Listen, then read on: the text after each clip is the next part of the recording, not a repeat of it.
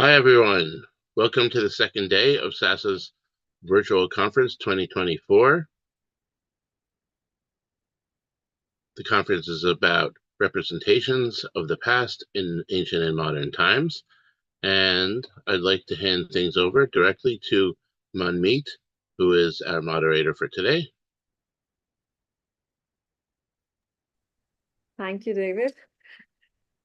I would like to welcome all for our fourth session, which is on art and aesthetics. So from India to Iran to Toronto, our presenters in this panel will shed light on the ever-evolving, often recycled and repurposed art and aesthetics of cultures past and present. The identities of those bound up in the creation and representation of sculpture and architecture are always at play. So today, our first presenter with us today is Vartika Kushwaha.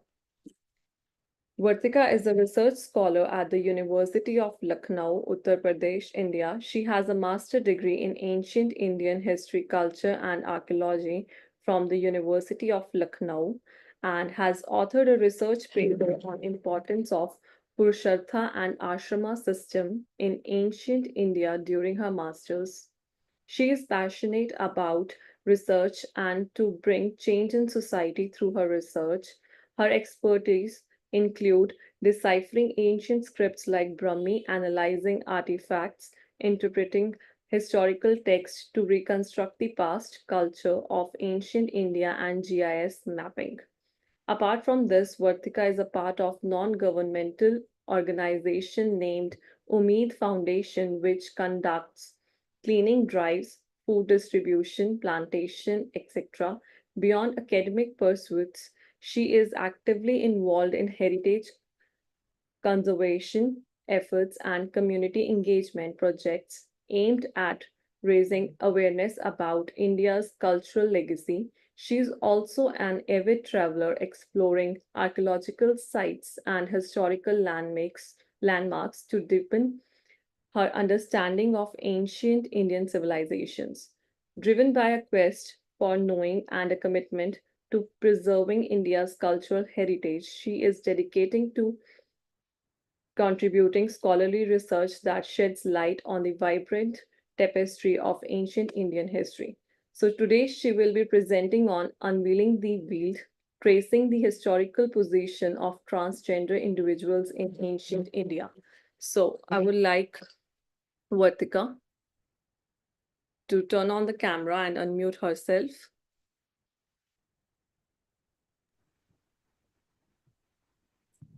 Thank you for the wonderful introduction. So now you can share your presentation.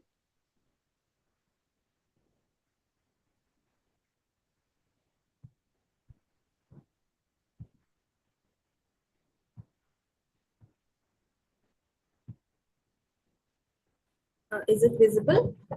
Yes, it is.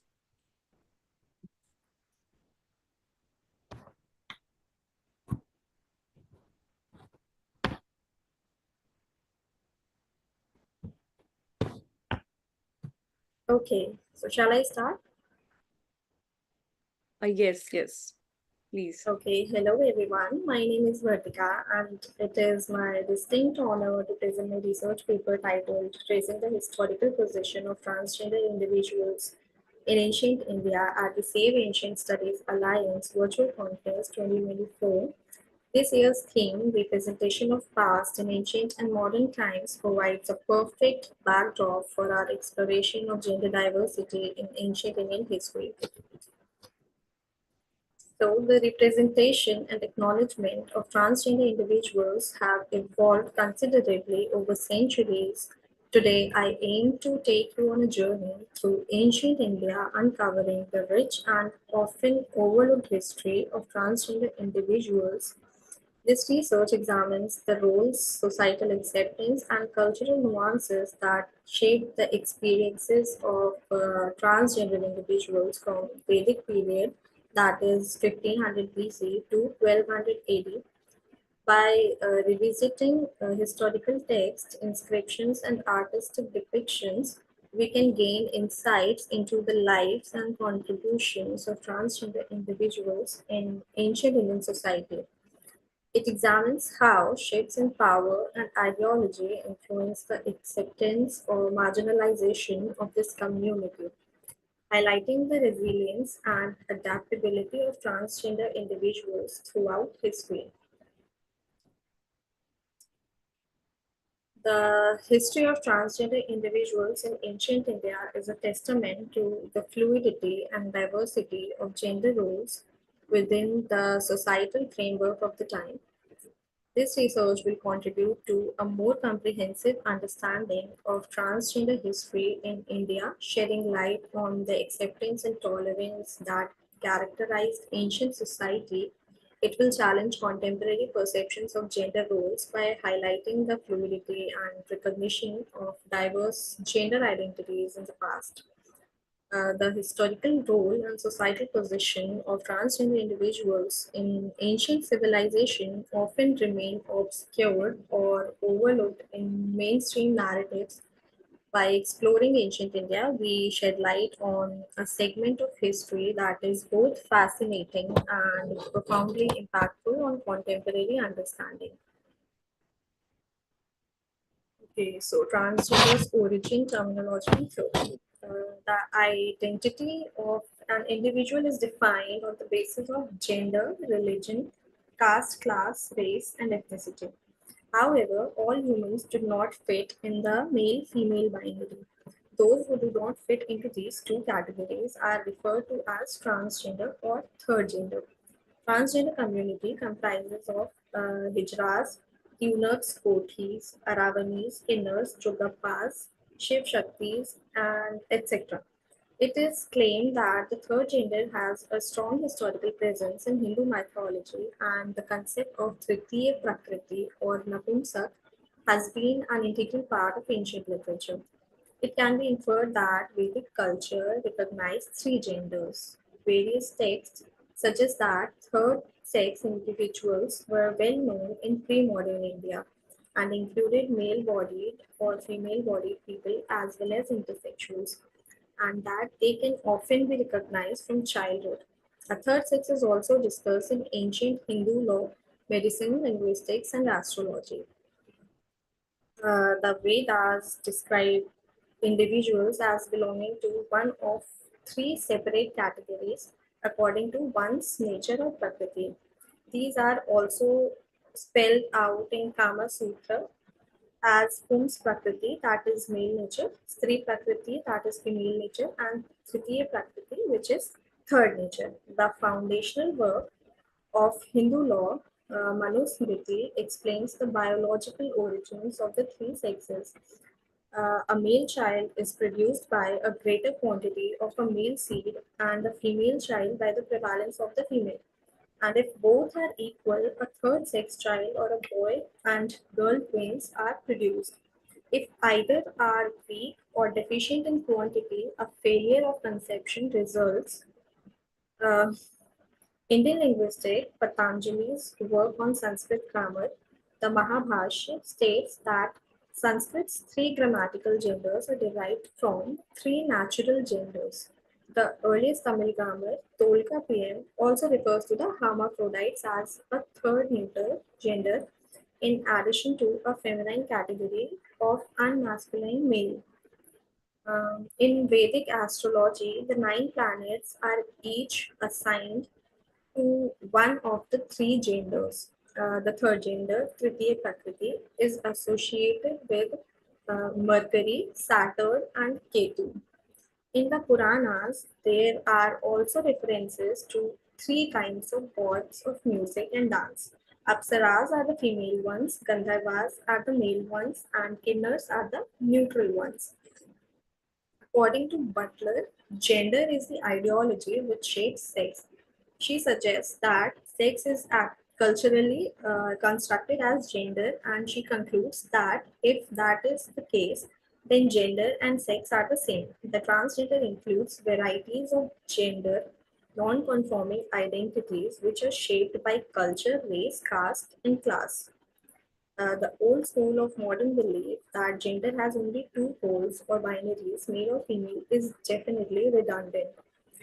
Gender fluidity is a concept of not rendering gender as a fixed point, but rather as fluid characteristics that can change at any time according to the individuals who are considered as neither man nor women by uh, themselves or by society fall in category of third gender or third sex. This third gender consists of hermaphrodites, women who do not menstruate, as well as passively homosexual and castrated men who all proclaim that they are neither men nor women. So now what the great Indian epics Ramayana and Mahabharata tells us about the history of transgender. Hindu mythology and religious narratives offer rich insights into the fluidity of gender roles. We have a story in Ramayana, which is a great chronicle of the Hijras, who are supposed to be a confused synthesis of male and female beings in one. The episode narrates that when Ram was sent into exile with his wife Sita at the behest of his father, he was followed to the banks of river by his devout subjects.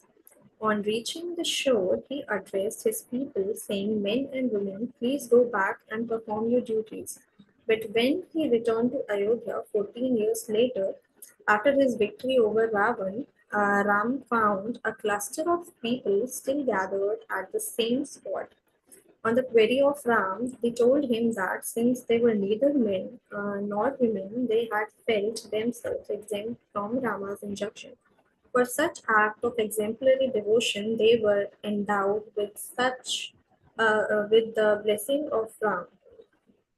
Now comes the story of Shiva's incarnation. In ancient myths, Shiva is the incarnation of creative asceticism, and therefore Shiva was once asked to create the world, but he took so long to do that. So the power of creation was given to another creator, Brahma.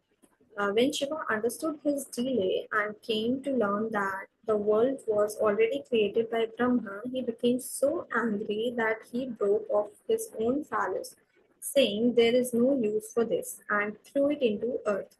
Paradoxically, on Earth, the phallus of Shiva proved to be the failure of individual fertility, but it became the source of universal fertility.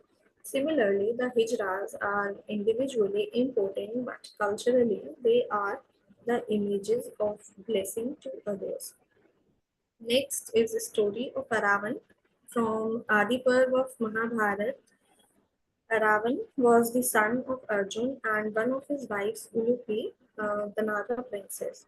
For assuring the victory of Pandavas in a war with Kauravas, Kali Puja was to be done. In that puja, the sacrifice of human was necessary.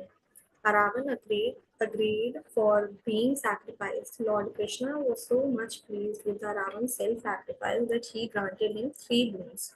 One of Ravan's wish was to marry before his death. Uh, no woman agreed to marry Ravan due to his destined death in the near future. Krishna himself changed his form into Mohini and married him.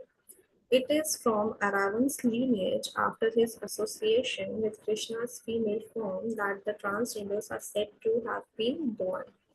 And that is why transgenders are also called Aravanis in Tamil. There are some cults in South India who worship Aravan. In Tamil Nadu, during an 18 days festival is celebrated commemorating his heroic death in Kurukshetra. The festival begins with ceremonial marriage, and widowhood is celebrated after the scene of Ravan's sacrifice. Next is Brihannala and Shikhandi from Mahabharata.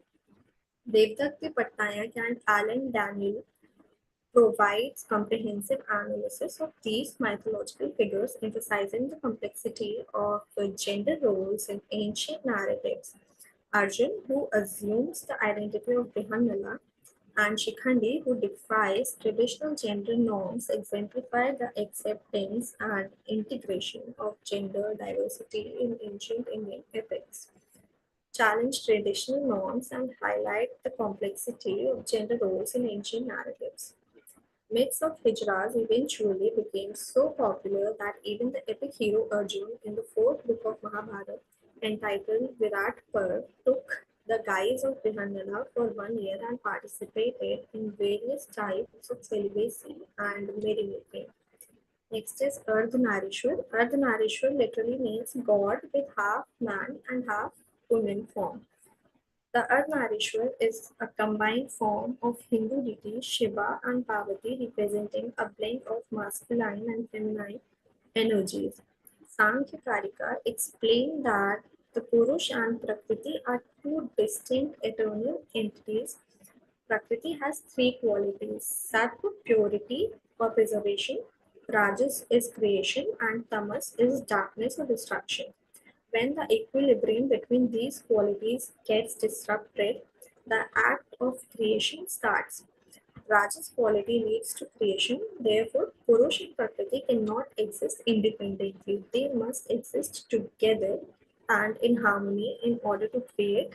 They are complementary to each other.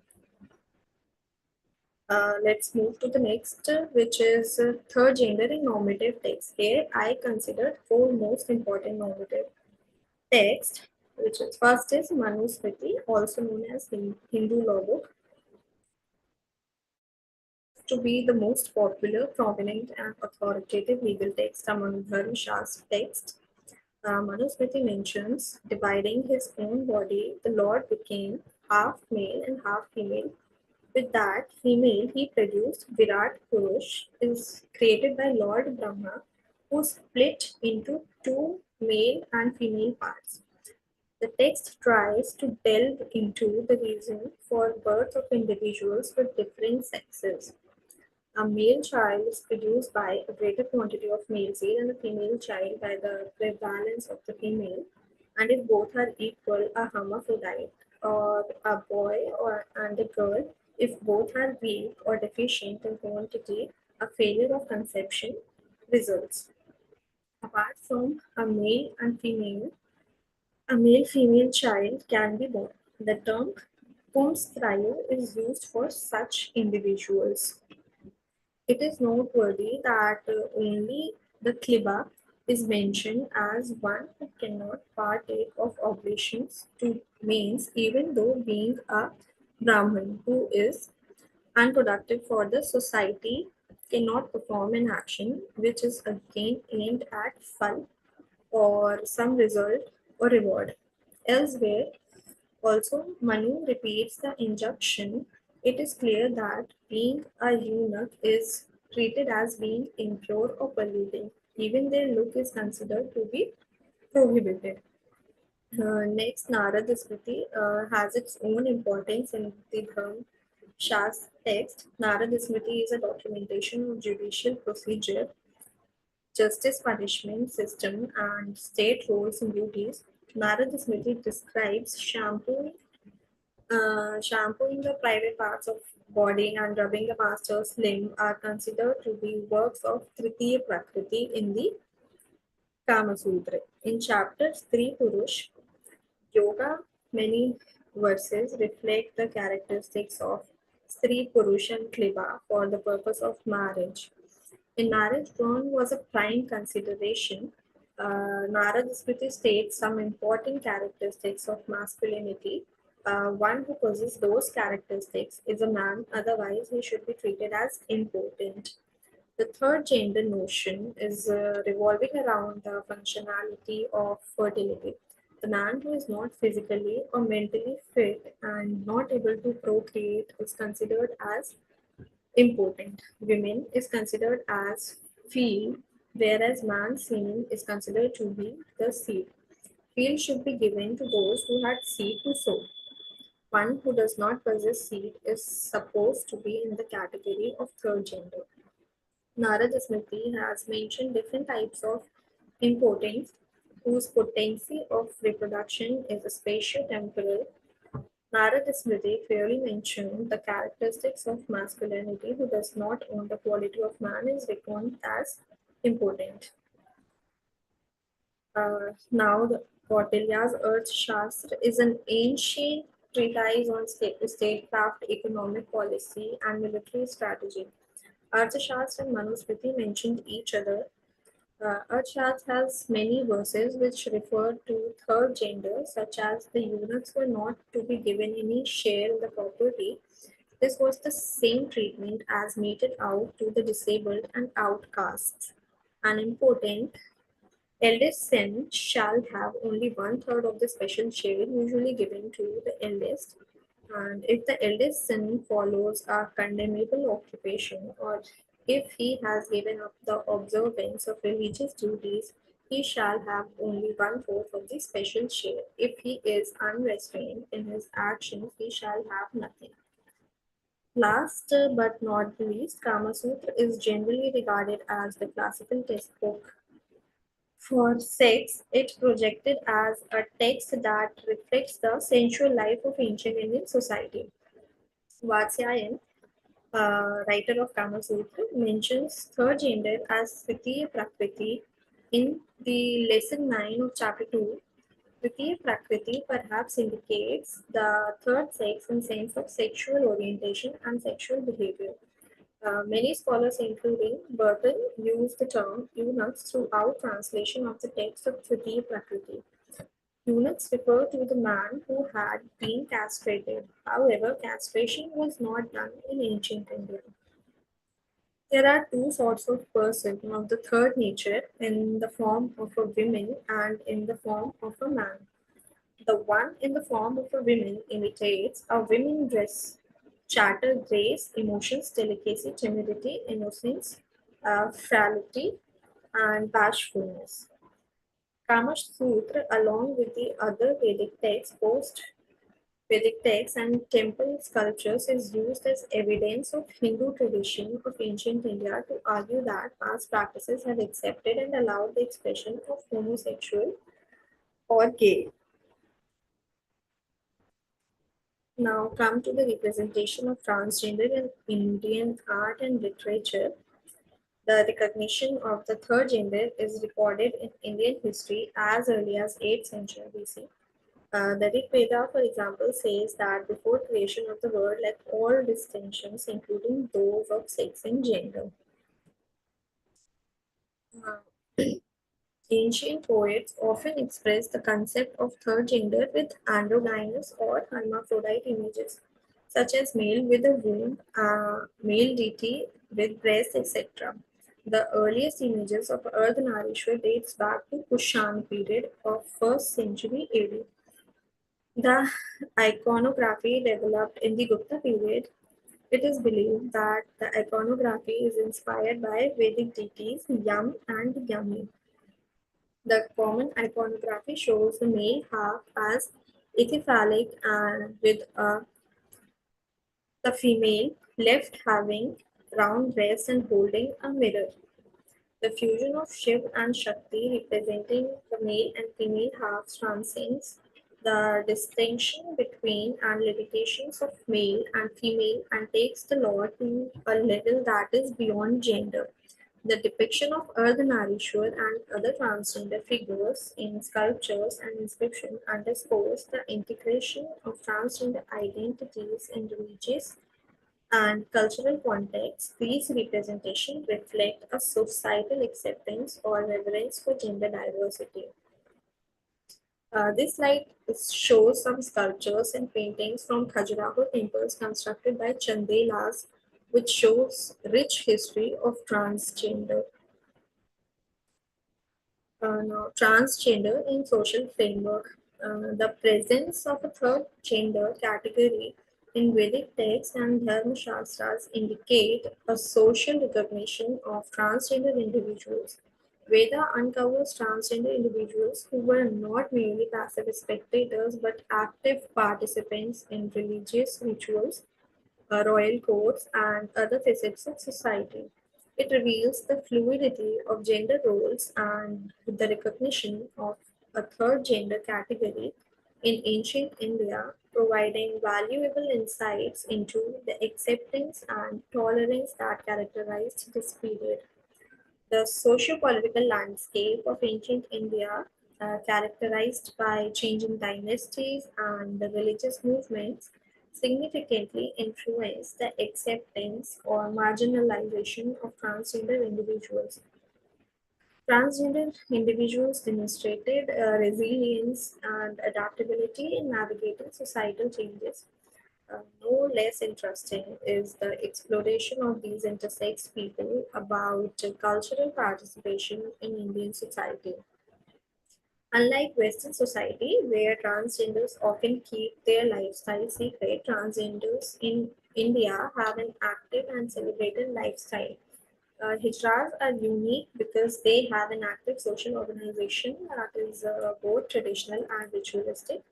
Hijras earn a living by performing a traditional ceremony which occurs either at marriage occasion or at the postnatal stage of a baby. Surprisingly, these in between sexed people transcend caste and kinship affiliation as they come from all cultures of our India, maybe Hindu, Muslim, Christian, or whatever. In last, I would like to conclude it by saying that third gender people had a better position in the society in pre-colonial India. The present study was an attempt to explore the notions of sex and gender in ancient India with respect to third gender and locate their position in the ancient Indian society. Transgender individuals in ancient India exhibited remarkable adaptability and resilience in response to societal changes. Historical accounts, such as those presented by Iravati Karve, illustrate how transgender communities navigated evolving norms, demonstrating their agency and versatility. The findings of this research have significant implications for contemporary discussions on gender identity and acceptance. By highlighting the historical acceptance and contributions of transgender individuals, the study advocates for a more inclusive and equitable approach to gender diversity in modern society. The exploration of the historical position of transgender individuals in ancient India reveals a rich and diverse tapestry of gender identities. Thus, the representation of transgenderism has become an inevitable part of our cultural studies. Its ethics and values should not only be preached in our four-walled classrooms or on online platform, but also be revered earnestly. These are some references I have mentioned here, which really helped me in this research. Um, Yeah, I hope this presentation has provided you with valuable insights into the historical position of transgender individuals in ancient India. Let us continue to honor and recognize the diversity of human experiences, both past and present, as we advocate for inclusivity and acceptance in our global community. Thank you for your attention. I am now opening the floor for questions and discussions.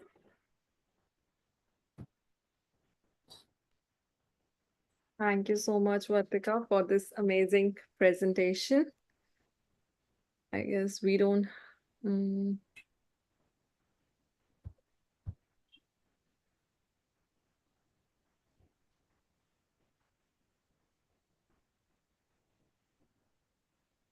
There are no questions and few compliments about the wonderful presentation. Thank you, Vartika, for presenting this. So you can, yeah, thank you. So we have our next presenter.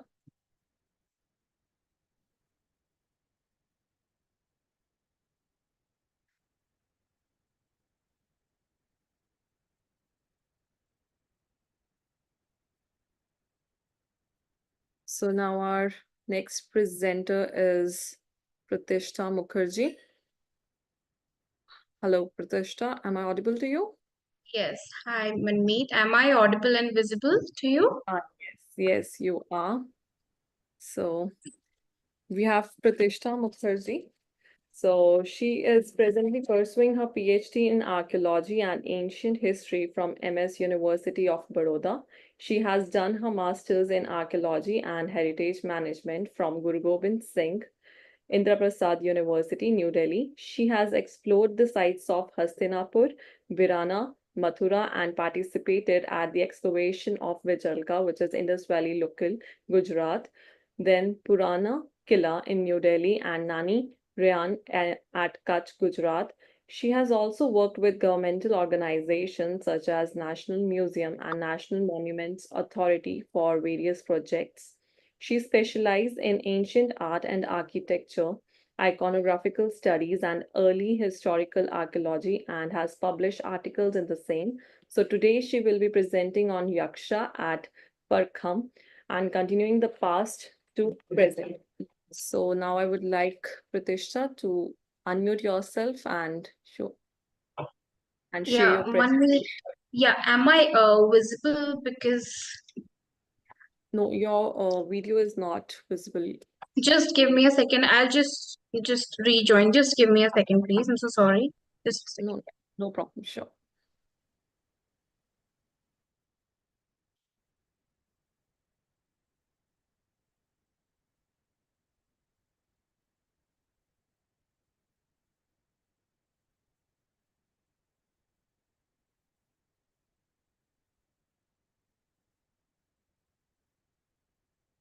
Mm.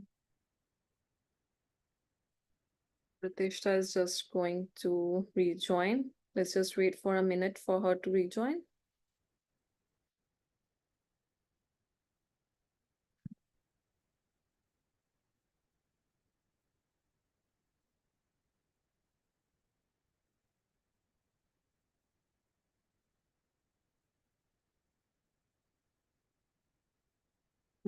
Hello, Pratishta.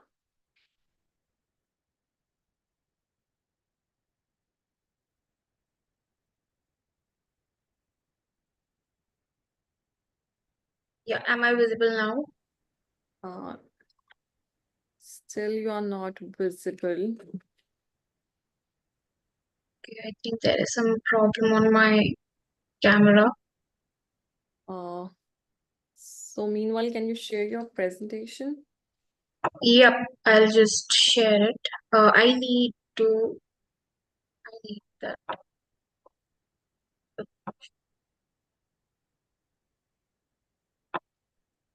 Just a minute. I hope I will be visible now. Yeah, the presentation is visible. Okay, is it okay if because my camera is actually on, but I don't know, there is some issue or something. No problem. Please start meanwhile. Okay. So, I'm sorry that my camera is not working today, but namaskar everyone. I am Pratishta Mukherjee, and I will be talking about Yakshas at Parkham, Mathura, and I will be talking about how India is a land of cultural continuity because in the ancient texts and even the contemporary times, India is said to be the land of cultural continuity, and hence I'm going to depict the same through my presentation. So it is about the Yakshas in Parkham, and I'm going to talk about a bit about that. Who are the Yakshas? So these are semi-divine deities, and they are mostly the guarding deities, or they are in the personified versions of the nature. So these are some of the aspects of yakshas, and if you just look at the sculptures and like different sculptures during ancient India, and the sculptors of ancient India have utilized their ideas and thoughts and their artistic creations to create such sculptures. And these sculptures of yakshas were erected at important trade centers and important trade points. And even through my research, I have tried to prove that the yaksha worship is quite pre-evident even before coming of the larger pantheons that we see today. like Shiva worship or Vaishnava Vishnu worship or the goddess worship of Shakti. But who are the yakshas again? So these are divinities who are said to be, like in the literature, we say that these deities were present in the society and are personification of the nature, and they have an idea of guarding a geographical region or a territory and providing wealth and abundance to human beings. So these are some of the famous yaksha, and one of the earliest images of the yakshas in India, that is Parkham Agnipani Yaksha and Mudgarapani Yaksha. So when we talk about the earliest archaeological evidence of yaksha in India, it has been found from the village Parkham, which is situated in district Mathura of Uttar Pradesh in India. And that is the reason I have taken Parkham as a case study to showcase the cultural continuity. Now, if you just look at the image of the Yaksha, it is a standing figure and it is around 2.7 meters tall image. And if you just see the image, you can just make out that this image was not only for only the view of the front of the deity, but it was to be viewed from all the sides. It was a 3D image so that anyone coming from any direction can witness this and can see this beautiful sculpture. And it was present at Mathura, which is an important ancient trade center and an ancient trade site. So there is an inscription which has been found in Mauryan Brahmi, and which talks about that the image of the Holy One was caused to be made by 8 brothers, members of the Manibhadra congregation, and it has been made by Gomitaka, the pupil of Konika.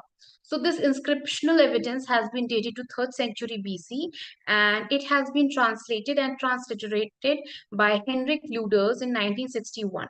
So it showcases that how this deity must have hold an important center or important part of the society, that people, like the inscription talks about, that the people of the Manibhadra congregation.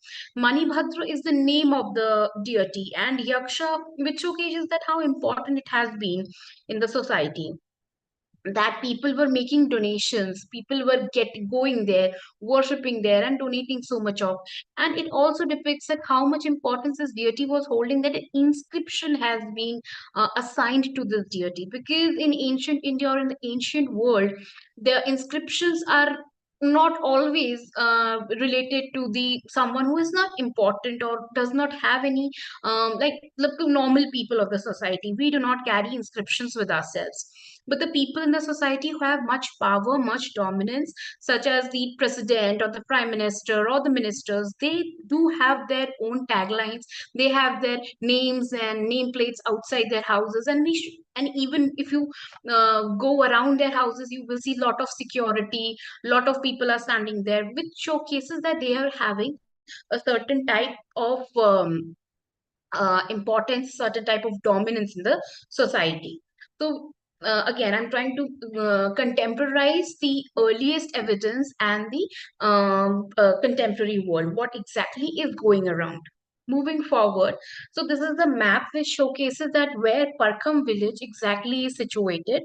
So if you could just look at, this is a map of India. Then I have cropped out the map of Uttar Pradesh, and Uttar Pradesh is one of the second largest state of India. And this state has produced many ancient Indian archaeological sites, archaeological findings have been reported from this place. Other than that, this is if you see this third image, this is a small map of the Parkham itself, that it is a small area, even though it has a lot of importance attached to it. Moving forward, so this is the present temple complex, if you just look at.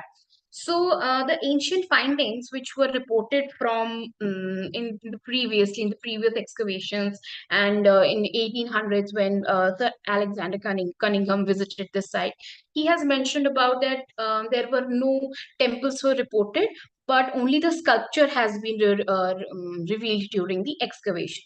So this is the present temple complex. Even though Mathura has a stronghold of Krishna cult and Braj region, which is a very important Vaishnavite site, but in the pockets of Parkham, Yaksha is still worshipped, which showcases that even though other larger deities such as Shiva, Vishnu have come into existence, but there were different pockets which continued worshipping their original deities, their tutelary deities, or their deities of their families. So if we just look at, this is a simple, the temple complex. It is a very simple. It has no architectural meaning to it, but it is just a small area. And when I was interviewing the local priest and the locals, they said that the temple has been, again, the donations have been made by huge traders, wealthy travelers, and they have donated this temple. And if you just look at the second image, it showcases the tablet mentioning that Sri Yaksha Maharaj Ji, which is an adoration of the deity itself, and it again showcases the name of Parkham. The third image shows the deities housed in the sanctum. Again, it showcases the cultural continuity. If you just look at this image, again, it has some continuity here. But if you just look at the image, the larger images which are in the middle, I was not allowed to touch those images, and I was not able to understand its iconography. But the attendants in the either sides, I had a word with the priest. He said that you can take images and you can understand its iconography. So this is inside the sanctum sanctorum. The deities have been placed like this. So this is the comparison of the ancient and the modern depictions of Yaksha, and it showcases a cultural continuity. If you just look at the images, even though the ancient sculpture has, eroded with time and everything, but it has its own magnificence and its own dominance, which is absent in the present context. So looking at this iconography, if you just see that similar type of ornaments have been given to them, then this patti is there, again the patti is there, then they are wearing a nice dhoti type thing, a lower garment, again it is visible here.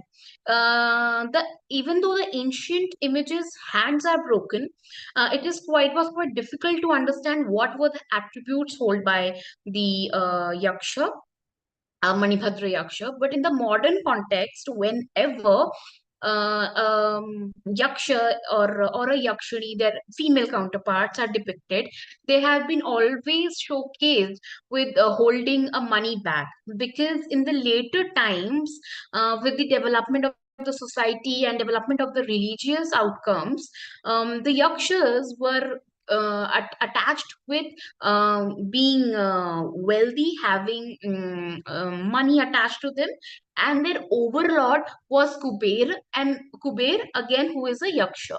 So again, these and even Yakshas are mentioned multifariously in the Buddhist text and even in the Jain text, and the Brahminical texts also talk about them. Again, these larger pantheons have slowly amalgamated the available deities which were already in the society, because even before coming of such bigger pantheons, there were people, there were societies, and people were worshipping someone. So it is said that these deities or yakshas or yakshanis must have been the precursors of the present day deities and divinities. Even their iconography, if you just look at, even their iconography plays a very important role, because again it plays a precursor, because without a precursor, a person cannot think of a deity like that, but someone must have imagined that okay, this deity is to be like this, and slowly it got developed with time. So this is a small comparison again showcasing the cultural continuity. Like in 300 BCE, we have the earliest Yaksha from Parkham, and the second image is it is in 2000. I clicked it in 2021, so it comes to around 2321 years. You can say approximately that the culture has continued till today without any breakage. I am saying this because without any breakage, because the Yaksha traditions are quite familiar in the around of this Parkham, Mathura, and in Uttar Pradesh and Bihar and Bengal. It is with different names it is called, but the main crux of this Yaksha is quite similar. So I'm saying it is a cultural continuity because every year in month of February again fair takes place which is called the Jakhya Mela. Again, Jakhya is a local version of calling the Yaksha. Yaksha is actually a Sanskrit term, and with different dialects and with different languages, the pronunciations changes, but the connotation and the meaning always remains same. For instance, in the Buddhist text, it is called Yakka, and again the Jain call it Yaksha. Other than that, we have in the places of Bihar and Bengal, it is called Joko, Jakia. Again, different names are there, but Bir, Brahma, such names are there, but the meaning and the worshipping methods remain the same. So coming back to Jakhia Mela, Jakhia, and this every year a fair takes place in February, and for 10 to 15 days, what happens? The people of the village they create rudimentary images of the deity which is kept inside the sanctum. Even though the images, if you just look at it, is a very simple, very rudimentary style. There is no iconographic features, but if you look at its hands, it is in um, a boon giving posture. It is Varad Mudra, it shows. And it is like again a protector type of thing. And these images are kept all over the boundary of the village, and the village takes place, fair takes place.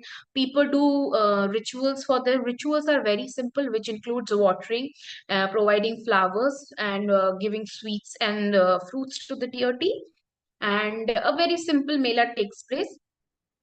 And these people think and they always pray that yeah, Jakhya Baba hamari raksha karna, which translates to that Jakhya devta or Jakhya deity, kindly protect me from all the evils, make me successful, whatever the things, whatever we ask from God today also, it is quite similar. But again, the cultural continuity is there with the context.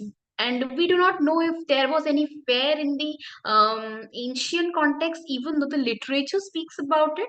But in the context of archaeological data, we only find such sculptures, and no rudimentary sculptures have been reported. It is also understood that the sculptures or small miniature forms have been created by the people, but again, they must have been made of some perishable material, and hence they did not survive time. So again, the cultural continuity of the Yaksha traditions. So coming to the concluding remarks, so this project was a part of my PhD, and I undertook this study in December 2021, and depicting the cultural continuation, and I also took up an ethnographic study to understand its continuous of the Yaksha worship and what were the changes over the time. Even though after exploring the site, after interviewing people, it was noticed that there was very less changes in the tradition, and only the iconography has remained same, but the material of execution, the facial expressions have changed to some extent, and their inscriptions are also not there. And the temple which is there, it stands in a very diminutive temple, and it is a very simple, I would say it's not even a temple, it represents a room because a temple is a different thing, and it is a very small structure. With the when you enter, you directly enter to the sanctum sanctorum, and the villagers have said that they call him as Jakhia Baba, Jakho Baba, and other Bir Baba, Brahma Baba, with their own things they identify the god. They have their own dialects for calling them. And it was also observed by, even when I was having a word with the priest, the Pandit, he said that even though Mathura is the stronghold of the Krishna cult, it is a Vaishnavite stronghold is there. Yaksha stands alone in this, and it has its own dominance. So therefore, these are my some concluding remarks. And this is the representation of how the ancient has survived to the modern without a break and its cultural continuity. So therefore, thank you, and questions and discussions can be mailed to me. And if we have time, we can even discuss. Thank you. Thank you so much, Pratishta, for the amazing presentation. So we are open for questions. Okay, I'm visible now. Yeah, you are. Yeah. So till now we have no questions. No issues. So, okay. Thank you for being with us, Pratishta. Thank you so much. So, Okay, thank you. so we have our next presenter with us, Rahali. Are we audible to you? Rahali, right? Rahile. Rahile, sorry, Rahile. Yes. Hi. Hi. Hi. So we have Rahile Keradmut from Tehran, which is in Iran, and is an archaeologist with a profound interest in the ancient world. Rahel obtained bachelor's degree in English literature in Irshad-e Damawand University before delving into the intricacies of ancient Iranian languages and culture during their master's studies and at Shahid Beheshti University in Tehran. The academic journey continued with a second master's degree in Islamic archaeology at Mazandaram, followed by a PhD in historical archaeology at Tarbiyat Madras University. Soralil has a keen passion for research, particularly in the realm of Minchim studies, ancient Iranian culture studies, and historical archaeology. So today, Ralil would be presenting on the continuity of ancient Iranian culture in the poetry designs of the 3rd to 5th century. So you can unmute yourself and Yes. Thank you. Thank you. I'm trying to share the screen. I hope you have the screen. Is it shared? no, not yet.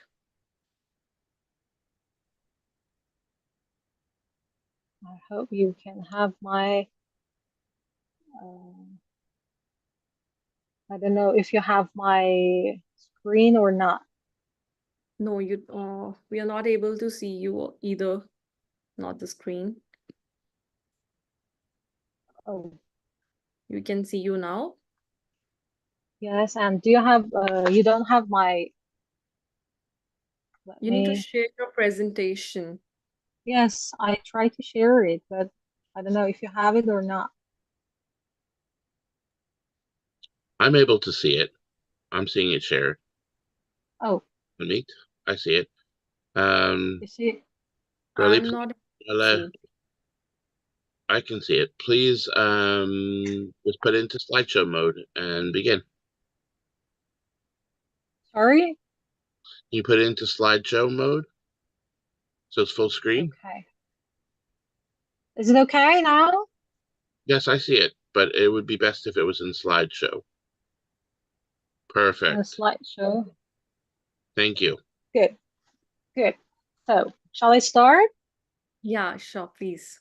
So, Thank you very much for having me in this very interesting conference. And as you said before, today I'm going to talk about the continuity of ancient Iranian culture in the pottery designs of the 3rd to 5th century AH. And as you know, during the Islamic era, due to the prohibition of against using gold and silver utensils for eating and drinking, pottery became a common substitute, and Muslim craftsmen tried to refine their art by adopting popular motifs from earlier metal utensils for their pottery decorations.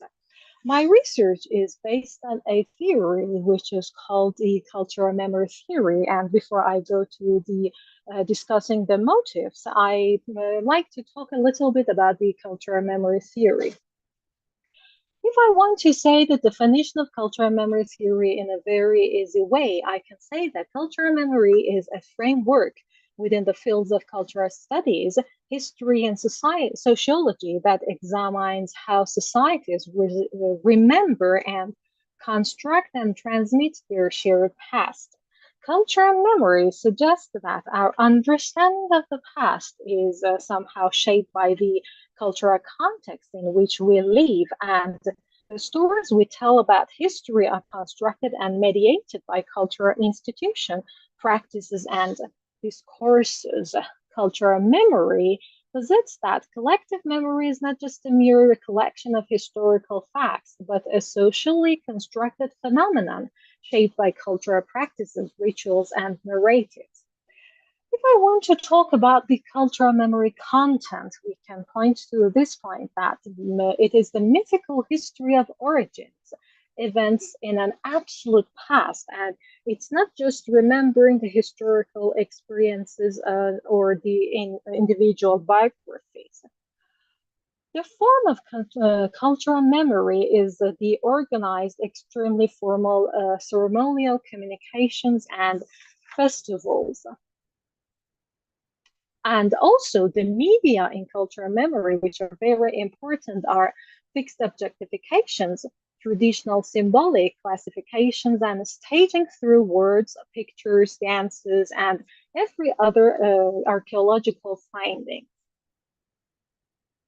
The time structure in cultural memory is very important because it's not limited to just some 3 or 4 generations. It has a vaster time at its absolute past of the mythical primeval ages, which can cover more than 3,000 years in the mind of the cultural memory.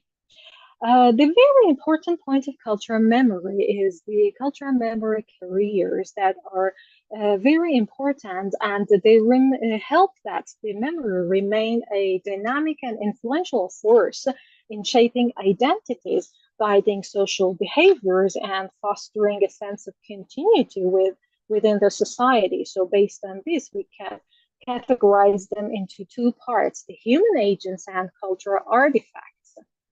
Human agents are like individuals in communities, social and cultural elites, educators, and scholars that all of them can be known as teachers, shamans, or poets, writers, even the rulers of the society all can be counted as human agents. And cultural artifacts, which are very important in our work, are texts and literature, monuments and memorials, rituals and traditions, which are so crucial in this field, and artifacts and archaeological findings. Now I go to talk about the motifs that are decorated the pottery of the 3rd to 5th centuries after Hijra, but we should remember that the motifs and patterns depicted in Islamic pottery from the 3rd to 5th century are varied, reflecting the ancient culture and indicating the influence and continuity of Persian culture during the Islamic ages. We can divide these motifs into 2 groups, like natural motifs, such as the shapes of birds, like roosters, peacocks, or the animals such as lions, horses, fish, or plants, and also abstract motifs such as mythical creatures and geometric patterns. The very first motif that I am going to talk about is dog. The depiction of dogs on pottery from the 3rd to 5th century is notable. In Islamic culture, dogs are generally considered unclean, and despite this, the image of dogs appeared on Islamic pottery, raising the question of how a creature that deemed impure by Muslims was depicted on utensil-like pottery plates during the Islamic era, and it can reflect the status of dogs among ancient Iranian culture. For Iranians, dogs were sacred and linked to Anahita, the goddess of water, and it is believed that it can join her at the source of water after death and help the soul of dead people to be guided into heavens. In Sasanian art, dogs were depicted alongside Anahita on metal vessels, as you can see here. Here, a dog is depicted next to Anahita, the goddess of water, on this vessel.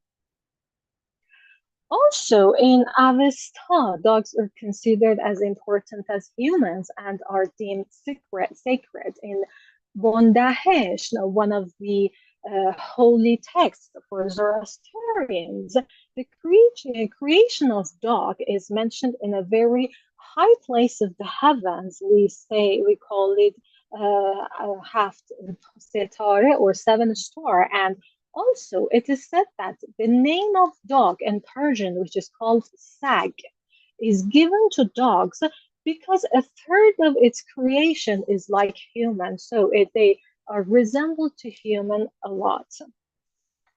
Dogs also are important in ancient Iranian culture in the rituals, and they can be present near the clergymen in the ceremonies of the Zoroastrians, such as Barshno, which is one of the funeral ceremonies of the Zoroastrians, and the dog is next to the clergyman, and the clergyman, as they touching the left ear of a dog with his left hand, reciting some words, and they repeated it 3 times. Also, in another funeral ceremony of the Zoroastrians called Sagdid, a special dog is present there, and the body is shown to that dog, so the dog could confirm that if the person is dead or not.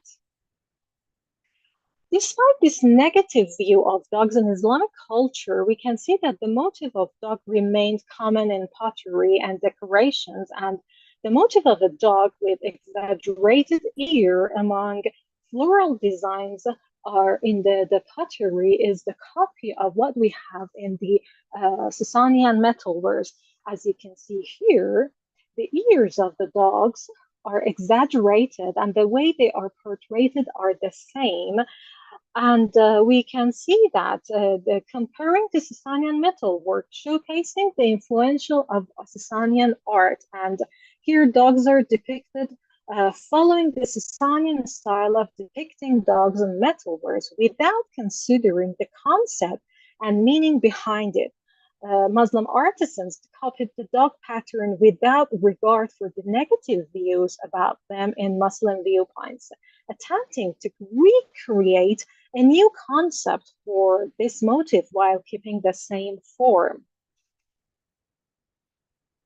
Another pattern that we can talk about is the pattern of peacock, which is one of the common motifs on Neyshabur potteries, especially in Iran.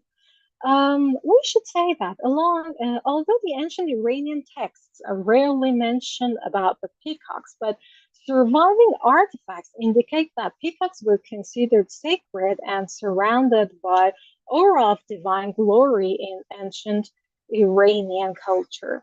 In Sasanian culture, peacock was associated again with goddess Anahita, the goddess of water, and depicted on metal wares alongside her. As you can see here in this vessel and in this plate, peacock, and here is the peacock is here, are depicted next to goddess Anahita and stayed the same as dog with her, considered with her. Also, we can see that the peacocks also somehow depicted on the textile of the Sasanian time, as you can see here. It's a piece of Sasanian textile, and they are depicted in a very holy form, and it shows the sacredness of the, let's say, peacocks. In ancient Greek and Roman culture, we can see that the peacock symbolized Persia. Aristotle, in his History of Animals, referred to peacock and rooster as Persian birds, Persicus ornis, and also in an ancient drama play, The Birds, written by Aristophanes, we can see that peacocks are mentioned as the creatures who ruled Persia a long time before the Achaemenid time and Darius. This form also transferred into Persian culture, although we can see that in the Persian culture, peacock has both positive and negative connotations. Among the Shia Muslims, we can see that peacock is the symbol of the Imam Mahdi, the 12th Imam of Shia Muslims, and he is known as the peacock of the paradise. While on the other hand, in the Islamic tradition, peacock is seen as a creature who was deceived by Satan and helped him enter paradise, leading to the temptation of Adam and Eve. Despite this negative connotation among Muslims, the frequent use of this motif on pottery of the 3rd to 5th centuries likely reflects the pre-Islamic Iranian influence of the usage of peacock. We can see that even during the time of, let's say, Islamic era, in some of the Zoroastrian temples, there was a place that they kept peacocks. So this culture, this concept of sacredness of peacock is transferred to Islamic time, and you can see its reflection on the pottery. As you see here, we have the let's say picture of the peacocks in these two potteries here. The decorations of peacocks on the potteries of, especially the Neyshabur potteries, are often featuring the Sasanian tall leaf designs, especially for the tail of the peacock. I guess, as you see here, we have a triangular shape for the tail of the peacock that it reminds some of the Sasanian potteries. And also here in this form, we can see again 5 peacocks, one in middle, 4 around, depicted here. And exactly again, here we have the triangular tail with some exaggerated ugly fit that reminds that 2 aspects of positive and negative connotation of peacock in Islamic culture. Another motif that we are going to talk about is the motif of horse and hunters. Horse are depicted on the Islamic pottery in different forms, sometimes alone, sometimes with a hunter or a rider over them, or sometimes in the form of the mythical creatures. However, we can see that again, we have the continuity of the ancient Iranian culture in this depiction. The importance of horses in ancient Iranian culture is evident in the names derived from the Persian word for horse. This is asp. In Persian, the horse was called asp or aspa, and we can find them in the names of some of the Median princes and royalties, like Aspabar, who was a Median prince, or Aspasianos, who was a Median king. Also in some of the names which are still common from the Sasanian time until now, like Lohrasp, Jamasp, Ushtasp. A part of these names are the word asp, and the interesting point is that these names are for the heroes and not simple people. Also, some of the Zoroastrian deities appear in the form of horses, such as Tishtar, the god of rain, who appears as a white horse in his battle with Apush, the demon of drought. And also Bahram, the god of war, sometimes appears as a white horse with yellow ears. Along with the other important animals, horses are counted as sacred, and it is said in Holy Book of Avesta that the horses should be buried like humans and cows after death. And also, we see in the text, holy texts like Aban Yasht, that the horses are somehow worthy to sacrifice for gods and goddesses, and heroes, and even some villains such as Zahak and Afrasiab offers horses to Anahita as a sacrifice to help them overcome their enemies. As you can see here, we have two motifs of the potteries that horses are somehow depicted as the mythical creatures. Here is a black horse with somehow plant motifs depicted here. And also in this part, we see a horse with a tail looking like plant, which reminds the importance of horse as the life and creation. Also in Pahlavi texts, we can see that horses are mentioned as good things for the heroes. Also in Farvardin Yasht, we see that the best fish for a holy person, a Mazda worshipper, the person who worships God, is that he is blessed with a swift horse and a strong chariot. The other motive that we can discuss is the motive of the hunters or the riders. We can see that in ancient Iranian culture, riding was a heroic trait, and Iranian kings were known for their skills in hunting while mounted on a horseback. And this is depicted on the Sasanian metalware a lot, as you can see here. We have the king riding horse at the same time hunting two lions, which is a very difficult activity. And we see that the king are depicted as a noble person, a fearless warrior, wearing luxurious clothing, hats, or royal crowns, and riding noble and powerful horses. This also transferred to Islamic culture, and we can see that in the Islamic pottery, the horsemen are also depicted like what we have in Sasanian art as the hunters, and they are some noblemen from the upper classes of the society with luxurious clothes and hairstyles and breads, sometimes carrying daggers or axes, or in some cases they're carrying a bird like falcon on their left hand. But here we have some changes. So the form is not completely transferred to Islamic art, but the artisans made some changes, as we can see that in Islamic potteries, most of the hunters are not portrayed actively hunting like in Sasanian metalware, but rather posing as a hunter.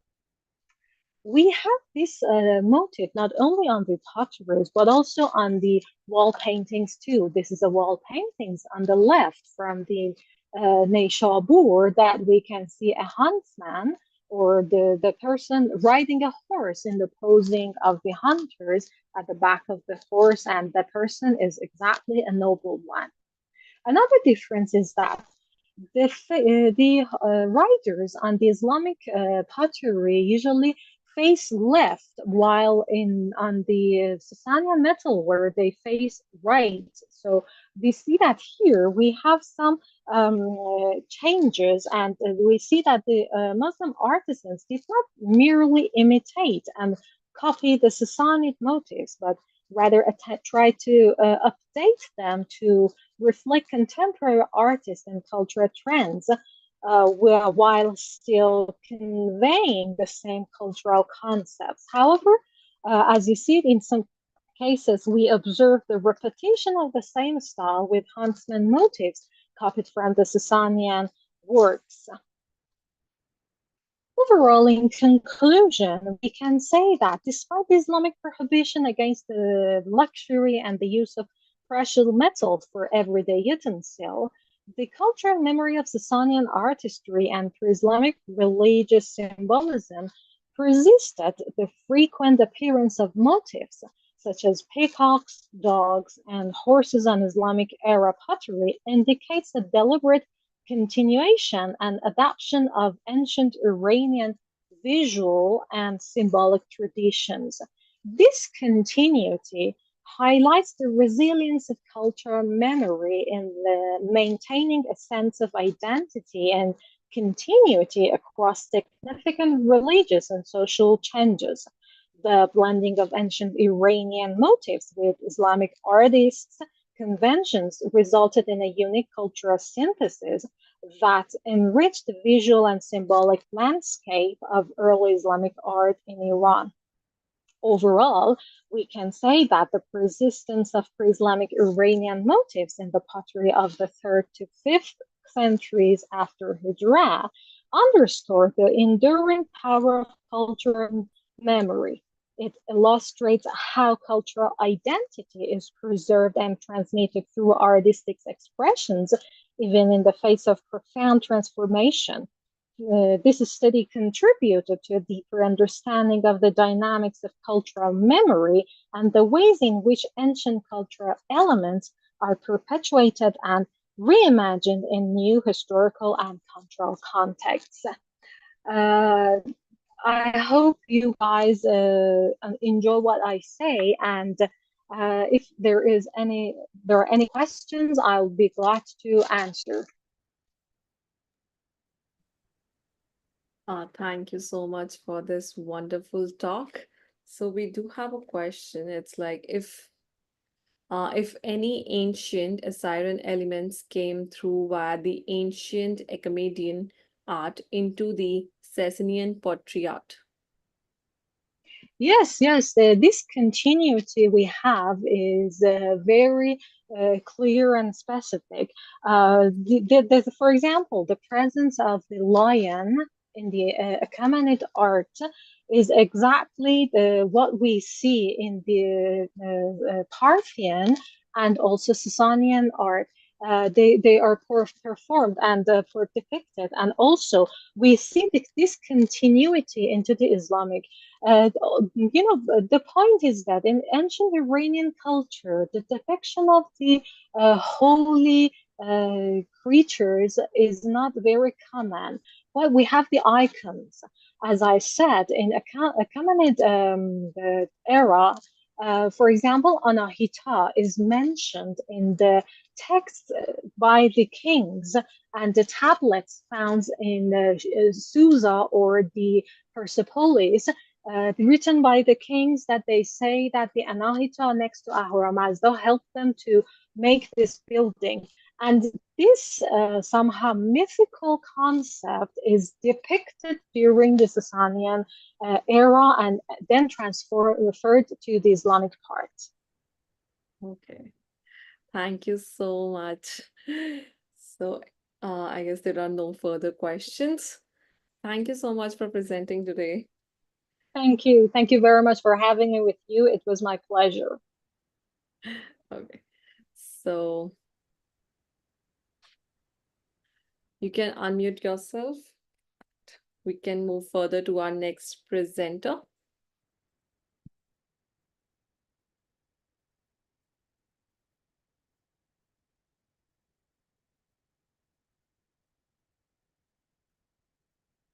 So Ala, are we audible to you? Yeah. Yeah. So our next presenter is Ala Abedne. So Ala is dedicated to the preservation and the conservation of cultural heritage sites with a background in civil engineering and an MA in conservation and management of cultural resources. Ala brings a deep perspective on technology and archaeology. Ala's research experience, including fieldwork at acquires archaeological sites, and research at Yarmouk University has further strengthened commitments to unraveling Jordan's heritage and fostering cooperation between cultures. As a PhD student in classical archaeology, Ala actively engages in research projects focused on museums and archaeological collections, staying updated on current trends and practices through conferences and workshops. Ala groundbreaking research in AI, robotics, and laser scanning technology for surveying cultural heritage sites, particularly those with Roman origins, has contributed to the advancement of cultural heritage preservations and promoted gender equity and inclusivity in the field of archaeology in Jordan. So, the title of the presentation is Preserving the Past by Exploring the Repurposing and Cycling of Monumental Art. So, Ala, now you can share your presentation, unmute yourself and your video too. Okay. I can share my presentation. You're not visible to me yet. Okay.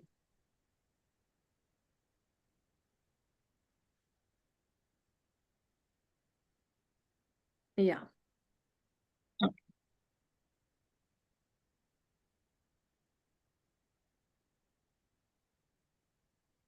You can put your presentation on the slideshow mode.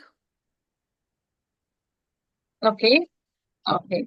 Uh, In my presentation, I will think about reusing and adapting for cultural heritage or in so, our world. just, Okay. Ala, sorry for interrupting, but your video is not visible. Now. No, not yet. Oh, I have some problem, I think. Okay. Maybe. Please start with the presentation then.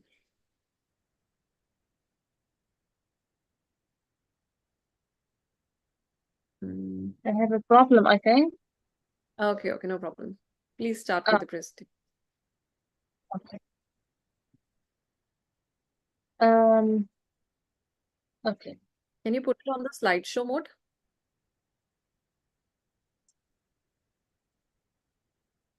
Is it clear? Yeah. Thank you. Okay. Okay. Okay.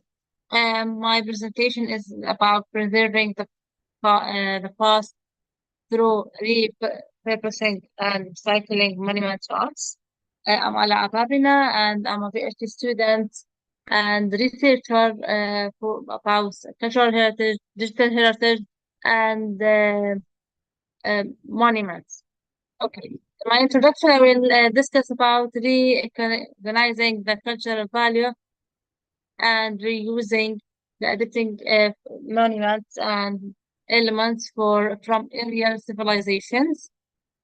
Repurposing and recycling essential for preserving the past and reflecting social change and values over time.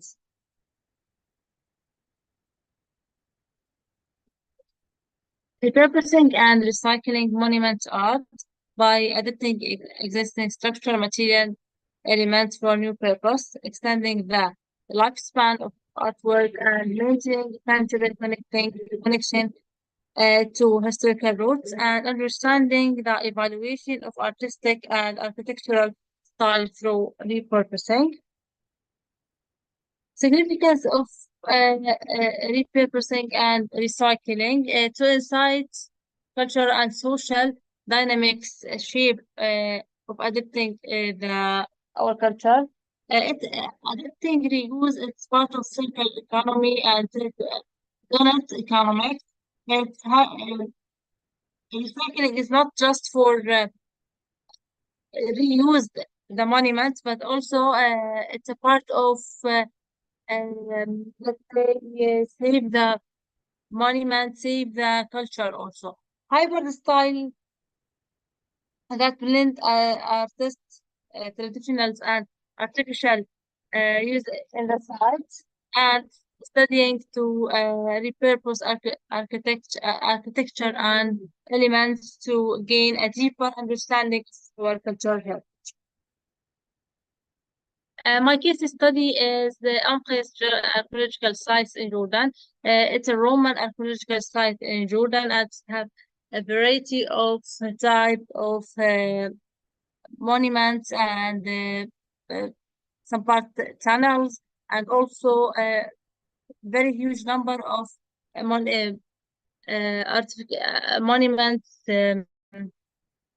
Some of these monuments reused by using to as a restaurant for tourism. These ancient ruins and historical importance reused to regenerate of these monuments and focus on case focus of museum and restaurant. What are your thoughts? Okay. Amkas archaeological site museum is the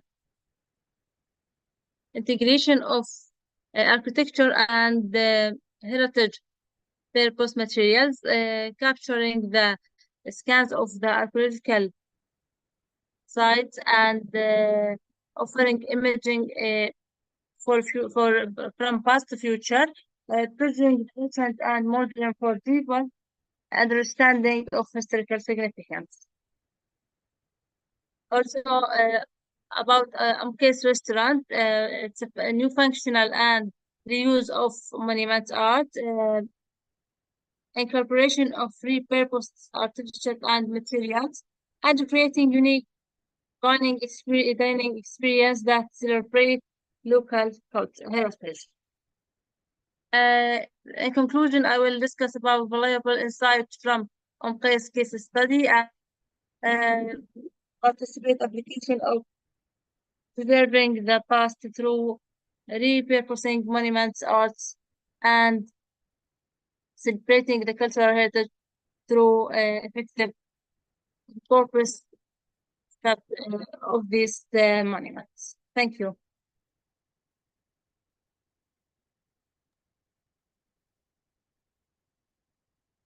Thank you so much for this quick presentation. Thank I you. really appreciate it. Let's just wait Thank for you. if there are any question answers. Give me a minute to just see.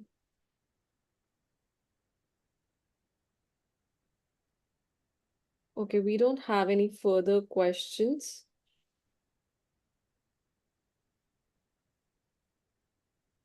So thank you, Ala, for presenting with us today.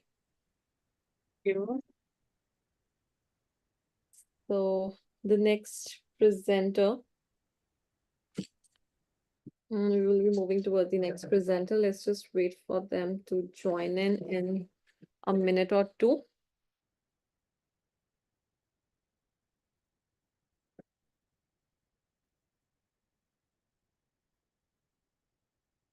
Please stay with us for a minute.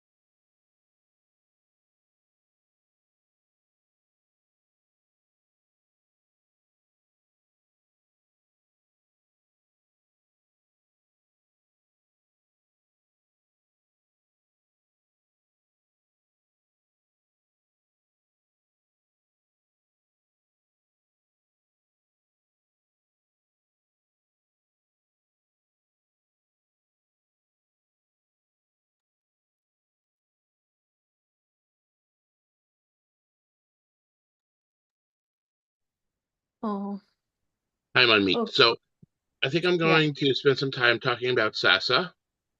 And so can you stop your screen share and I'll share mine.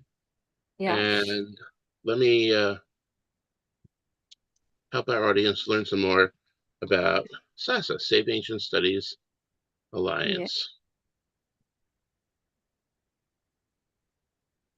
So you can share it now.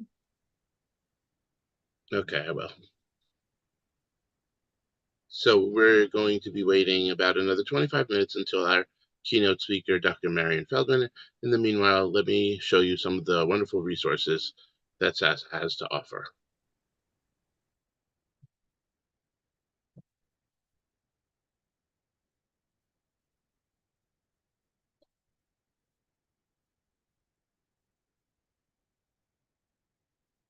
Okay. So this is a SASA website. This is our homepage. And I'd like to go through the different projects that we have and the resources that we have available. First, I'm going to go to one of our main projects, the Archaeogaming Education website.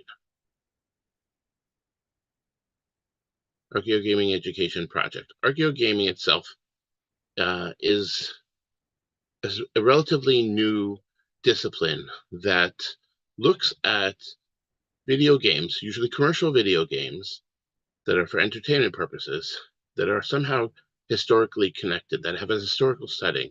And it tries to understand these in terms of, and criticize them in terms of how they're representing different ancient pasts or more recent pasts. And at the same time, there's an educational component. So what SASA has done is we've taken this concept of using commercial video games that so many people are fascinated with, usually console video games, either on PlayStation or on Xbox. And we've started developing modules for educational settings. To date, we have developed 6 modules for middle school classrooms on a variety of different topics, and we're in the process of working on 2 more. So you can see this screen right here. There's a screenshot from our video that we have on YouTube, which you can go to understand how SASA's Archaeogaming education modules work. They contain a whole set of things for teachers to use. Let me restart this video so you'll be able to see things better. Actually, why don't I just play the video right now for you? See if I can share the sound as well.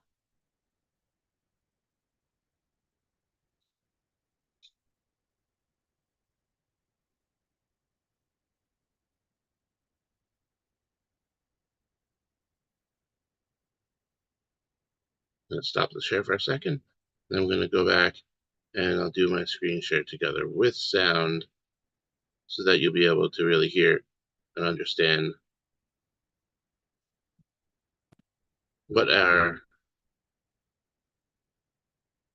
and let me turn the light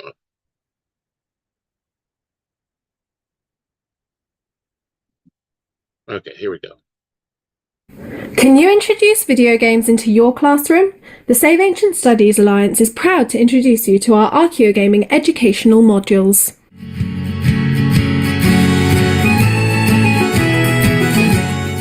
Nearly every teenager today plays video games in some form.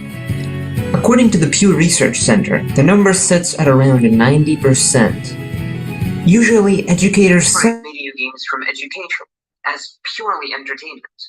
However, a great many studies support the idea that video games are a fantastic way to learn. Archaeogaming is a project that seeks to help teachers introduce historical topics to students of all ages through video games. Currently, there are 4 modules available to all teachers for free. Each of them focuses on a particular time period and subject.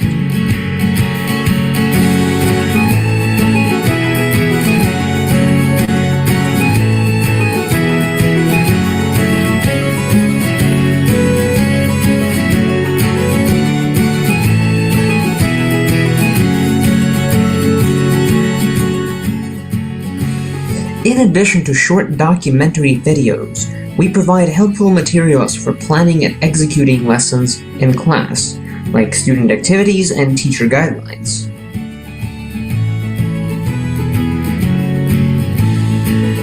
Every module is narrated by a historical or mythical persona related to the time period of question.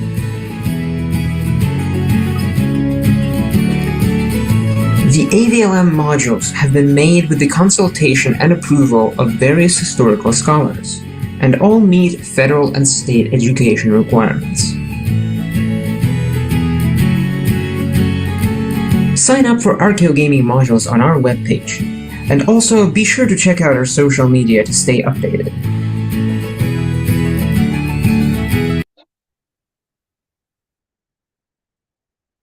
Okay, so that gave you a good overview of our Archaeogaming education program. And in fact, we've just received a grant from the National Endowment for the Humanities to start creating these modules in a revised, upgraded form for undergraduate classes, the project will begin in September and is slated to run for 2 years. Now, next on our projects, we have our annual virtual conference, where you've seen this one already. But in fact, we have 3 previous conferences, and you can go to this page and you can go see the past conferences and watch the cut-up clips from the past conferences. In fact, this year's conference will also get cut up, and the clips will be put up so that you can go see all of the presentations and just watch them. We also host online events quite regularly, as you've seen Lauren Kubash, who was on yesterday talking about this. We have book clubs online. These are all for free. Also, our Archaeogaming education modules are for free for teachers and anyone else who wants to check them out. We have SASA Archaeogaming live streams, and we have other events that go regularly. Please check out our events page that's over here on the website, and that gives you RSVP links to all of the upcoming classes and reading groups and other events that we have available. Next up, here's our reading groups and master classes, and you can actually go and look at past reading groups and master classes and look at their live syllabi to get information about those. We've recently started a continuing education program that focuses on supporting teachers in the United States and elsewhere. Teachers require annual or biannual recertification of their licenses, and a big piece of that is to show that they've done continuing education units, that they've continuing to learn about how to be good teachers and about different content. So for social studies teachers, whether in middle school or in high school, we've developed, we're in the process of developing, excuse me about that, sorry, we're in the process of developing a program that will engage, that will present events, and for teachers in particular, networking events and continuing education live events for credit, and also resources that they'll be able to watch online. Most continuing education goes in the form of live in-person classes or online in-person classes or in asynchronous classes, and you'll be able to do those as well. So actually we have running this summer, we have 6 reading groups of our annual summer and winter reading groups. Well, 6 for this summer that are running and are specifically aimed at teachers.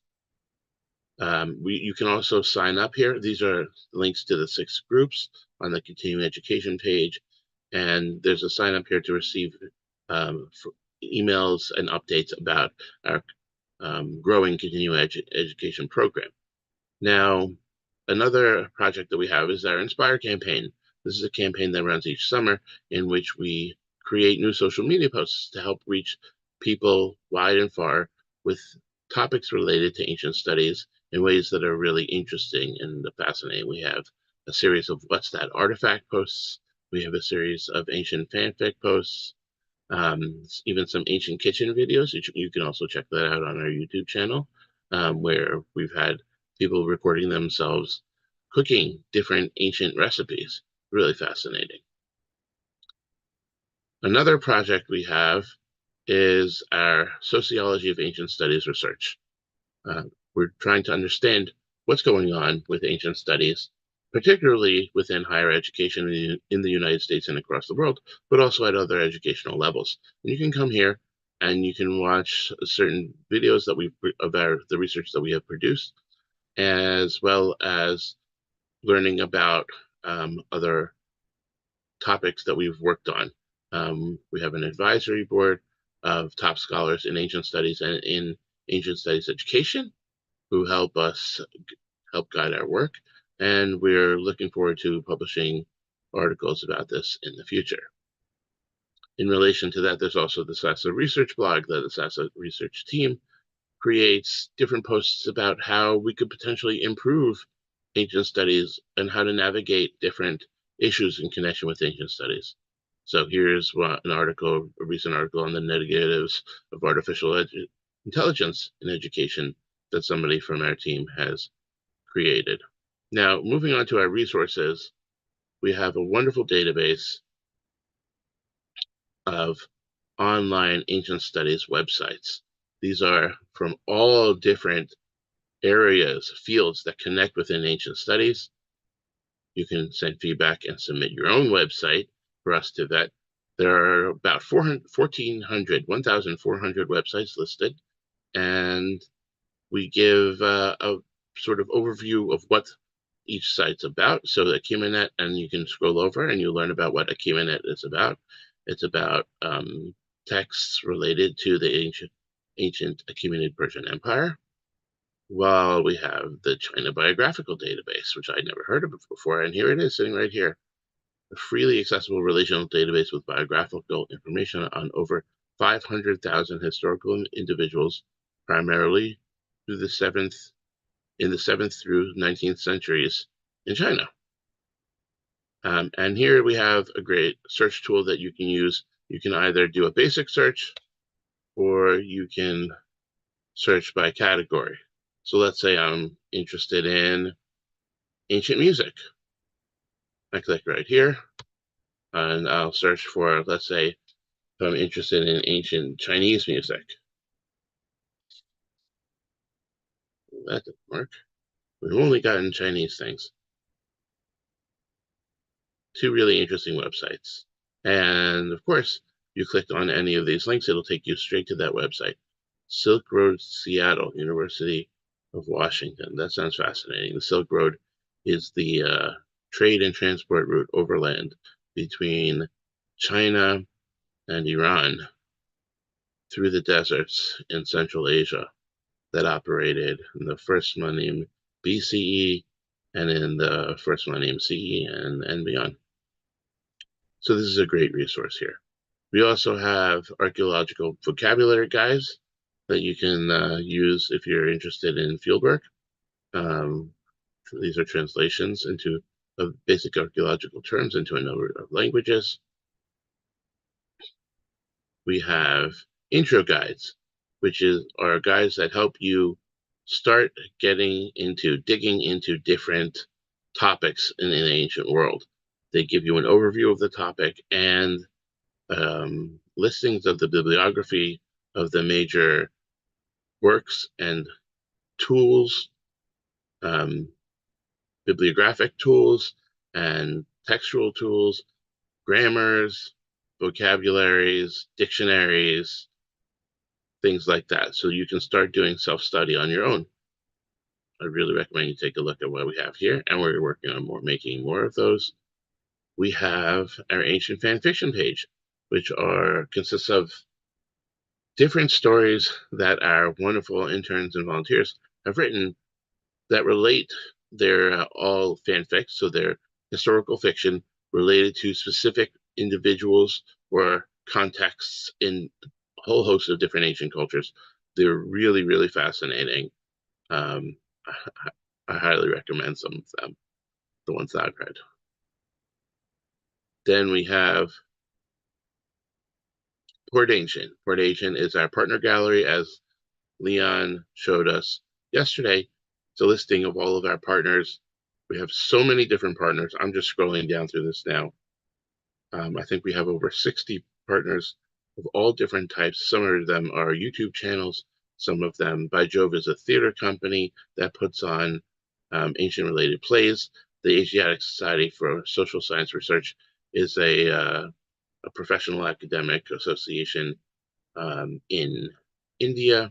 There are so many different people who are working on ancient studies in a whole host of ways, both in terms of outreach and in terms of scholarship. In the end, I think I would also like to, what else can we talk about here? I also want to point out the events page, as I said before, but just so that you know there are upcoming events that you can go right here, right now, and you can learn more about the RSVP. We still have some summer reading groups that are ongoing, so you can check those out here and learn more about what they might be and sign up. And then, of course, we have our donate page.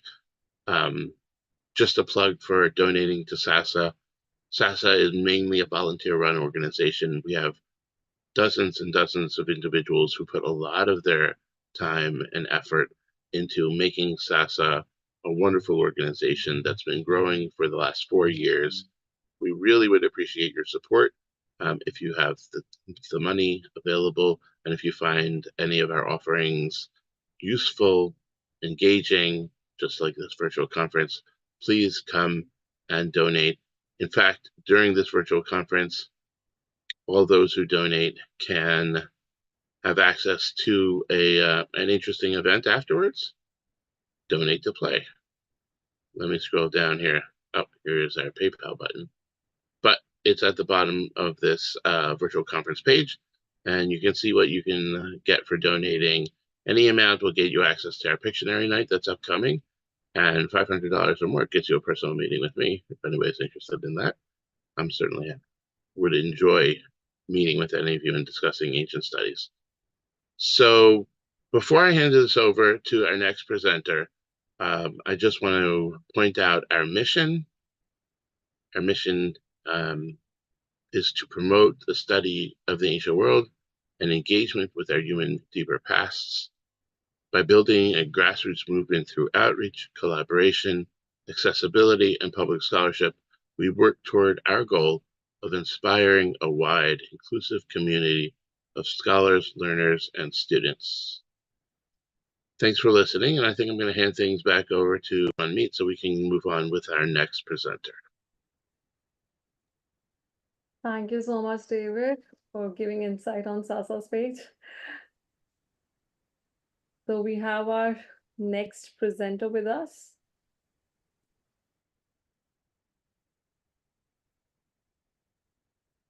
Thomas and Stephen, am I audible? Yes. Yeah, okay. So here we are with our last presenter for the session, Thomas Greener and Stephen Fickelor. So Thomas H. Greener is a PhD candidate in ancient Near Eastern studies at the University of Toronto, where he specializes in the cultural significance of lapis lazuli. In pre-dynastic and early dynastic Egypt, he teaches at Toronto Metropolitan University and blogs regularly for the Nile Scribes. And then Stephen Fickelor is a PhD candidate in ancient Near Eastern studies at the University of Toronto, where he specializes in ancient Egyptian wisdom texts of the early Middle Kingdom. He is a member of the National Board of the Society for the Study of Egyptian Antiques, as well as Vice President of the Toronto chapter. So today they will be presenting on ancient Egyptian influences across Toronto's architectural and cultural landscape. So over to you guys. Now you can share your presentation. Okay, thank you so much. Before we start, a big thank you to Dr. Ann Nguyen and the rest of the SASA team in putting together, I think, this exciting conference. Let me just share my screen. I hope everyone can go see our screen now. Should show a nice image of a Sphinx arriving in the harbor of Toronto. Yes, your presentation Perfect. is with. Okay, well, thanks again, everyone, for being here and for organizing this conference, letting us share our research with you. My name is Thomas Greiner. I'll be doing the first part of the lecture, and then about halfway through, I'll be handing it over to Stephen Ficalora to continue our journey. Our talk today will take us into the city of Toronto, Canada, where we'll explore the way Egypt is used in the city's architectural and cultural landscape. And there are a few examples already of how the city is connected to Egypt. You can see here a Sphinx arriving in the late 1980s in the harbor in Toronto to actually be part of the staging of the famous opera Aida that was staged in the late 1980s at Sky Dome, which is now Rogers Center in Toronto. You can see here just the Sphinx being set up. We also have the presence of many Egyptians across the city, and we'll touch on that in our conclusion. Here, the building of a large-scale Coptic cathedral in style after the one in Cairo, on the border between Markham and Toronto. And we also have Toronto influence going over to Alexandria and Egypt in the loading of some of the streetcars in the 1960s that made their way back to Egypt. And perhaps most well-known about ancient Egypt and Toronto is the collection of ancient Egyptian antiquities that is part of the Royal Ontario Museum. That was an important milestone with the museum's opening in 1914. And you can see here an image of the crystal since its construction over 15 years ago. This used to be the main entrance of the Rum until quite recently. And the history of the Rum goes back all the way to the early 20th century with the leading figure of Charles T. Kayleigh playing a leading role here. It was through his participation in fieldwork in Egypt and has close relationships with donors and several important fellows of the British Egyptological scene that brought many Egyptian antiquities to Toronto. And in many published works, the foundation of the Rum is really seen as the pivotal event in the influence of Egypt on Toronto's population. And in this talk, we're going to go take this little idea a bit apart, and we're going to be visiting 5 contexts around downtown Toronto. So I give you a map here of the city as it looks like, with our famous landmark, the CN Tower, close to the waterfront, the Rum to the top left of the picture. And our first context will take us to St. James Cemetery. We'll be visiting a wonderful mausoleum. Then we're going to go right near the Rum, just right across the museum, and visit a set of stained glass windows. Then continue our journey by talking about a mural with Egyptian motifs that are located at Meridian Hall, formerly known as the O'Keefe Center, before we'll take public transit and end up at Museum Station, where we'll encounter, surprisingly, some Egyptian motifs, and then finish our journey by talking about how ancient Egypt is used in a modern-day Egyptian restaurant. Now, the first context that we will explore takes us into St. James Cemetery, and you can probably note here already some Egyptian influence is present with the use of obelisks in several of these funerary monuments. As we make our way through the cemetery, we actually come to the edge of a ravine, and on the top there is just the roof of what appears to be a mausoleum. And here we have the name of an individual engraved on a plaque, and it's none other than Sir Casimir Stanislaus Chowsky, who was born on March 5th, 1813 in St. Petersburg in Russia to a Polish family with origins in Grodno in modern-day Belarus. Now, Chowsky would go on to join the Imperial Corps of Engineers at the age of 17, and during the studies also, they became involved with Polish resistance efforts in hopes of establishing an independent Poland. After failed attempts, he would find himself in a prison in Austria before making his way over to the United States in 1834, where he landed in New York back then. He would go on to study English and law, and eventually took up employment with work on the New York and Erie railways.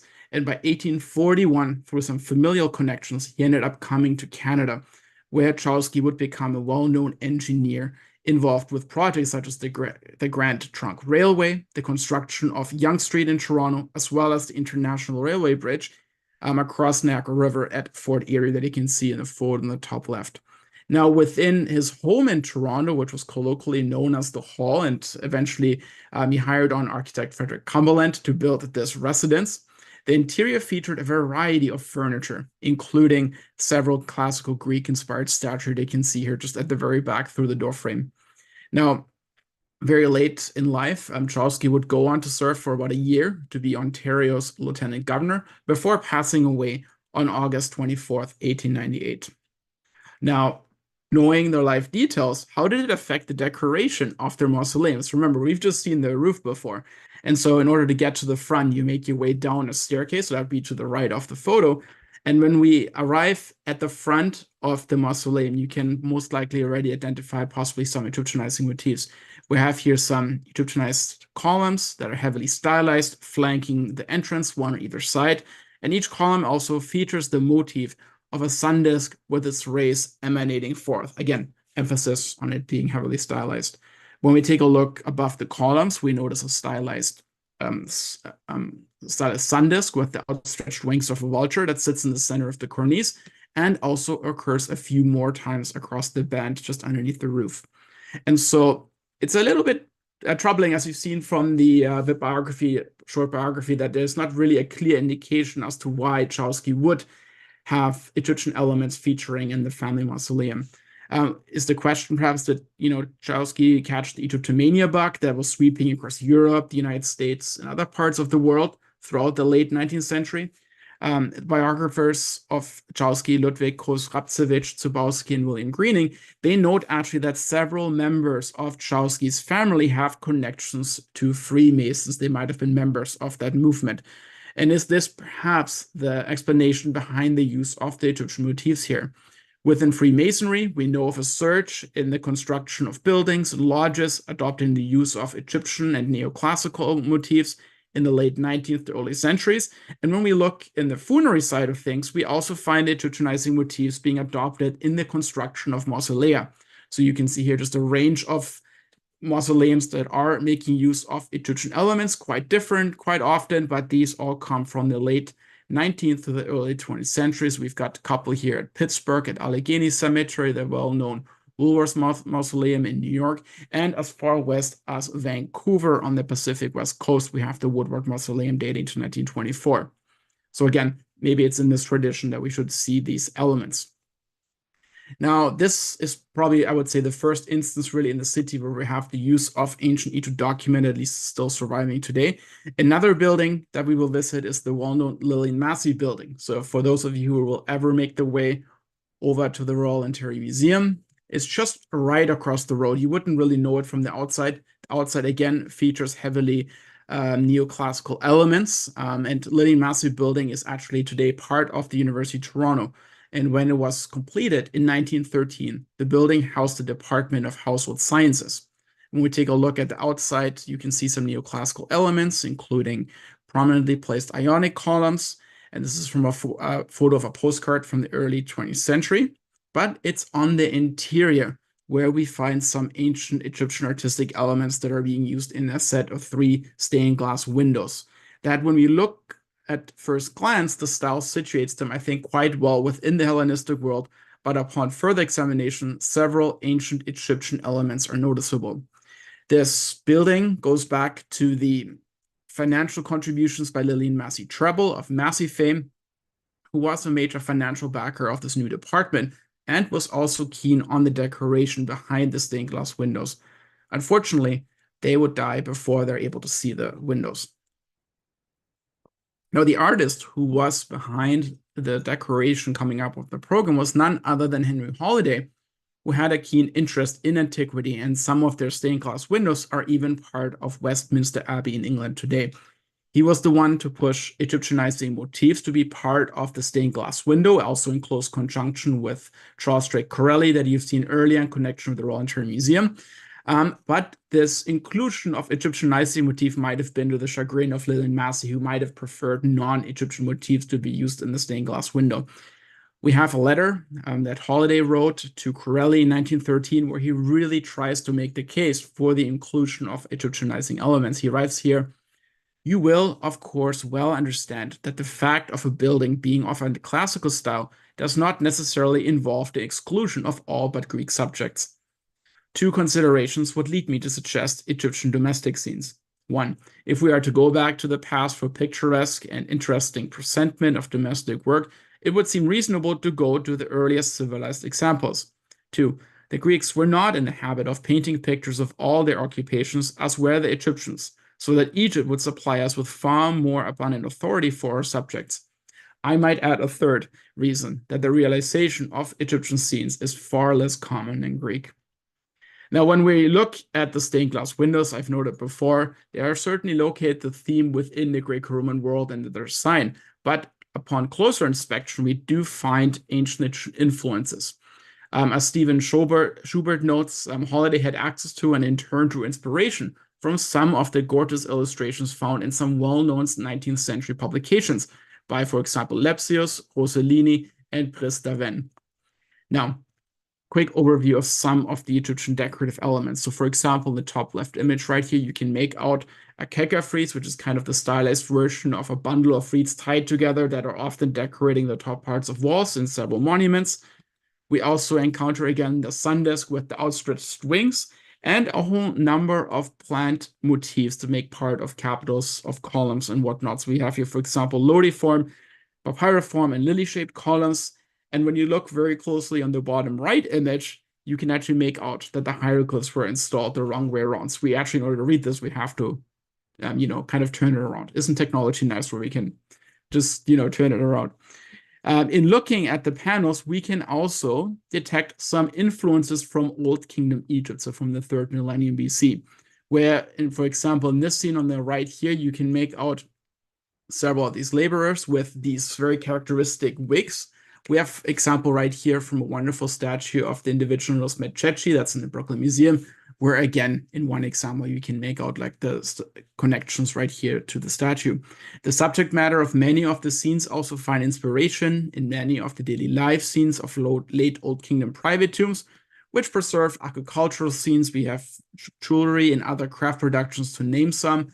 So, for example, in this one right here, where we can see two women kind of grinding grain, we have similar examples here in the tomb of Mehu at Saqqara from the 6th dynasty, several women kind of threshing grain. And we even have funerary models, for example, the small limestone statuette of a woman grinding grain as well that comes to us from Giza from the 5th dynasty. Now, I will pass it over to Stephen to walk us through the next motifs.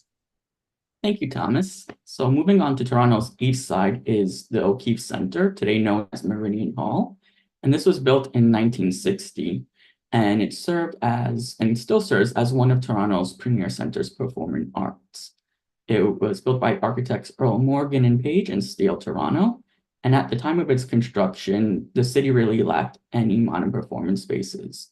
And so Toronto Mayor Nathan Phillips at the time called for a new performing arts center to be built. Until 2006, Meridian Hall was the home to the National Ballet of Canada and the Canadian Opera Company. And today, visitors to Meridian Hall will still be greeted in the lobby by the mural, The Seven Lively Arts, by Toronto artist R. York Wilson. Wilson was a Toronto artist known for his large-scale murals during the 1950s. The mural measures 15 feet high by 100 feet long. And at the time of its creation, the mural was one of the largest painted in Canada and received some fame when Wilson had to fight a legal battle against the US-based Scenic Arts Union, the Brotherhood of Painters and Decorators, who didn't want the independent artist to paint his own mural. The union argued that the mural should be painted by union members, like in the United States. Wilson won the battle for the right to paint his mural without joining the union. The mural highlights 7 forms of art throughout history: painting, sculpture, architecture, music, literature, dance, and drama. Each section incorporates examples of each respective art form from what Wilson considered Western civilizations and cultures throughout history, including ancient Egypt. Within the mural's first section, Paintings Throughout History, are 2 stereotypical Egyptian figures on the viewer's far left, just below examples of cave art, implying that ancient Egypt was the originator of the art form. The male figure on the left wears a headdress reminiscent of the Nemes and holds what might be a lily or a papyrus stalk, and the female figure on his right wears a tripartite wig and has her hands raised in worship. Likewise, in the sculpture section, there features an Egyptian sphinx that appears to be inspired by those of Hatshepsut. Moving back towards the Royal Ontario Museum and access to the museum is Museum Station. The Toronto Transit Commission, or the TTC, was founded in 1921 and provides public transit to over 1.7 million people a day throughout its network of subways, light rail vehicles, streetcars, and buses throughout the city of Toronto. In 2008, the TTC unveiled a newly renovated museum subway stop, The station provides access to both the Royal Ontario Museum on the west side of Queen's Park and the Gardner Museum of Ceramics on the east side. The $5 million restoration by Canadian architects Diamond and Schmidt features architectural elements inspired by and drawing upon the collections of both the Royal Ontario Museum and the Gardner Museum. These were chosen by the architects in consultation with museum curators. And the main architectural elements of the station are sculpted load-bearing columns based on Toltec, First Nations, Chinese, Greek, and Egyptian themes. These columns draw passengers out of the train and give them a hint of what is expecting them in both museums above ground. The first hint of Egyptian elements passengers are greeted by are 4 pairs of columns flanking each side of the platform, taking the shape of Osiris. The front of the columns, oriented towards passengers exiting the subway cars, represent a generic and stereotypical Egyptian mummiform king wearing the Nemes headdress and holding the crooked flail.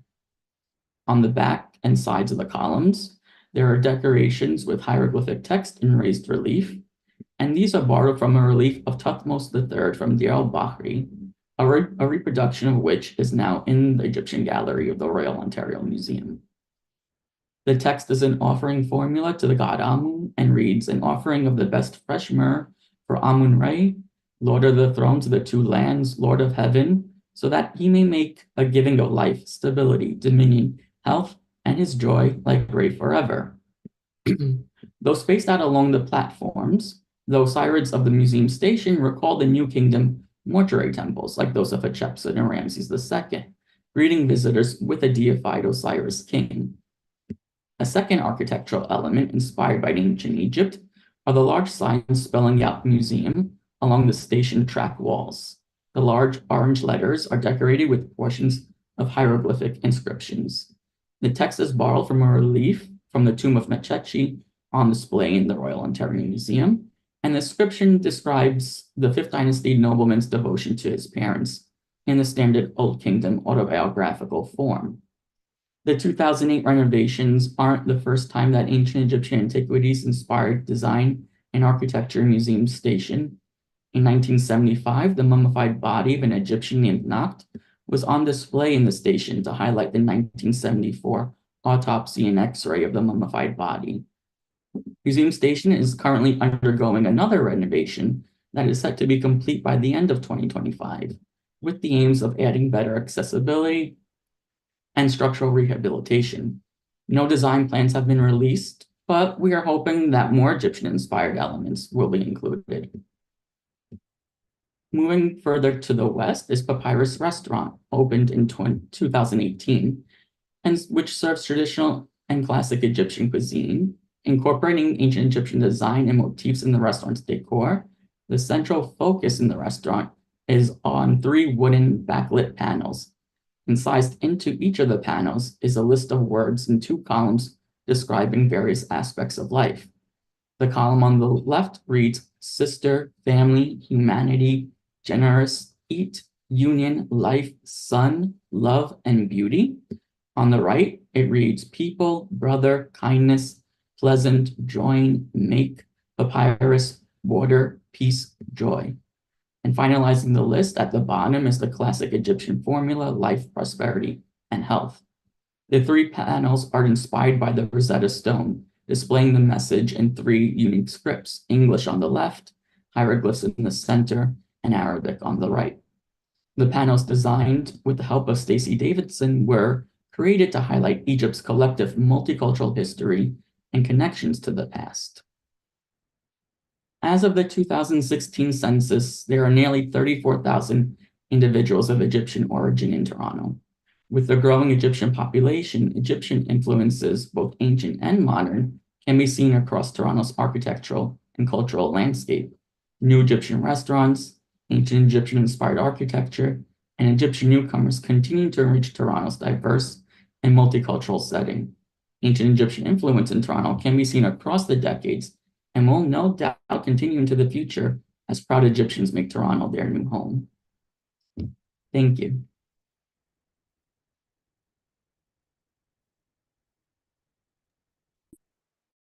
Thank you so much. So we are open for questions now.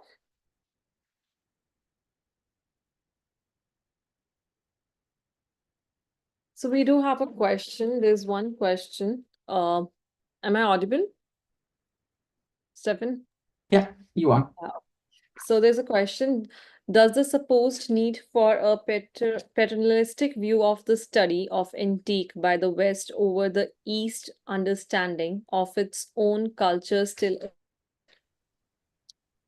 I think it's a combination of both, definitely with the older examples that Thomas highlighted and that I highlighted with Museum Station and the O'Keeffe Center.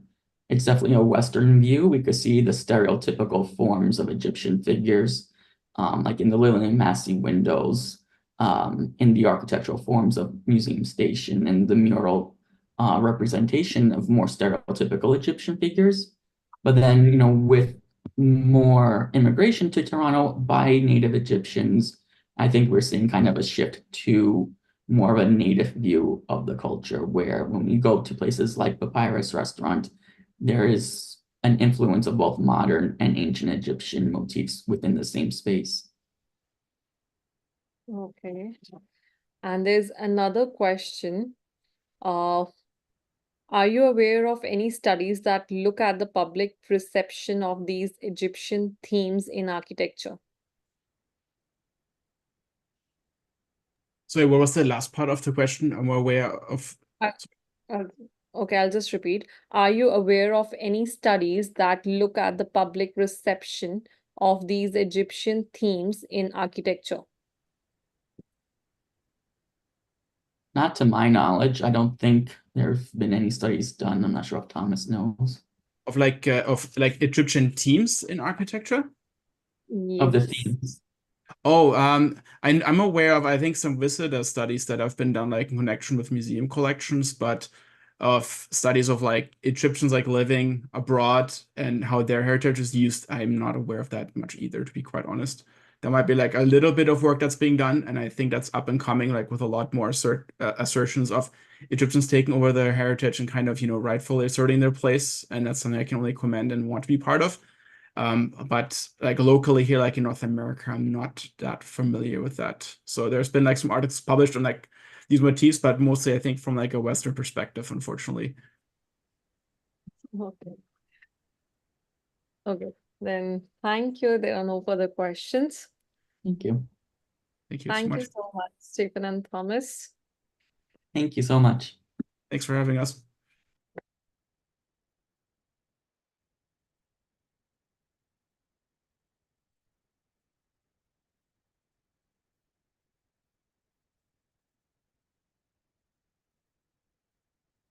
So here we are ending this session now. We are done with this session, and with this, now we will be proceeding to our keynote speaker, Dr. Marian Feldham. Hello, Dr. Mariam. Am I audible to you? Hi, yes. Do you want me to put my video on now? Yeah, sure. But let me just introduce you, and then we can move forward. Yeah. So today we are going to have our third keynote speaker, Dr. Mariam Feldham. So Mariam Feldham holds a joint appointment in the Department of the History of Art and the Near Eastern Studies. She received her PhD in art history at Harvard University in ancient Near Eastern art and concentrates on the arts of the late 3rd, 2nd, and the 1st millennium BCE in the Near East and the Eastern Mediterranean.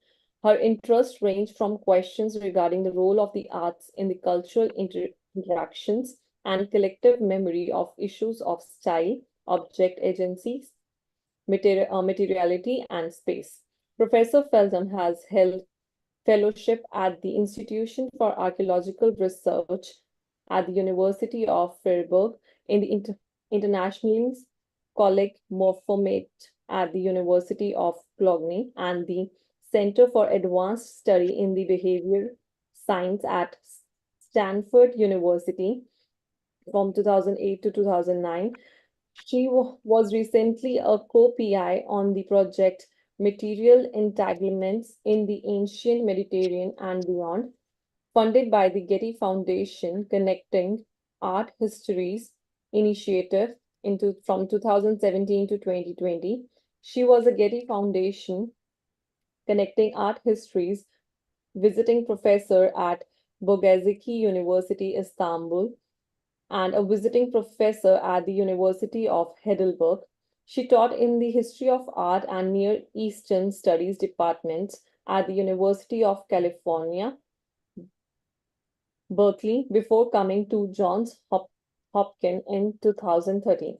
So today, for the session, she will be sharing her views on the display and the reception of Acadian period from circa 1350 to 2150 BCE, royal monuments in later Mesopotamian history. So, Dr. Stephen? Okay, so I just need to share my screen. Do that.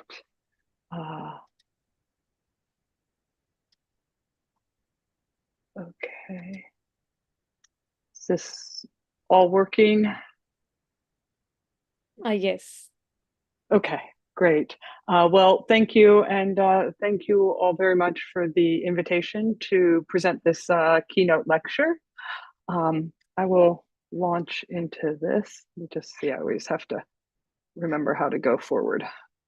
That's not how we go forward. Okay. The kings of the Acadian period, who ruled from around 2350 to 2150 BCE, were remembered for thousands of years by later people of Mesopotamia. Mostly this memory was passed down through the medium of literature, which preserved legends of the founder of the Acadian dynasty, Sargon, known in scholarship today as Sargon the Great, and his grandson Naram-Sin. But material remains of these rulers also persisted through the ages and were re-encountered by later people in a variety of different contexts. These material remains, stone statues in the round and carved stelae, continued to be displayed, studied, and even captured as war booty for almost 2,000 years, before finally succumbing to abandonment and burial in the accumulated debris that comprises the modern archaeological mounds of today's Middle East. Material remains play a critical role in the formation and promulgation of memory, and large state-sponsored monuments made of durable materials contribute especially to memories held among groups of people, a so-called collective memory. In the 1980s, the social historian Paul Connerton explored the notion of collective memory and how it was conveyed and sustained through cultural production. He focused specifically on the period of the French Revolution in the 18th century of our era, but his conclusions are relevant for any time and place, and his scholarship has been especially important for studying the way the past has been encountered and remembered in the past. For Connerton, individuals form ties with larger groups through their participation in ceremonial activities involving human-object interactions. The material objects in their physical presence that transcends ephemeral interactions provide images of permanence and stability. Among these objects, Connerton distinguishes between what he calls inscribed versus incorporated practices.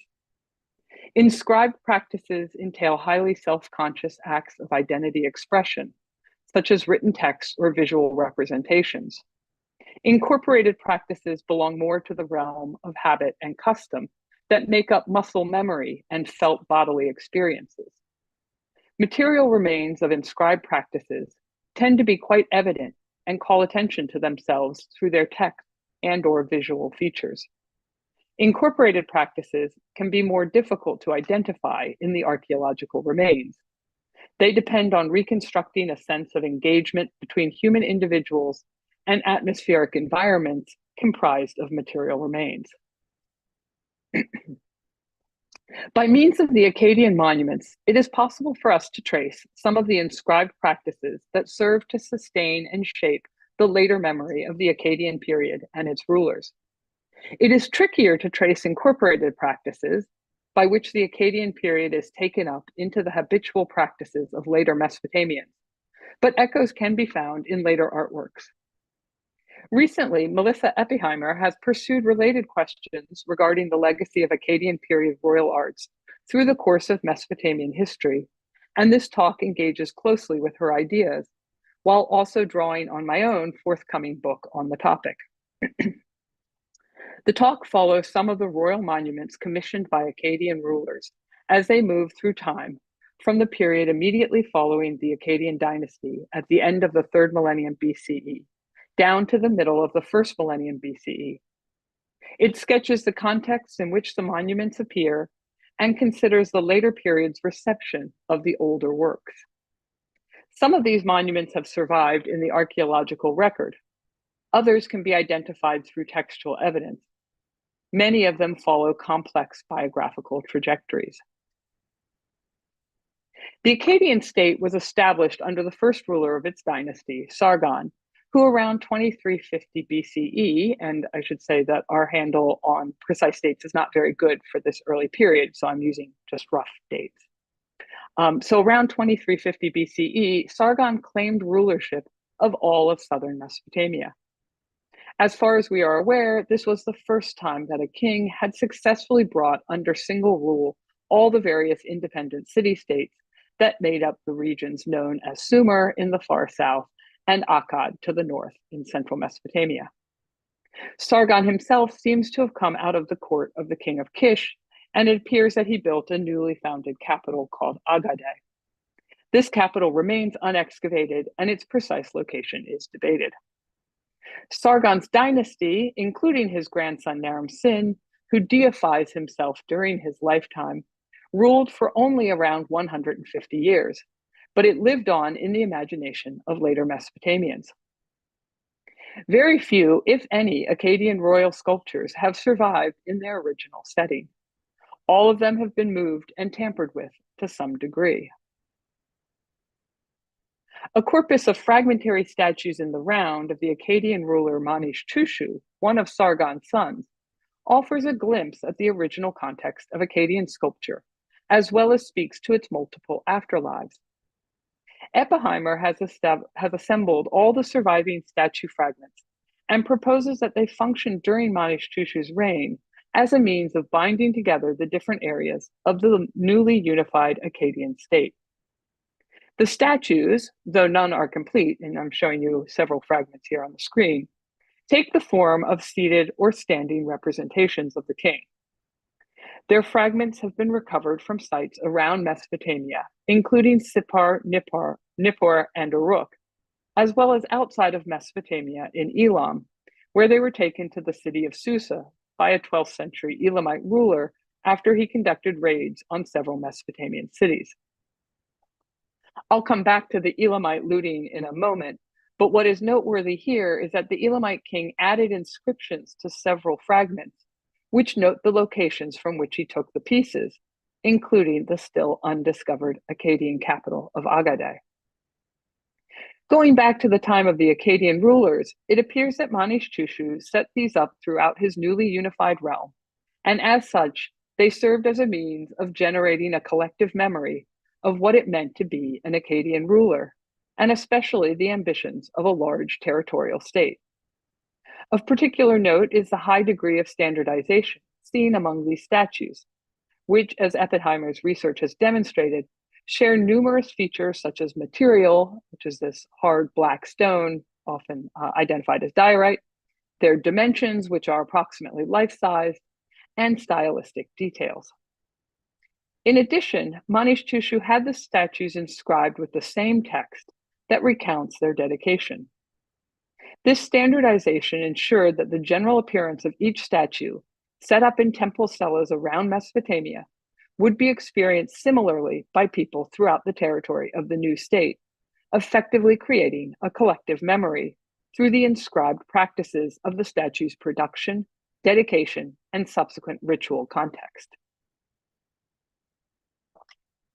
The standardization also stood out in its distinctiveness from statuary of the preceding period, known as the early dynastic period, which tended to be much smaller in scale, made out of soft, pale gypsum stones, and represented individuals from a more diverse set of social statuses. And I'm showing you just a few of them here on the right. The end of the Acadian state, somewhere around 2150 BCE, is clouded in uncertainty. Later legends, especially the composition known as the Curse of Agade, attribute its collapse to a group of outsiders, the Gutians, who were able to destroy the capital city after the city's patron goddess, Ishtar, abandoned it. From the breakdown of the Acadian territorial state arose several smaller city-states, including that of Lagash. Following in the tradition of Manish-Tushu, the ruler of Lagash, Gudea, commissioned a series of seated and standing statues of himself, made out of hard black stone and inscribed with long dedicatory text. Also, like Manish-Tushu's statues, these were not discovered in their original locations.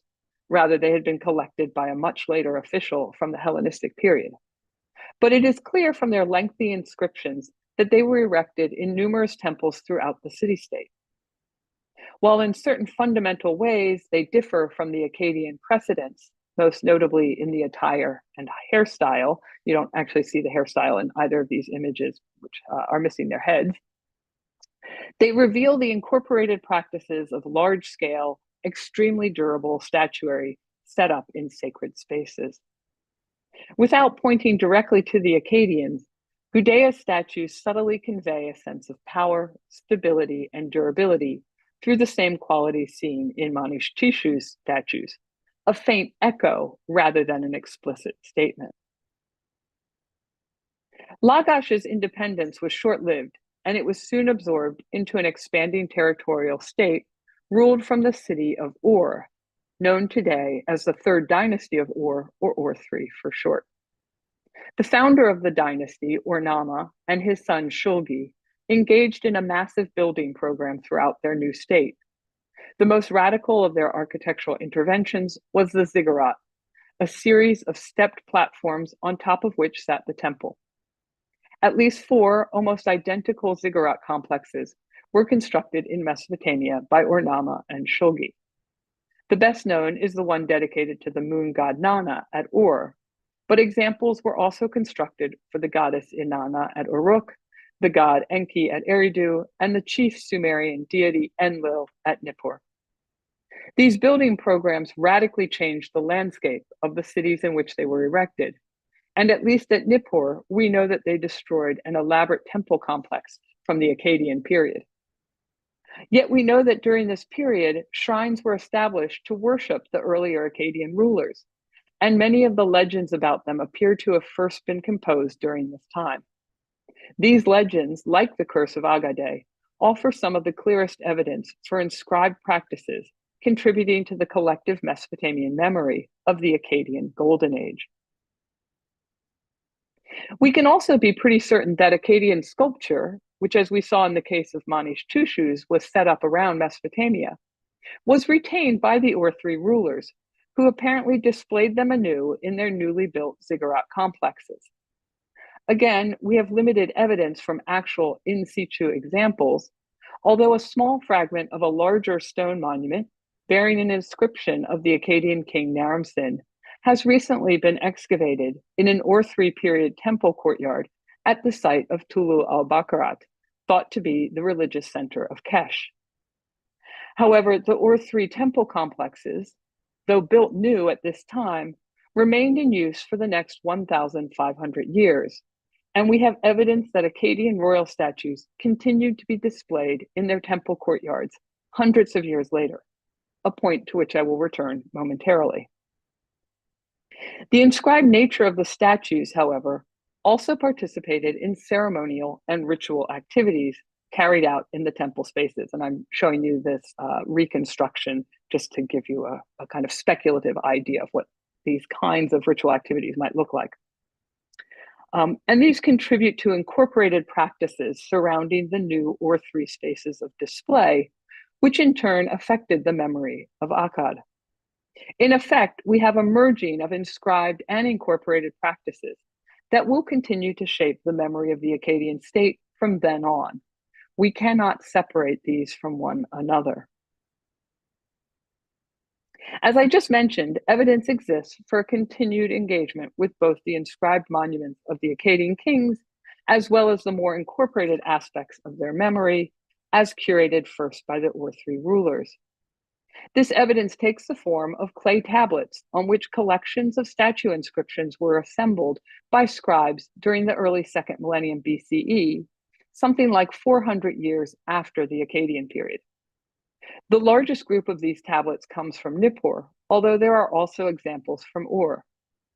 In addition to collecting the inscriptions that were carved on the royal statues, several of them provide information about the location of the inscription on the monument and the location of the monument itself. For example, one collection specifies that they come from statues in the courtyard of the ziggurat complex at Nippur, known as the Ikor. Others indicate that the inscriptions were found on the base or on an arm. Giorgio Bucciolati has reconstructed one of these statues according to the inscriptions and with comparison to surviving statue fragments, such as those of Manish Tushu, and I'm showing you that on the left. It is important to keep in mind that these collections of inscriptions represent an intellectual engagement on the part of the scribes with these earlier monuments. In other words, a highly inscribed practice in almost every possible way. We have to imagine the scribes moving among the statues within the temple courtyards, looking closely at them and copying their inscriptions carefully. We know that they were precise in their work because their copies match actual Akkadian period sculptural fragments, such as the one found at Tulu al-Bakarat, which records a campaign that is also found on one of these tablet collections. This highly conscious engagement connected the scribes to the Akkadian past, which they in turn passed along for the future. At the same time, their bodily experiences, standing in the great open courtyards of the ziggurat complexes in which the statues now stood, reshaped their understanding of this past in ways that most likely escaped their notice. And still, the monuments continued to exist in these temple courtyards for several hundreds of years more. Our next glimpse comes from a corpus of sculpture excavated at the royal Elamite city of Susa in southwestern Iran. Already mentioned earlier in conjunction with inscribed fragments of Manish Tushu, these objects represent the military booty of an Elamite ruler, Shutruk-Nahunta, who around 1155 BCE conducted a series of raids on Babylonian cities. In several cases, it is possible to track the monuments back to their original location, according to either an Acadian period inscription or an inscription that Shutruk-Nahunta added. For example, Shutruk-Nahunta noted on the Manish Tushu fragments already discussed that they came from the cities of Agade and Eshnuna. He boasts, quote, "I conquered Agade. I took the statue of Manish Tushu and brought it to Elam," end quote. We can assume then that these statues stood in the temple courtyards of the Babylonian cities circa 1155 BCE. One monument in particular allows us to trace its wanderings, the so-called Victory Stele of Naram Sin. The nearly 7-foot-tall sandstone monument survives almost complete. Only the bottom portion is broken away. The irregularly shaped stone slab is carved on the front with a triumphant scene of Naram Sin trampling his enemy high on a mountaintop. His army climbs the steep slope behind him while the enemies tumble in defeat. Just above Naram Sin, who wears a horned headdress indicating his newly divinized status, a partially preserved inscription recounts his military success over people of the Zagros Mountains in western Iran. It reads, "The divine Naram Sin, the mighty," and then it breaks off, "the Highlanders of Luliboom assembled together," and another break, "and a battle," another break, and then he heaped up a burial mound over them and dedicated the stele to the god whose name is unfortunately broken. When Shutruk-Nahunta looted the stele, he added an inscription alongside the existing inscription and carved relief. It reads, I am Shutruk-Nahunta, son of Halitush in Shushanak, beloved servant of the god in Shushanak, king of Anshan and Susa, enlarger of my realm, protector of Elam, prince of Elam. At the command of the god in Shushanak, I struck down the city of Sippar. I took the stele of Naram Sin in my hand, and I carried it off and brought it back to Elam. I set it up in dedication to my lord in Shushanak. Shutruk-Nahunta's inscription is revealing on a number of levels. First, it tells us that Naram Sin's stele stood in Sippar in the 12th century and was accessible enough for it to be seized during a fairly quick military raid. Because of the 3 astral symbols on the top of the stele, which remain difficult to interpret but appear to be solar symbols, and because the main temple in Sippar is dedicated to the sun god Shamash, it seems likely that the stele was originally erected by Naram Sin in Sippar over 1,000 years earlier. It is also likely that whatever temple context it originally adorned saw architectural changes, either renovations or complete rebuilds, as in the Ur-3 ziggurat complexes.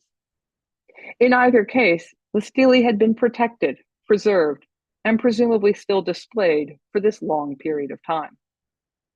Second, it shows us that Naram Sin and the Acadian past were still known and appreciated 1,000 years later. Shutruk-Nahunta makes a point of recording that the stele belonged to Naram Sin.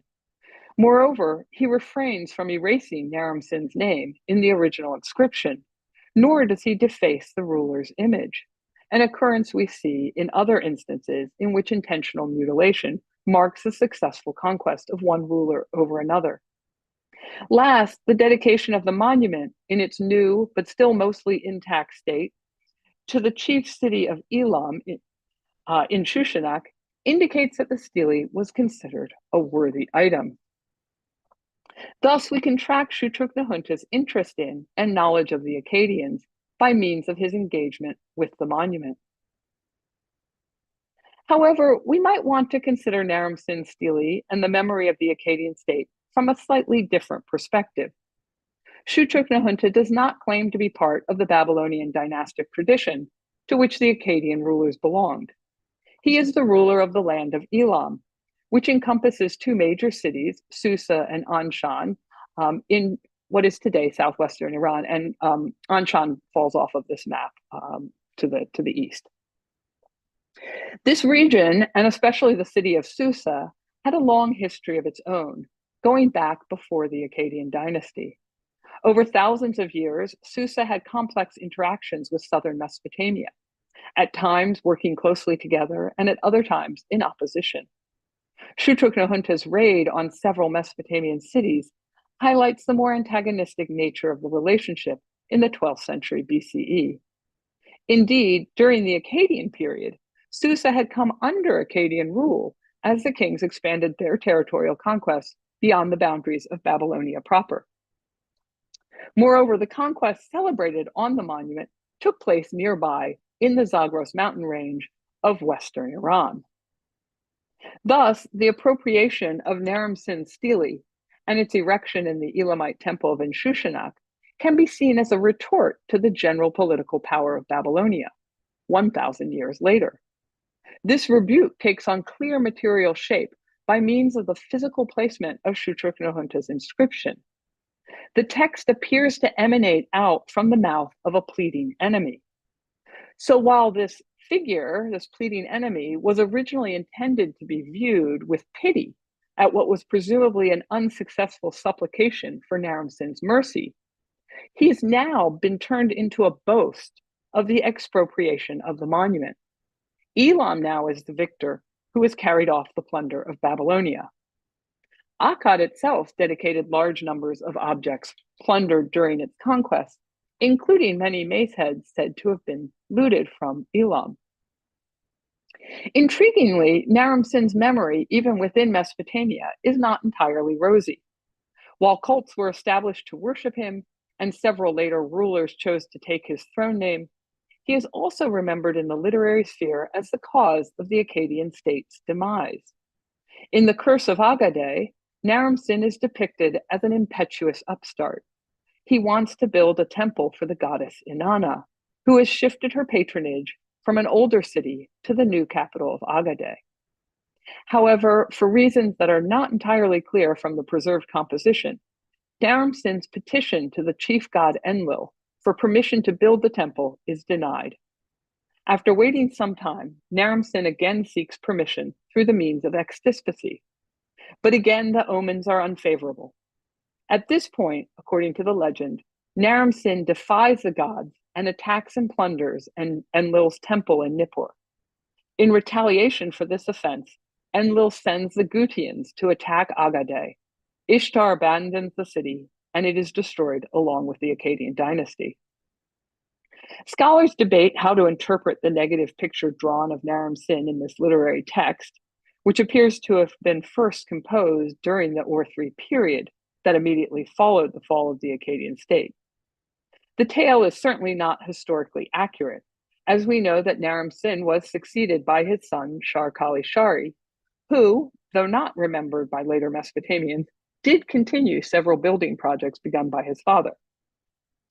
Political imperatives probably conditioned the curation of the memory of the Acadian kings, at least at the level of state-sponsored arts and literature. The Curse of Agadir, however, is one of the most popular literary texts in the second millennium, and the negative opinion of Naram-Sin must have affected the memory of the Acadian past in some way that nevertheless was able to sit alongside more glorifying accounts. These literary legends and appropriations of ancient monuments are all highly inscribed practices. They call attention to themselves in their monumentality and their written references to specific rulers. But there also appears to have been a more incorporated aspect of the Acadian memory, one transmitted through more of a sense or feeling from the past. Such a vague notion is, of course, much harder to pin down and practically impossible to demonstrate. Yet, given the ongoing memories through clear inscribed instances, it seems likely to be there as well. This more nebulous sense seems to be linked generally with an authority conferred by a mytho-historical past, in which the Acadian rulers played a large but not exclusive part. The genre of object known as the cylinder seal offers a possible case for thinking about the incorporated memory of the Acadian period. Cylinder seals, small spool-shaped items carved in reverse intaglio in order to make a raised image when impressed, first appeared in Mesopotamia with the emergence of writing and large-scale bureaucratic practices at the end of the 4th millennium BCE. Seals were impressed on malleable surfaces such as clay and included sealings for jars, boxes, and even whole rooms, as well as written text.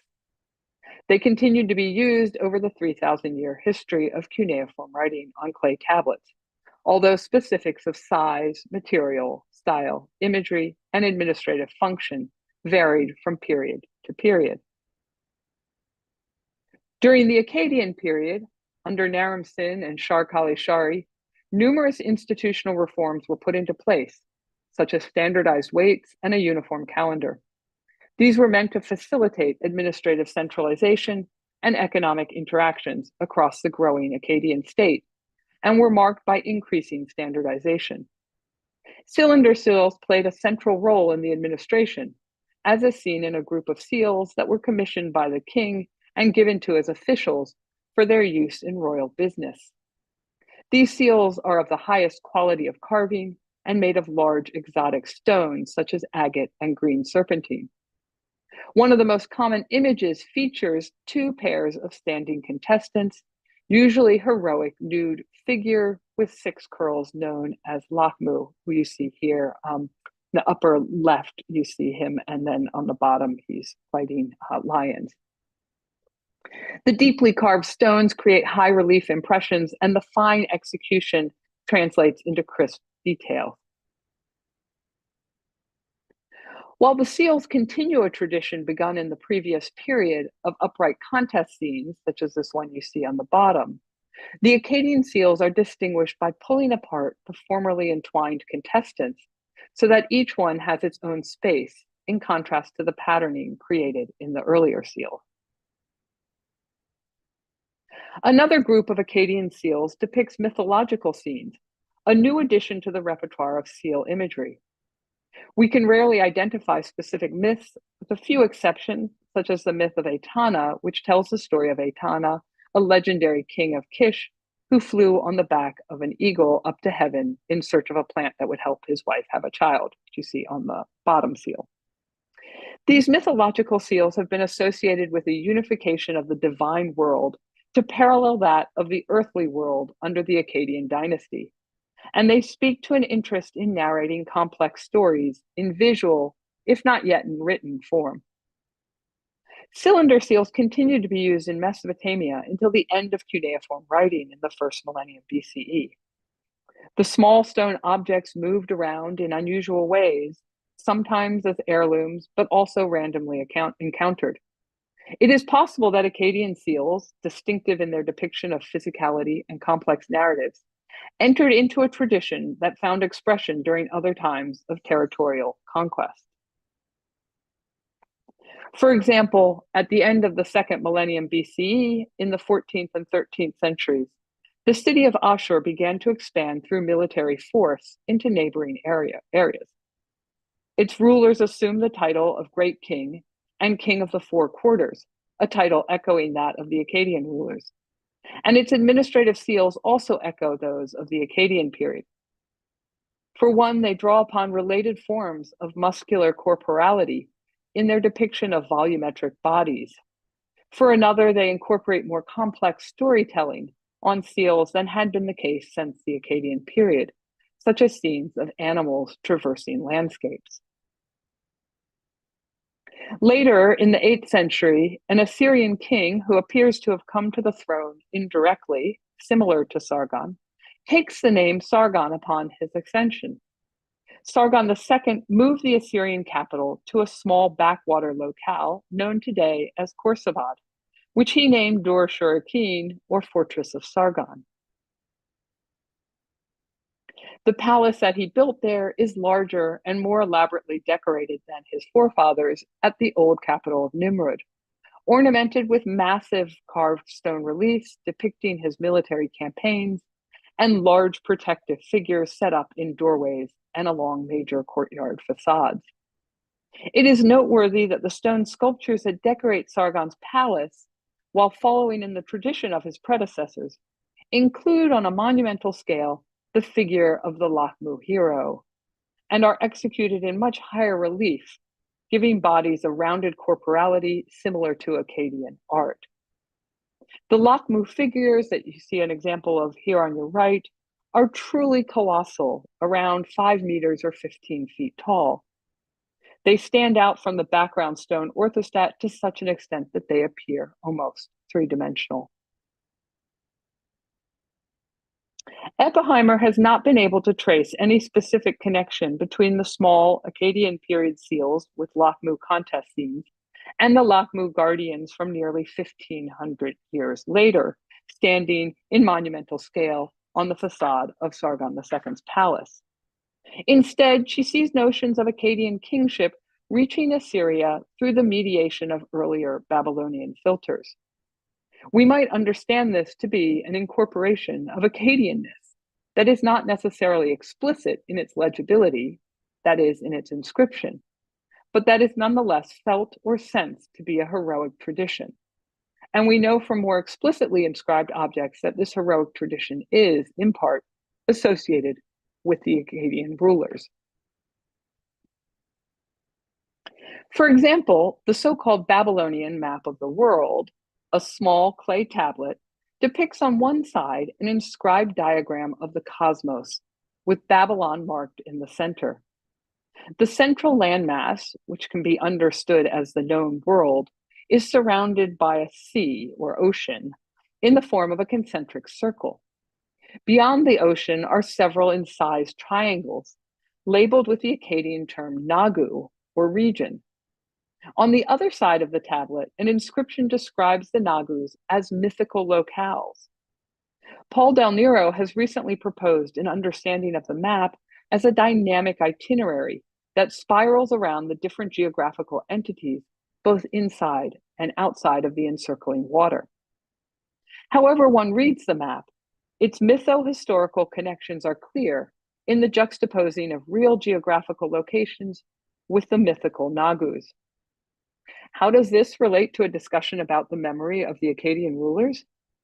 On the front, above the inscribed map, is a fragmentary inscription that mentions various monsters and wild animals, along with mythological heroes. These heroes include Sargon of Agade, as well as figures such as Utnapishtim, known as the Babylonian Noah, who built a boat in order to survive a destructive flood. The tablet is thought to have come from the central Mesopotamian city of Sippar and has been dated to the 6th century BCE paleographically, but is said in the colophon to be a copy of an earlier tablet that may date back to the 9th century BCE. In this late tablet, we see a clear case of the inscribed memory of the Akkadian kings and their association with mytho-cosmological locations. By the time the Babylonian map of the world was copied in the 6th century BCE, the Assyrian Empire had fallen to an allied force of Babylonians in the south and Medians to the east. The two victorious powers divided the immense Assyrian Empire between them, Babylonia taking the western portion and the Medes the eastern. The kings of the Babylonian Empire were particularly interested in their historical past, especially Nabonidus, who reigned towards the end of the 6th century. And Irene Winter refers to these ancient kings as the first archaeologists. From Nabonidus's reign, we hear about excavations conducted to recover the foundations of earlier buildings, including inscribed foundation deposits that identify the past ruler. While these late Babylonian kings boasted of finding the remains of several of their predecessors, there is a marked interest in recovering those of the Akkadians. Nabonidus claims to have discovered the foundations of the Akkadian period temple to Ishtar built in Agade, as well as those built by Naram-Sin for the temple of the sun god Shamash at Sippar. At Sippar, Nabonidus says he followed the Akkadian temple plan exactly, not a finger width off from the original, and that in addition to recovering the foundation deposit inscribed by Naram-Sin, he also discovered a broken statue of Sargon, which he repaired and set up in the new Shamash temple. 19th century excavations at Sippar did not discover the statue of Sargon, but they did uncover a fascinating instance of the ongoing memory of the Akkadian dynasty. Within Nabonidus's temple to Shamash, a unique stone object in the form of a square cross was discovered. And I should mention that David Danzig's talk yesterday touches upon this same temple and Nabonidus's work, but looked at a different object, the sun god tablet. This object, which has been dubbed the cruciform monument, the dark stone is entirely covered in an inscription belonging to the Akkadian king Manish-Tushu. And the piece was originally dated by scholars to this period. However, subsequent philological analysis has shown that the inscription postdates the Akkadian period and most likely dates to the Neo-Babylonian period, perhaps even to the reign of Nabonidus, because it was found buried along with two inscribed clay cylinders of that king. In fact, it has now been proposed that the cruciform monument is an ingenious forgery made in order to tap into the legitimizing aura of the deep past. And just as authentic Akkadian sculptural inscriptions were copied and studied, 3 surviving clay tablets found at Sippar provide evidence that the cruciform monument also entered into the ancient scholarly corpus, despite it being a fake. The colophon of one of these tablets states, "That which is on the monument, written and checked according to an original, baked red copy, which is a copy from the city of Borsippa," suggesting a fairly wide dissemination of the text. What is especially notable is that it is the Akkadian dynasty that provides this legitimation for a Babylonian ruler over 1,500 years later. In another instance, however, we have a literal inscribed remnant from such expeditions. The impression on a clay tablet made by a slightly curved inscribed stone bearing a text of Shar-Kali Shari. On the other side, an inscription from the Neo-Babylonian period records the discovery of the object.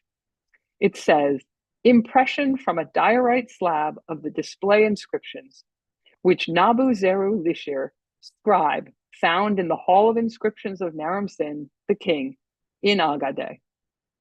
The impression is in mirror reverse, and it is too big to be from a cylinder seal, tablets around 4 by 6 centimeters, indicating that it must have originally been part of a display inscription on a piece of sculpture or other dedicatory object.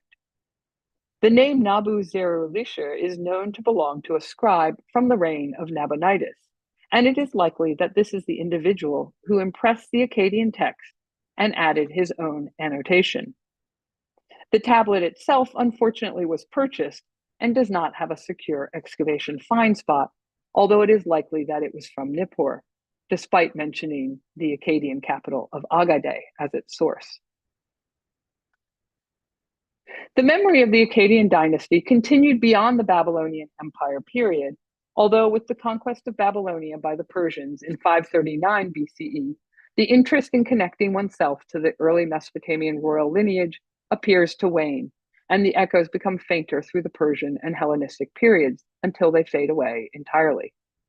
Thus, over a period of 2,000 years, the memory of the Akkadian dynasty continued through both inscribed and incorporated practices.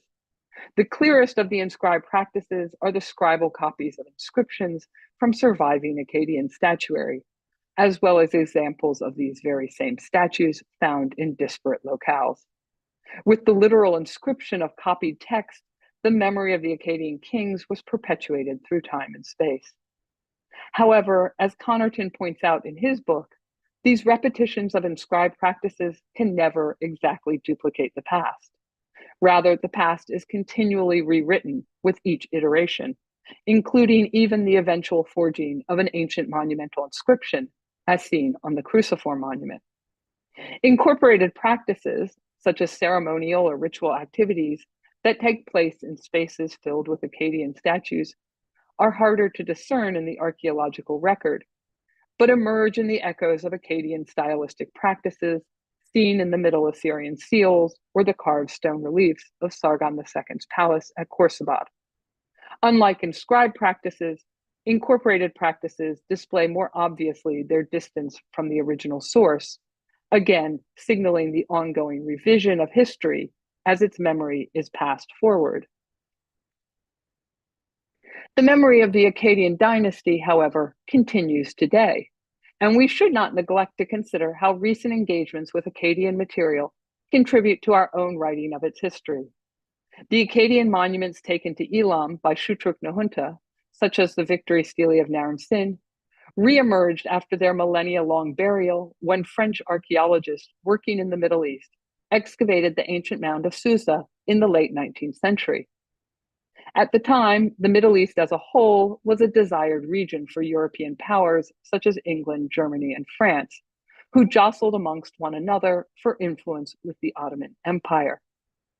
The acquisition of ancient objects brought back to European capitals for display in newly opened encyclopedic museums like the British Museum and the Musée du Louvre served as a visible proxy for national power and influence.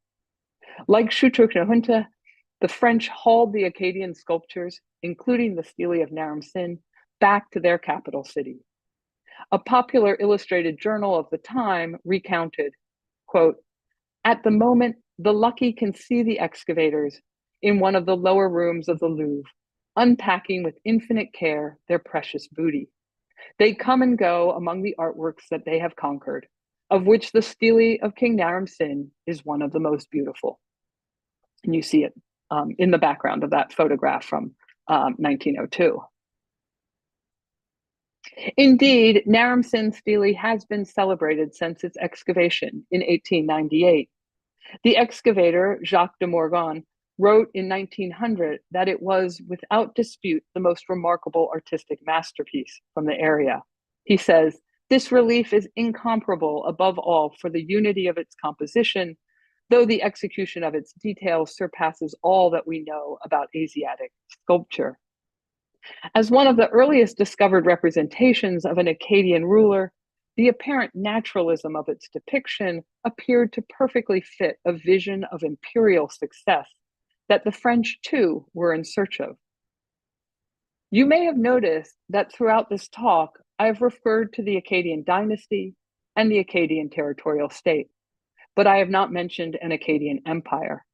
There is, in fact, much debate among scholars regarding whether the Acadian state was a true empire, with good reasons for rejecting that designation. However, the image of Naram Sin standing triumphant on the bodies of dead enemy, his perfect physiognomy and toned musculature, resonated with 19th and early 20th century ideas of what imperialism should look like, contributing to the ongoing legend of the Acadian Empire today. In conclusion, by tracing the inscribed and incorporated practices of the reception of the Acadian rulers, we can see how the Acadian past developed anew in each subsequent period, building upon and reshaping the responses that came before. The secretion of response to and recounting about the Acadian period complicates our own ability to write a history of the Acadian period, especially as very little survives from original Acadian context. Moreover, these accretions continue even today, as Acadian monuments have been excavated and displayed in museums, highlighting the ongoing recursiveness of ancient material culture in later times and shining a spotlight on the way ancient objects contribute to shifting narratives about the past. Thank you.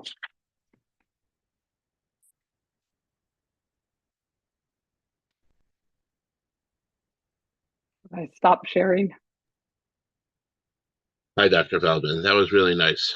It was a wonderful presentation of the Acadian Empire through time and how it kept pushing forward. I have a few questions myself, and we have some questions in the chat also. Sure. What other types of media? You referred to steles and monuments, as well as cylinder seals. What other types of media do you think there were that served as vehicles for transmission of old Acadian ideas, artistic ideas, concepts, and that helped consolidate collective memory of the old Acadian period in the future? Yeah, well, monuments is a very nice broad term, so it can encompass a lot. But one type of monument I didn't really talk about because it's not particularly sort of aesthetically exciting, but are these door sockets that were sort of buried in the ground and used for the pivots of door hinges, and that are often inscribed. And that would be found and reused, and so that I think is one more kind of monument.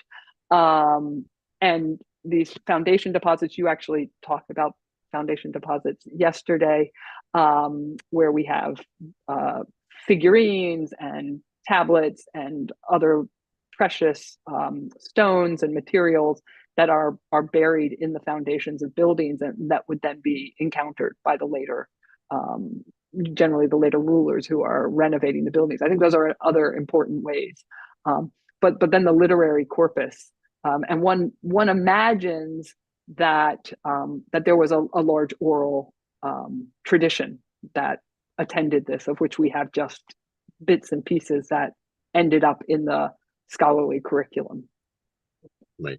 What do you think about the landscape in terms of cities and buildings in cities that might have still been recognizable, but also in terms of place names, toponyms that might have felt very old? Yeah, that's a great question. And in fact, my forthcoming book deals in some part with that question of architecture, because very little Acadian architecture survives today, particularly in the South. And my contention is that there was a fairly systematic removal of that architecture by the III period rulers. But things like the toponyms, I think, do, like the name Agade continues. And even though its actual location is still very debated, and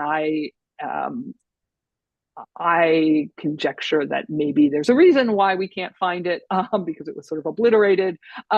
It's sort of periodically rediscovered and refound by much later kings, and how valid those are is a little bit hard to judge. So yeah, I think those were really important mechanisms too.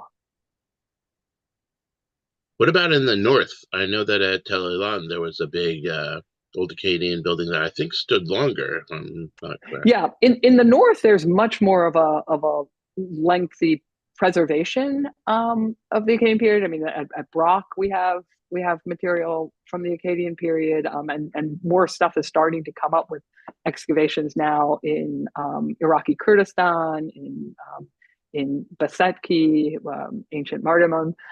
So I think there was more of a lasting mark in the north, and it's interesting that in many ways, in the later periods of Mesopotamian history, that is sort of from the middle of the second millennium on, middle Assyrian period on, it's really these rulers from much further north that identify from Assyria and sort of that area of sort of the northern Mesopotamia that identify and want to connect themselves to these Akkadian kings.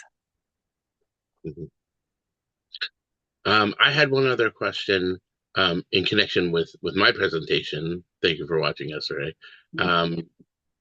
What you think the future intentionality might have been of the Akkadian kings from their perspective in creating these monuments, in creating them in a, as you said, in a pretty uniform fashion, and what their goals were in doing that. Yeah, that's a great question, and I liked your idea of sort of thinking about that futuricity, I think you said. I mean, I think that it's hard for us to get at what actually, the Akkadian period, it's so many layers and accretions and sort of refractions and very little actual material from the Akkadian period. But I think that where one could get at that question is in the durability of the stone. They spend a lot of time talking about getting this hard stone from far away, probably from Oman, and how this is stone that will, kind of last forever. And so I think there you could start to think about, they really want this sort of physical presence of their bodies. These are, colossal statues of them, to continue. So I think there you could think about that. That's a great idea. Maybe I will think about that. We have some questions in the chat. Do we have any evidence of aesthetic-based collection practices in the ancient period as opposed to historical or power-based collection practices? Meaning, were they looking, were people looking to group things based on their appearances? Right. Ooh, that's a really good question. Wow. It's really hard to know, especially because aesthetics is such a complicated concept, and to the best of our ability to tease this out, and of course Irene Winter has done the most work on this, the aesthetics for the Mesopotamians were so intimately bound up with power and authority and the acquisition of precious materials and that sort of polychromatic, multimedia types of things that I'm not sure it would be that easy for us to pull aesthetics apart from these other collecting practices. But that's a great question. Yeah. Okay.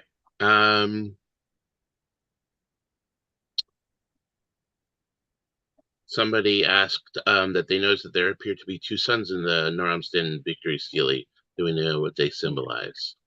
Yeah, there's actually a third one too that's only very partially preserved. So it's occasioned a lot of discussion because people say, well, how can there be more than one sun? So if it's a sun, like there should only be, so are they supposed to be stars? That motif is almost exclusively used to indicate sun. And so there has been debate. And one possibility is that it's sort of meant to be the sun at various different points during the day, so that you're kind of getting a kind of sense of time. But it's still a question mark. Yeah. Okay, thank you.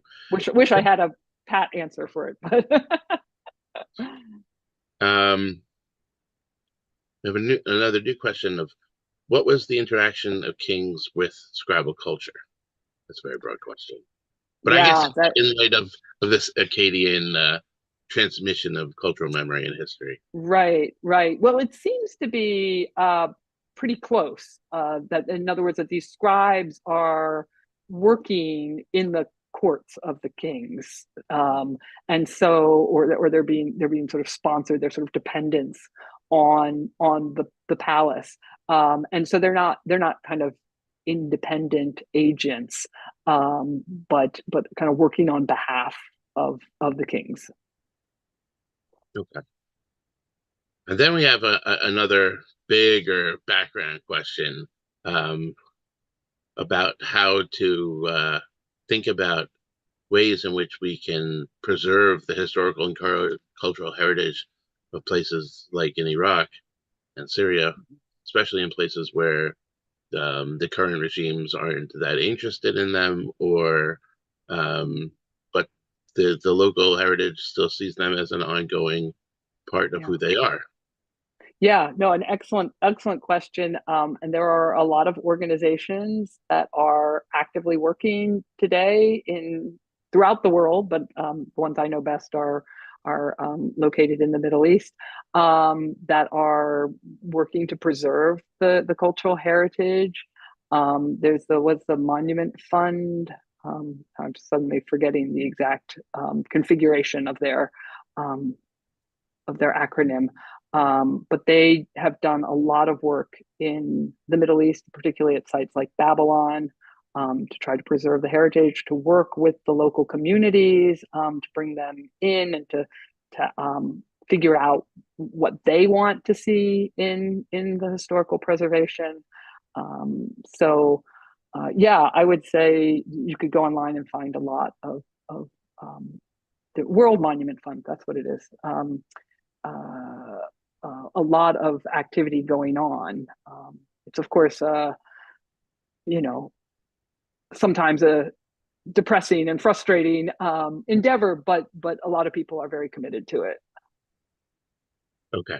Another question coming back to the main topic of the bodily statues. Why do ancient sculptures often have missing body parts, especially the head? At least when we have found them. Yes. Well, I mentioned very briefly about intentional mutilation. And there was a lot of intentional mutilation that went on. The general consensus is that these statues, well, even today we see this happening, right? These statues are sort of embodiments of the people.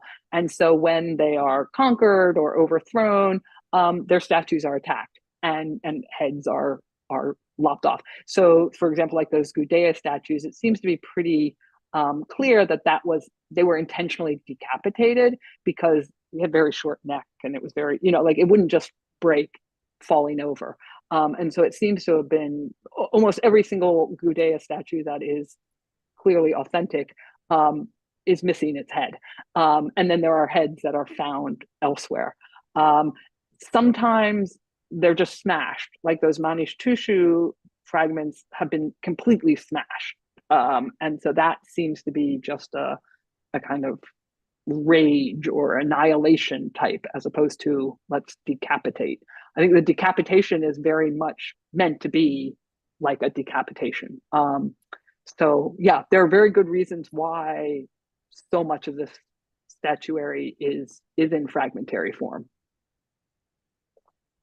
Thank you. And another question about the textual material that comes from the Acadian period.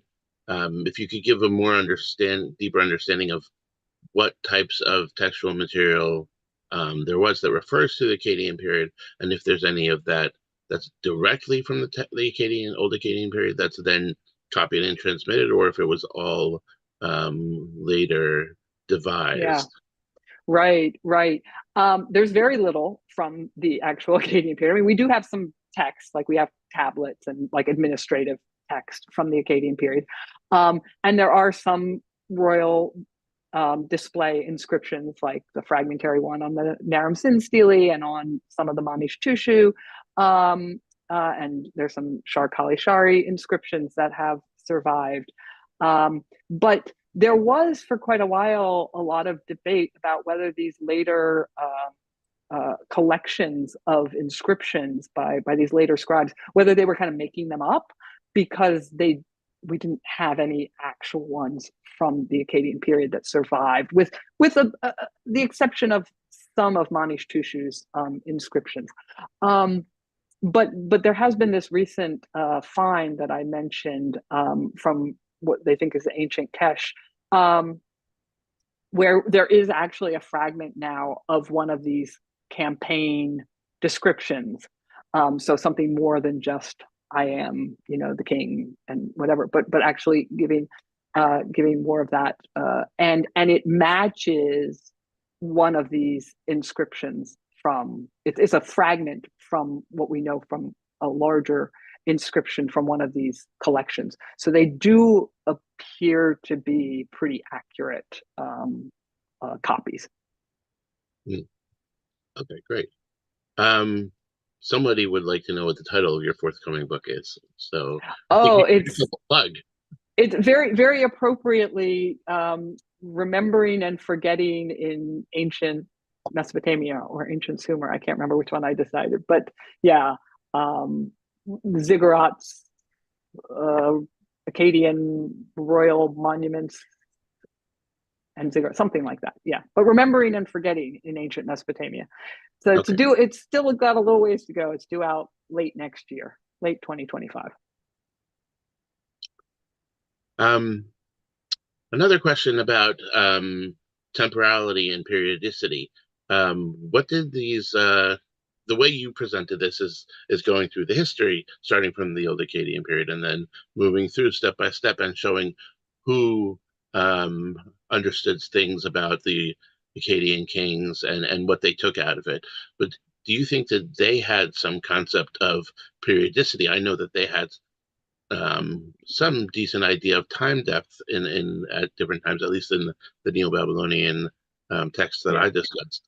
But did they feel like these old Akkadian kings were different from them and for a different era, and that there were eras in between, or did they think that this was just a continuous history that was part of their own past? Yeah. Well, that's a good question, and I think it varies a little bit from period to period. So obviously, those periods that are closer in time to the Akkadian period, like the Ur-3 and the Old Babylonian period, that's still within hundreds of years memory, and so I think there was more of a sort of sense of the tangible reality that is less by the time you get to the end of the second millennium and into the first millennium, where there really is this it's a much bigger gulf in time. And so you get Nabonidus is saying that, and maybe David, you can even correct me, does he say that Naram-Sin reigned 3,800 years before him, something like that? 3,200 years, yeah. 3,200 years, which is 2x the amount of time. But it's not crazy how in terms of it's the right scale. He's talking about these Kassite kings and other inscriptions, and he says 800 years, and he's pretty close. Right. So I think there's definitely, they have a pretty good sense actually of time, and I think that in many ways the fact that they build out of mud brick that needs to be renewed sort of every generation or so, and that piles up over time, and they can dig down, they have a really very physical way of digging through time and having a sense of that being time. So I do think they had a sense of history in that way. Okay, wonderful. Well, thank you very much for your talk today and for presenting at the conference. I think it was really great. And well, thank you for having me. Very welcome. I think we're going to move on to our next session, and I'm going to ask Julie Levy to come moderate for us. Hi, Julie. I'll let you take it from here. Thanks so much, David. And thanks, Marion. That was really wonderful to have you on.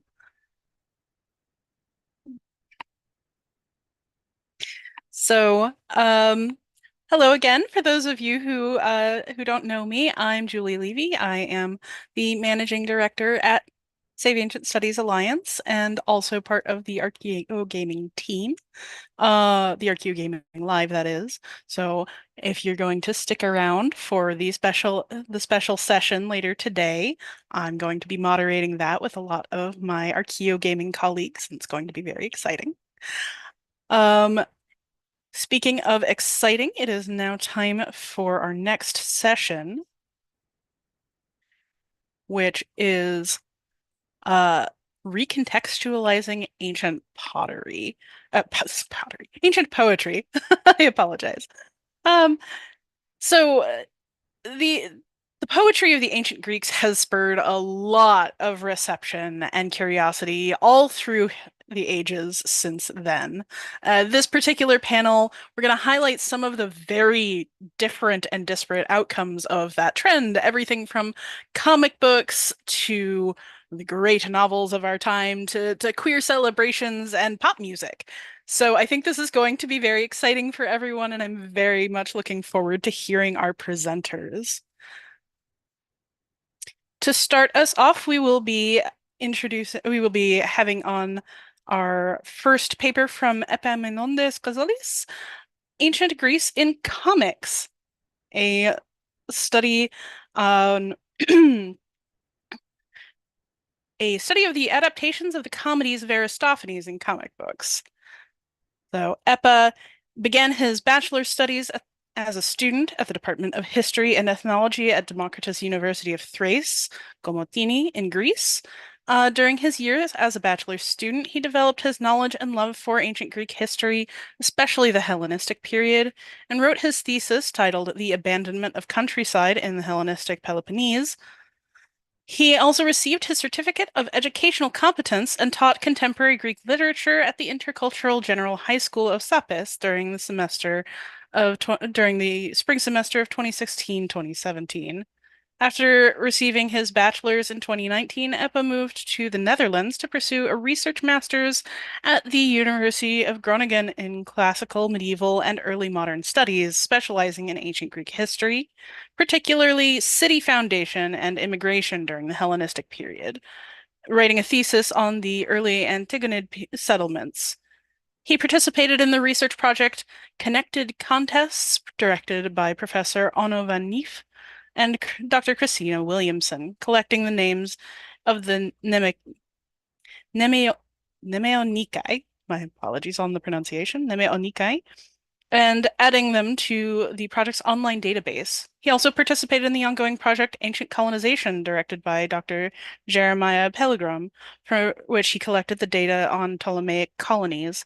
He's also developed an interest in the reception of antiquity in the modern world, especially in pop media, like video games and comic books.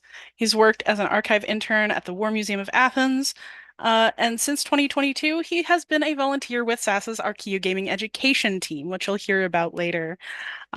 He's helping to work on new teaching activities and recordings for Archeo Gaming education modules, and they'll be incorporated into custom free lesson plans that are available to middle school teachers.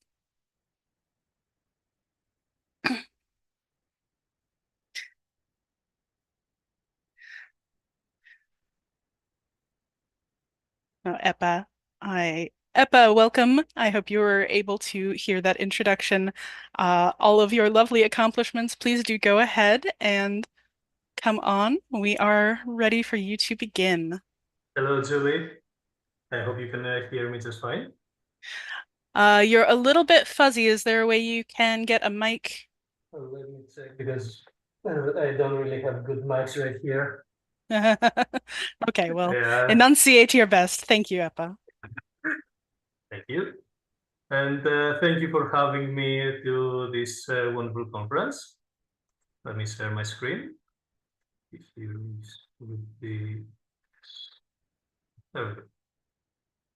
So as I was said, I will speak about ancient Greek comedy, particularly Aristophanes, and the adaptation that he received in the comic books. First, a little bit about humor, though. Now, humor is, I use the release theory of humor in my studies, which is the way humor is used through which humans find relief from pent-up emotions. With the relief theory, difficult topics become easier to approach, while the mundane turns interesting. My question is, can we trace differences in the use of similar humorous materials in different historical periods? And if so, how can we then use these materials to teach history and modern-day issues? As a case study, I use the comedies of Aristophanes and their 1980s comic book counterparts. I will mainly focus on the Acarnanians and the Knights during this presentation. Now, a little bit of Aristophanes and his time. We are in Athens in the second half of the 5th century BC. During this time, it is the period of the First Athenian League, with an alliance of Greek city-states under Athens. By 454, we speak more of an Athenian empire, since the Athenians moved the alliance treasury from Delos, in its original place, to the Acropolis. The Athenian expansionist policy led to the Peloponnesian War, the war between Athens and their allies and Sparta and their allies, which resulted in the defeat of Athens in 404 BC. War dominated every political and cultural and social aspect of life in the period, and that Aristophanes, which lived during this time, was heavily influenced by these events. Aristophanes was born sometime around the 450s, and he is our only representative of old comedy whose works survived to full till this day. His first play was directed by Callistratus, and it is called The Banqueteers. The Knights is the first play written and directed by Aristophanes himself.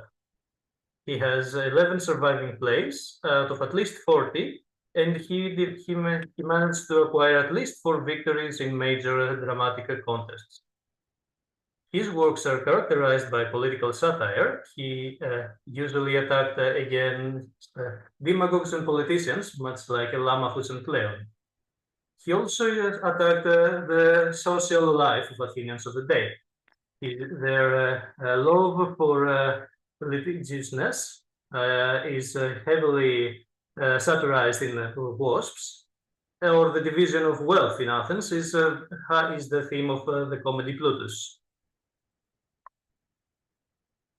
The Acarnanians was produced in 425. In this play, a peace-loving farmer, Diciopolis, goes against the militaristic elite of Athens. He manages to acquire a peace treaty with the Spartans for 30 years only by himself, and convinces the Athenians to allow him to establish a free trade zone in the city, where both Athenians, their allies, but also Peloponnesians and their allies can come visit and trade freely without fear of persecution. In the play, the causes of the war become apparent. The main cause, as Aristophanes claims, is that Athenians stole 2 Megarian girls, and in retribution, the Megarians, which were allies of Sparta, stole an Athenian girl. In addition, another very highly point in the play are the public servants, which take a lot of money from the public treasury of Athens and spend their time abroad in safety, away from the perils of war, while Diciopolis and other Athenians have to serve in the banquets. Oh, I should be sharing the screen, yes. Hold on a second.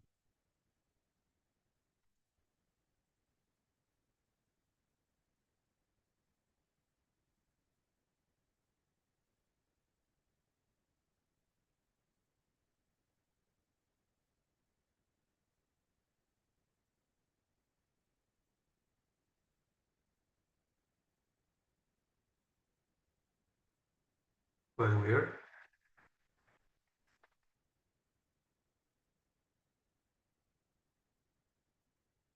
Is it in the right panel? It should be on the Athenians. All right, it's there right now. Great.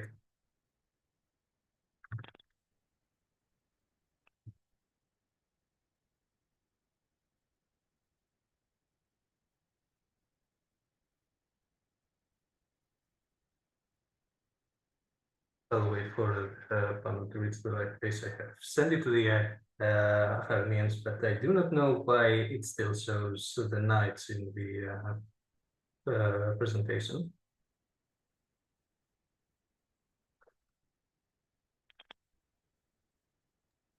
Perhaps it's because you're sharing the full window and not the presenter mode. I don't know.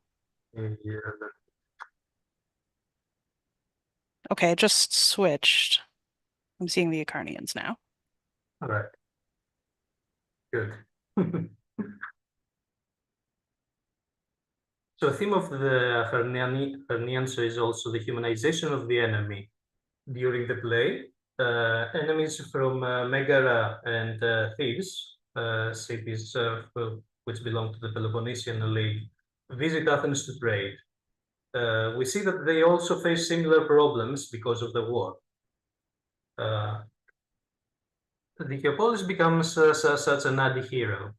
He goes against the social norms which want all the Athenians to fight for the glory and of their city.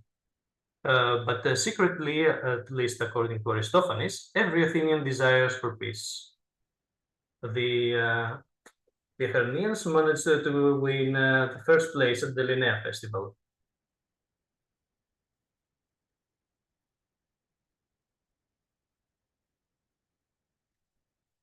Moving on to the knights, they were produced in 424 BC.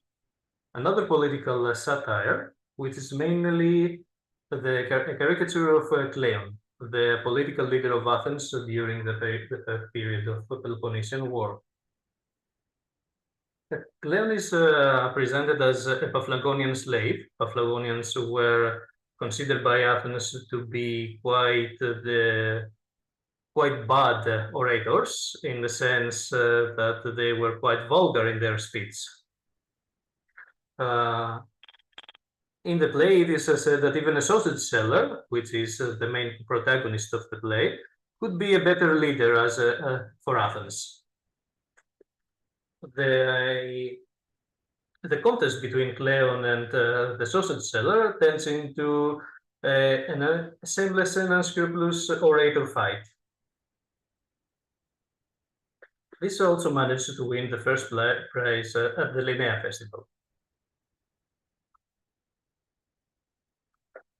Now let's move on to the comic books. We are now in the 1980s. The world is much like in ancient Greece. It's torn apart between the two superpowers of the day, the USA from the one hand and the Soviet Union from the other, during the period known as the Cold War. In Greece this time, which belongs to the west side, in Thessaloniki, Tassos Apostolidis and Yorgos Akoukalidis decided to adapt the comedies of Aristophanes in comic books. They managed to produce what was missing from the plays. We only had the text, and now we can finally have some images according to the imagination of the authors and the artists. They use the grotesque but realistic technique. They mix ancient and modern Greek traditions. And the target audience, in this case, is teenagers, not simply adults. The vulgar language of the Aristophanic comedies is now censored in a great length. And the comics have an educational function as well.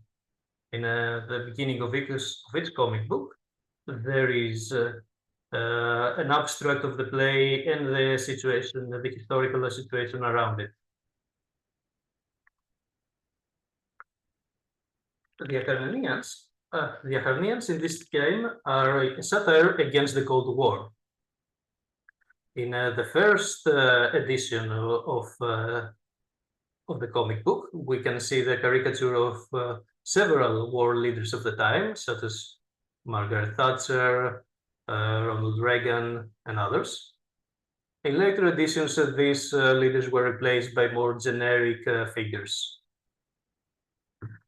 They also satirize local political debates, such as the color of the taxicabs, very mundane issues, while the world is literally almost engulfing into war.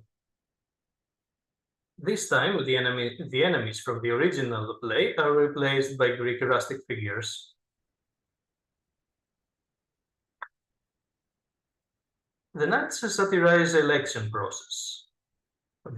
During this period, the Greek politics were dominated by two main political parties, PASOK and the Nea Demokratia. PASOK were the socialistic party and more progressive, while Nea Demokratia is supposed to be the neoliberal party. Cleon, this time, which was hidden behind the Paphlagonian slave in the original play, is no longer behind the mask. However, both Cleon and Agoracritus, the sausage seller, are now the mask for the Greek politicians. We can see here in the page from the play how the Greek debates were taking place at the time, where graffitis were written all over the walls. Flyers were thrown all over the place, while figures who would call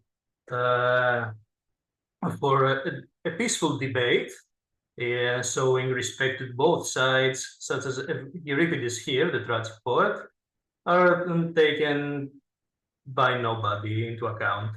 In the meantime, opponents of different political parties fight each other in the background. The comic book has an educational character, as it tries to teach us about the social classes in ancient Athens. Now, how can we use those comic books as a teaching material? Studies such as the one by Sabrani and others have demonstrated the positive effects of humor in the educational environment. We can see several benefits by using comic books. They present the material in a form which can pique the student's interest. The events of the distant past become closer to our time, while the profanities of the original material are now avoided. The authors of the comic books have actually proposed a fun activity for students, where they will receive blank dialogue clouds and they will fill them out themselves. That's right. With this way, knowledge does not come exclusively from the teacher or the handbook, but it is created both by the student and the teacher. There are, of course, several problems with the use of comic books, which should be taken into account. Humor is culturally specific, and what works in some cases doesn't necessarily work in others. Oversimplification can also be a problem, because several of these issues that are discussed in comic books are quite great, or social issues like gender politics. And we needed to be very careful on how we try to transmit those issues on others. Also, we need to be very careful for the reproduction of the myth that history repeats itself, something that doesn't happen, even though we might see some similarities between the past and current events. That is all about my presentation. Thank you very much.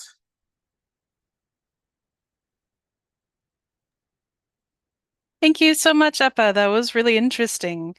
Chat, please do feel free to add your comments and questions. We've got a cute little comment here. It says, Cleon only wears a mask when he's a superhero.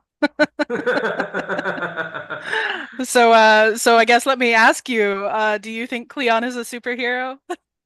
Cleon, the original one, was definitely not a superhero. No, Aristophanes had to put a mask on him in his play at the time because, well, according to himself in the Acharnians, he was prosecuted by Cleon for a previous play, which presented the Athenians in a very bad fashion in front of foreigners. Now, the historicity of this event is to be questioned, of course, but still, Cleon was a very powerful figure of the day, and going against powerful politicians isn't always the best idea. He was known for having many informants and many sycophants in Athens in order to control the Athenians, thanks to their love for litigation. So I wanted to ask you about the medium of comic books and how that fits in a larger picture of how we see comic books. You mentioned the educational aspects of it and the very, sort of intentional educational aspects of using a comic book that sort of has an express intended audience. And I don't know about Greece in the 80s, but certainly in the US in the 80s, that intended audience would have been children, right? Which is no longer necessarily the case. So I wanted to ask, for the context of this comic book, who was the expected audience in Greece? Yes, the expected audience were teenagers and still mainly are teenagers. The author of the comic books was also a high school teacher himself, a mathematician actually, weirdly enough.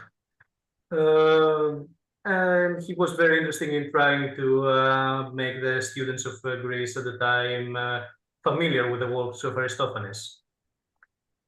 Of course, everyone can read those plays, and many jokes may pass over the head of teenagers, as they are not very familiar with political issues or some other social issues. So everyone can read those plays, those comic books. They are actually translated in the English, German, Turkish, I believe, as well. And if I'm not mistaken, I think they were also preparing a translation in Chinese.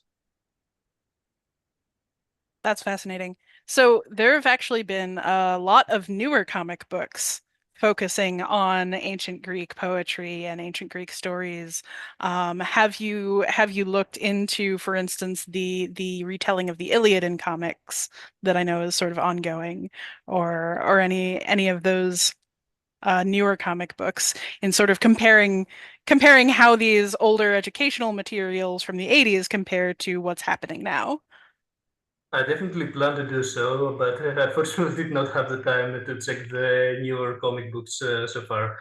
I really wanted to focus more on Greek-created comic books for the time because we do not have that big of a market nor that big of a comic book creating tradition in Greece. Definitely not the same as, let's say, in France and Belgium for Europe or the US. Yeah, But classically yes, themed comics in France are a bit of a big deal. but yeah, there are Asterix is a familiar figure. Asterix is a great figure. But yeah, there are some very fun.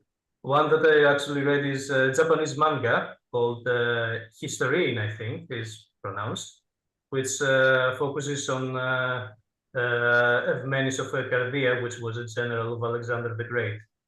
Wow, I haven't heard of that one.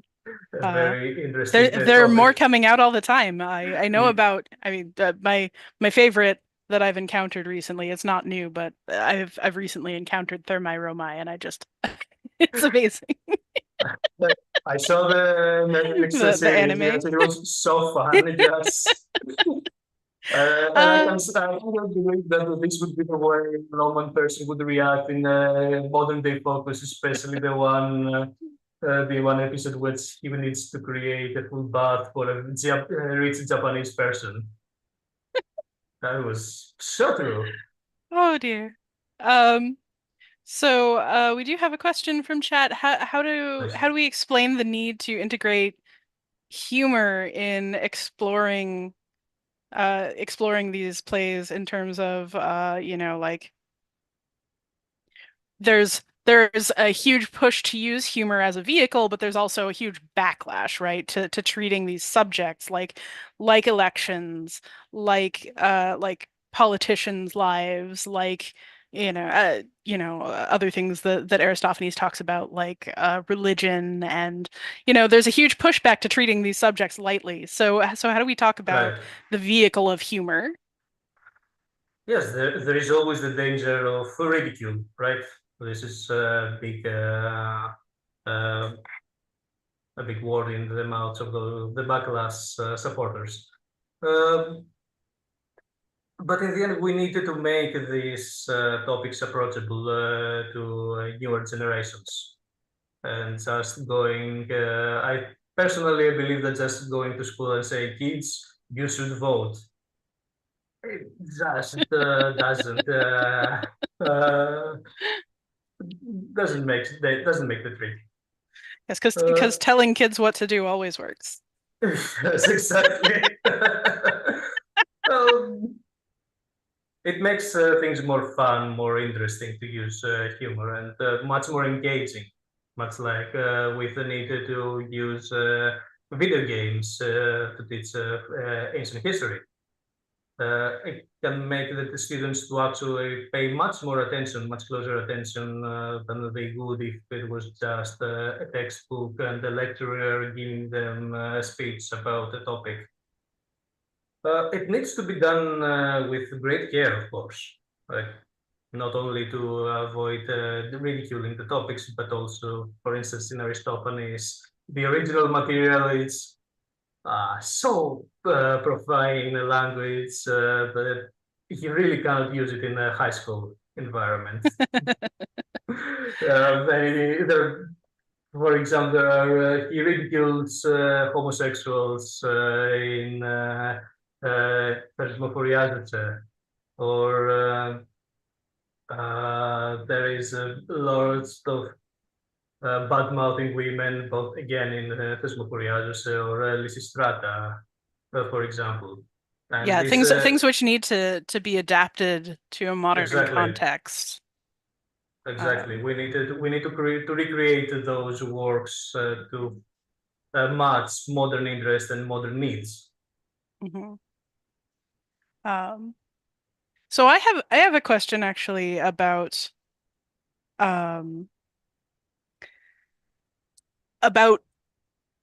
choosing Aristophanes as a vehicle, right? Because Aristophanes was himself quite conservative in his own context.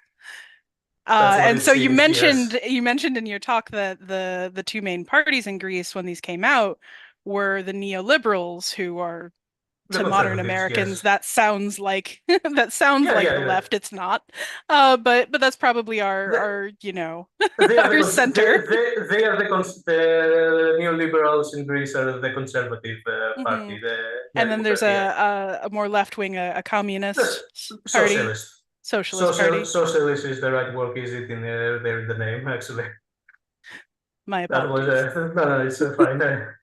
So I guess I'm just interested in, given that my context is the US, where we don't have any kind of left party, coming in with a deeply conservative author from ancient Greece to talk about modern elections, where the elections are much more left-wing, relatively speaking. Yes, okay. Well, as we said before, we adapted the original material, right? We can adapt it to our modern day needs. And eventually, yes, Aristophanes is conservative only because he perceives politicians like Cleon to be extremely destructive for Athens. Cleon is characterized as an anti-intellectual, someone who simply tries to have small short-term gains for himself, basically, and his very close circle of friends.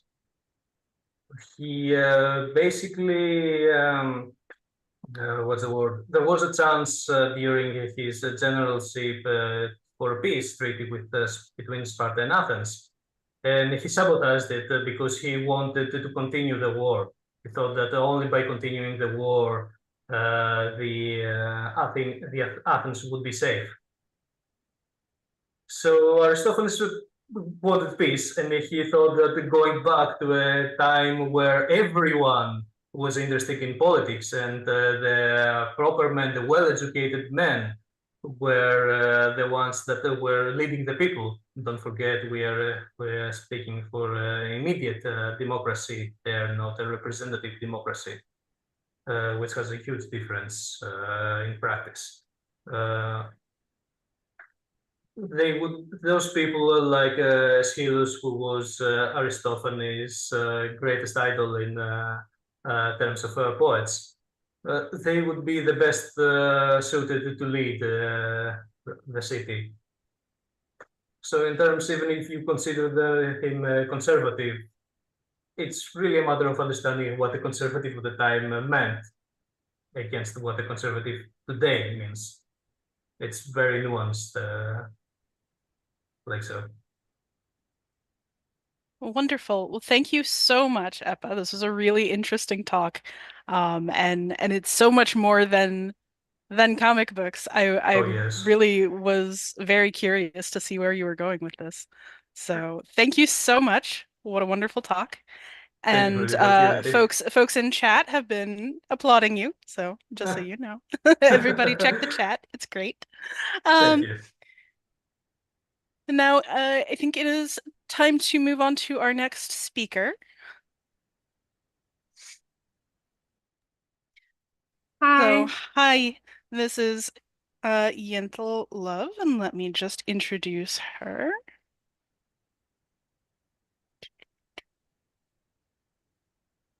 As soon as my computer remembers how. My apologies. So, Yentel will be presenting on queering the gaps, Sappho's poetry as an instrument for change from Victorian to contemporary culture. Yentel Love is a doctoral student at the University of Potsdam, Germany, who is researching the Roman worship of Bacchus through the lens of queer theory. She has taught and presented on the intersections between queerness and the ancient world, particularly in the context of gender nonconformity in ancient religion and queer receptions of antiquity. Her current research is focused on exploring queer ecology and eco-criticism and the relationship between queerness and the liminal space. A researcher after my own heart, I must say. So thank you so much, Yentel.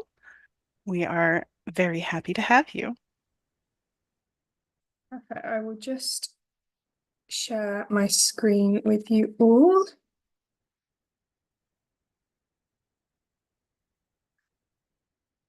Okay, so thank you all for being here. Thank you very much for that introduction. As was just said, my name is Yentel Love. I'm a PhD student from the University of Potsdam, Germany, and I'm really excited to be here with you all today to discuss the reception of Sappho. So this paper has come from a personal interest of mine in both the life, but particularly the reception of Sappho, and how we can see this in all different forms of political discourse where we might not expect to see her as an influence. I'm going to talk about this with you this afternoon, looking at how Sappho and her poetry has been used as an instrument of political change.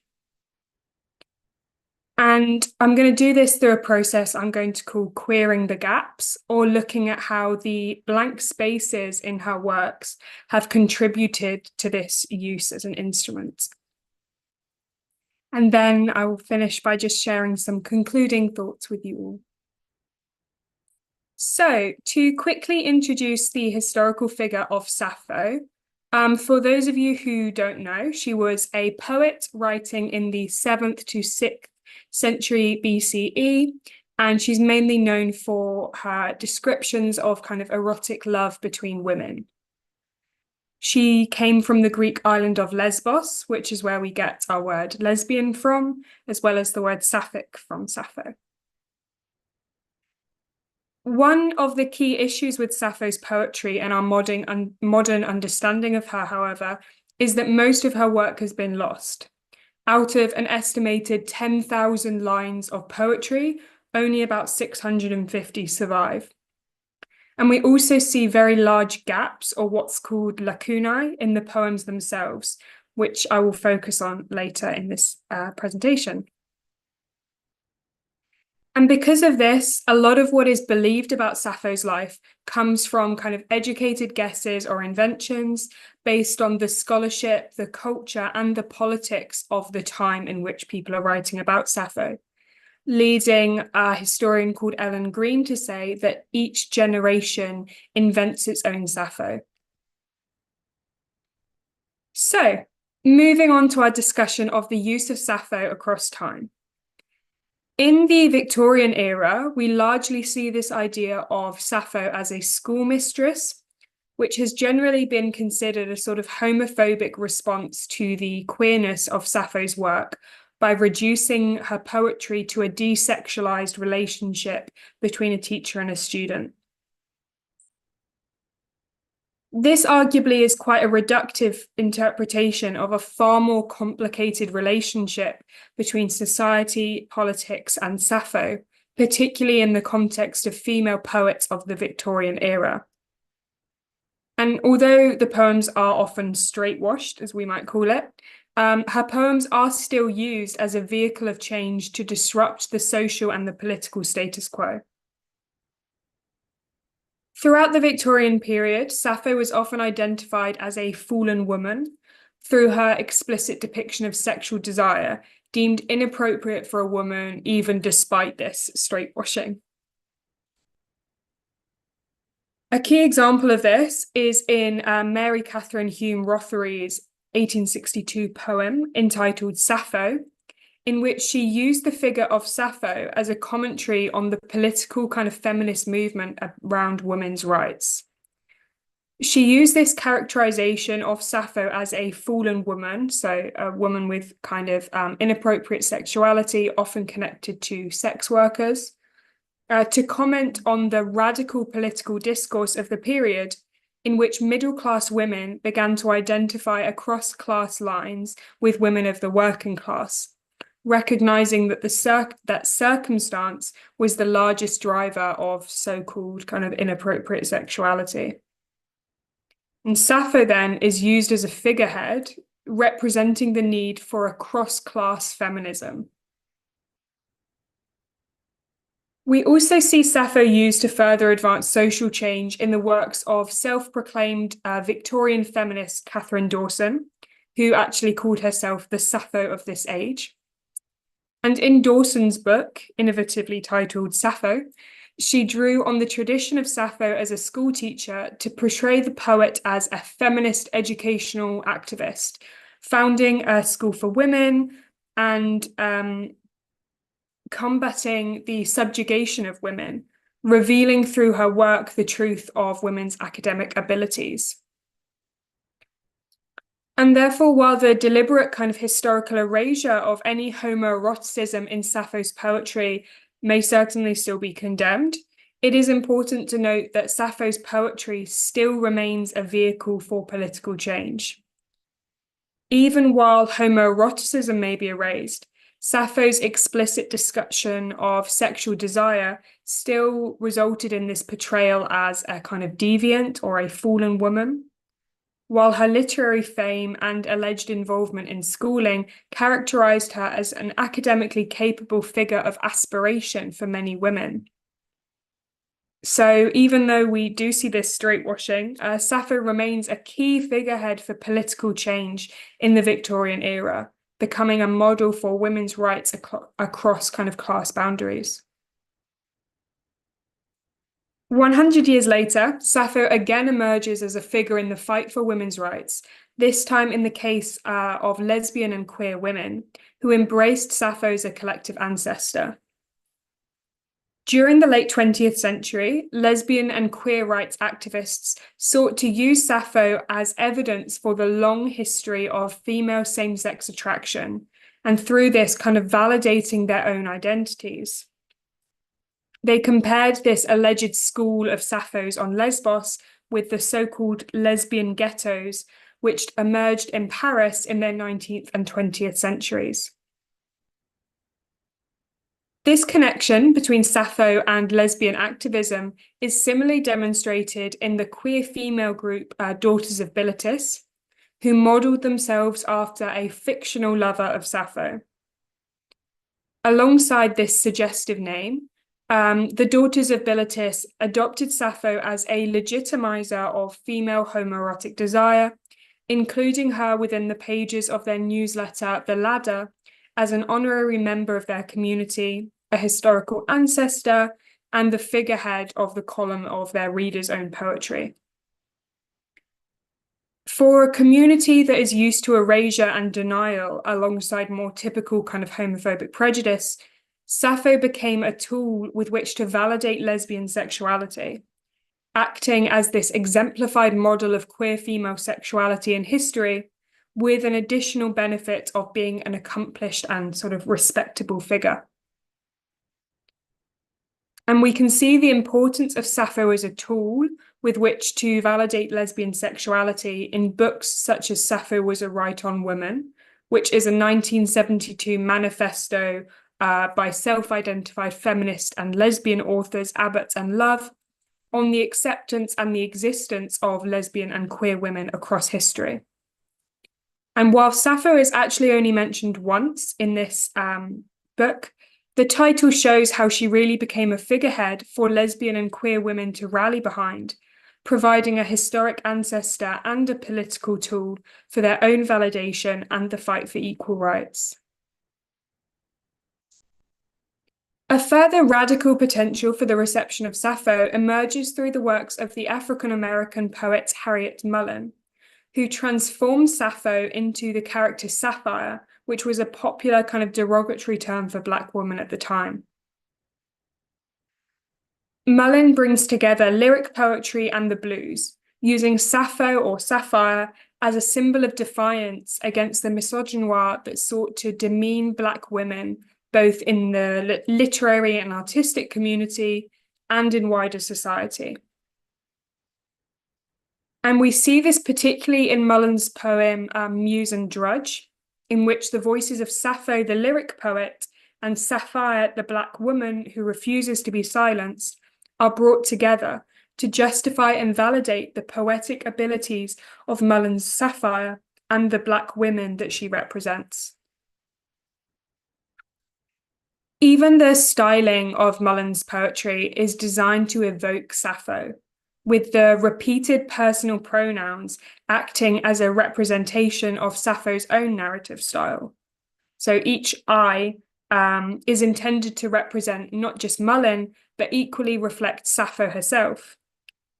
And through this, Mullen arguably grants her own poems the same status as that of this predominant celebrated white female voice of poetry, using an adaptation of Sappho and her poems to make a statement about the misogynoir targeted towards Black women in the contemporary literary and artistic community. A final aspect of the reimagination and manipulation of Sappho's image to evoke cultural change may be seen in the works of beatnik poet Ed Sanders, who employed the ghost of Sappho as a kind of countercultural figure throughout his long narrative poems, including the famous Sappho on East 7th. The Sappho in Sanders' poetic collection is seen to embody a countercultural reading, bringing this beatnik bohemian social agenda of prioritizing pleasure, art, and the feminine above repressive social structures, militarism, and the patriarchy. In Sappho on East 7th, the ghost of Sappho reveals herself to the narrator, teaching him how best to sexually satisfy women, in a reflection both of the contemporary approach to Sappho's sexuality and to the developing countercultural movement of free love in 1960s America. Sanders' modern Sappho is therefore used to convey this countercultural sexual revolution of the 1960s in which the invention of the pill and the celebration of sexual freedom ushered in a new age of female sexuality and pleasure, all of which Sanders' Sappho represents. We also see a really radical interpretation of Sappho's use as a tool for political change in his Ode to Sappho, where Sanders makes use of specific aspects of Sappho's poetry to paint her as a model of the pacifist anti-imperialist movement. And you can see this here in this excerpt from Sanders' Ode to Sappho, where he talks about Sappho as a model for pacifism, saying that unlike other poets who are kind of fascinated with war and warlike aspects, Sappho rejects this. Instead, you find these themes of love, tenderness, family, partying, arousal, longing, sadness, and fun.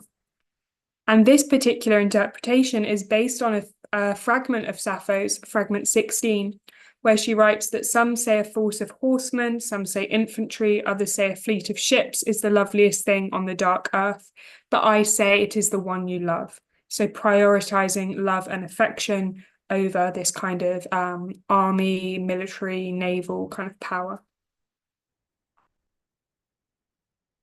This idea of prioritizing love over militarism was a very attractive model for Sanders to build his own Sappho upon, using her as a countercultural figure advocating for pacifism over American militarism.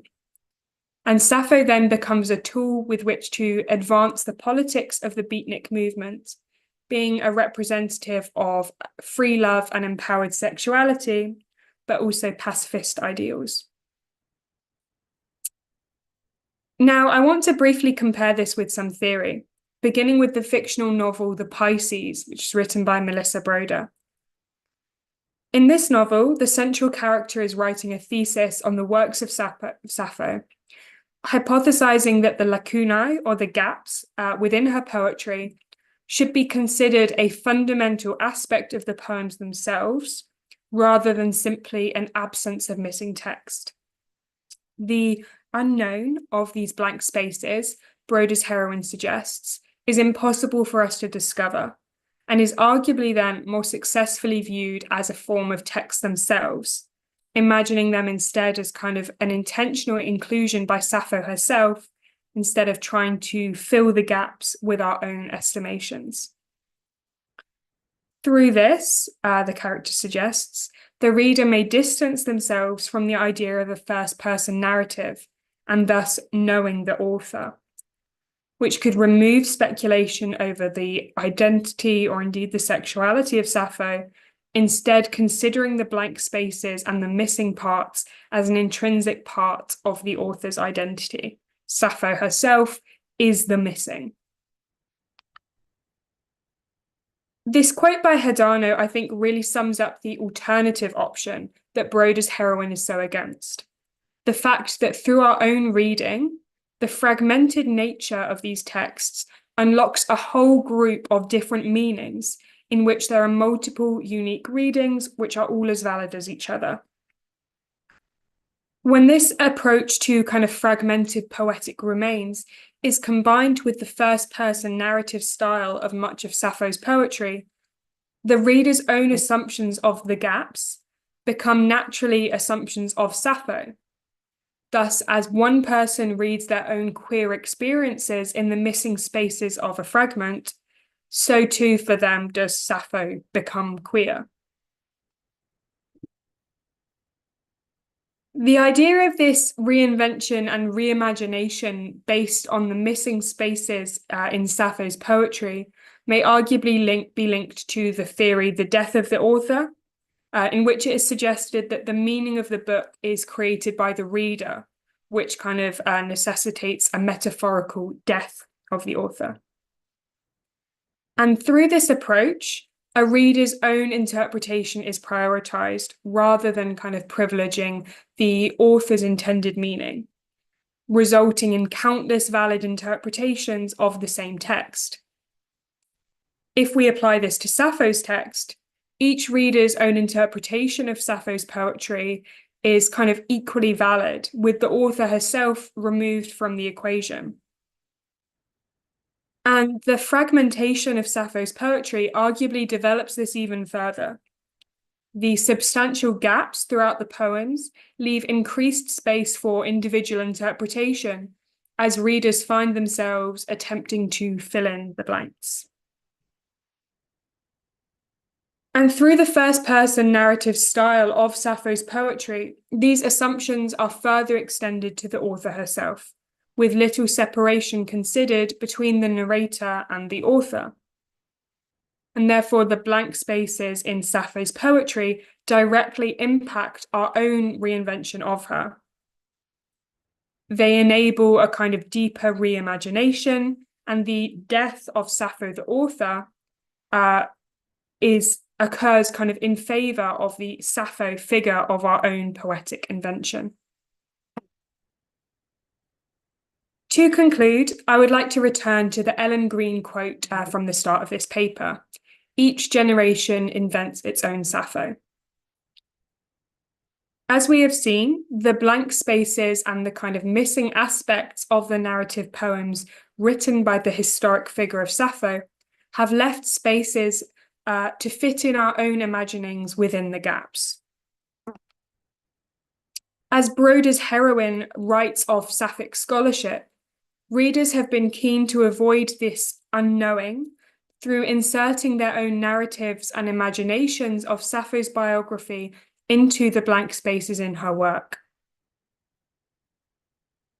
And it's this ability to shape the first-person narrative of the poems throughout the missing fragments that has enabled Sappho to be used as an instrument for radical emancipation and social change.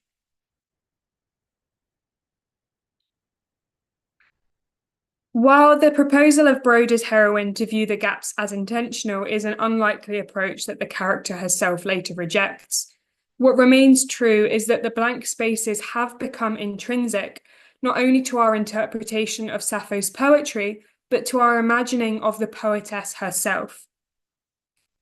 Arguably, it is the fragmentation and the poetic absences which have enabled the death of Sappho as author and historical figure, instead encouraging her use as this figurehead for varied political motivations.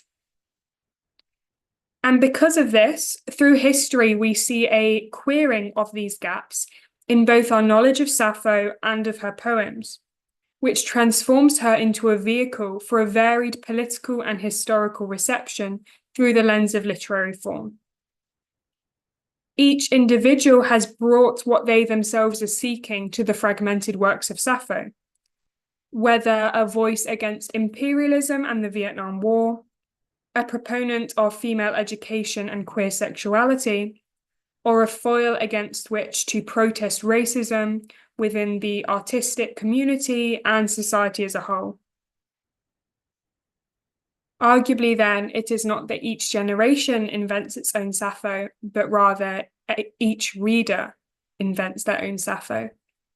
The unknowing intrinsic to Sappho and her poetry has resulted in her her eternal reimagination, becoming the perpetual countercultural figure that each of us imagined she could be. Thank you so much for listening. I hope you've enjoyed it, and I look forward to any questions. And there is my email here on the slide if you want to get in contact with me after this. But thank you very much. Thank you so much. That was such a lovely presentation. We do have a question in chat to start with. So you brought up a couple of times the different sorts of countercultural movements that Sappho winds up being called on. Do you feel like there is any kind of sort of atomization where she gets taken out of context to be put into those different views, or is it a part of her initial countercultural feeling of that queerness that she exhibits already is that gender change, that sexuality difference that we perceive always in a part of that movement?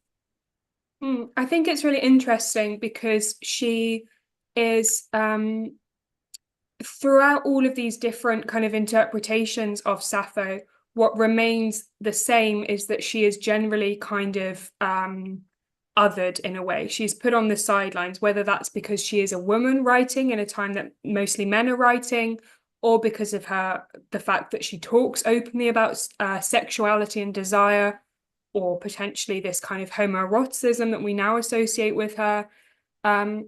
Whatever the kind of defining aspect of her, she is always countercultural. She always appears kind of against the norm, which is a string that really kind of revolves around it. And so although you do see contradicting kind of uses of her, particularly in some of the Victorian poets that I mentioned, these female poets will talk about her as being quite kind of sexually open. They will refer to that as in relationships with men, which is a direct contrast to her use in like with the Daughters of Bilitis, where they very much kind of celebrate her as a queer ancestor. But what kind of draws them both together is that even though they're talking about sexuality in terms of attraction to men versus attraction to women, it's still what is considered an unacceptable female sexuality at the time. And it's that kind of draws them together.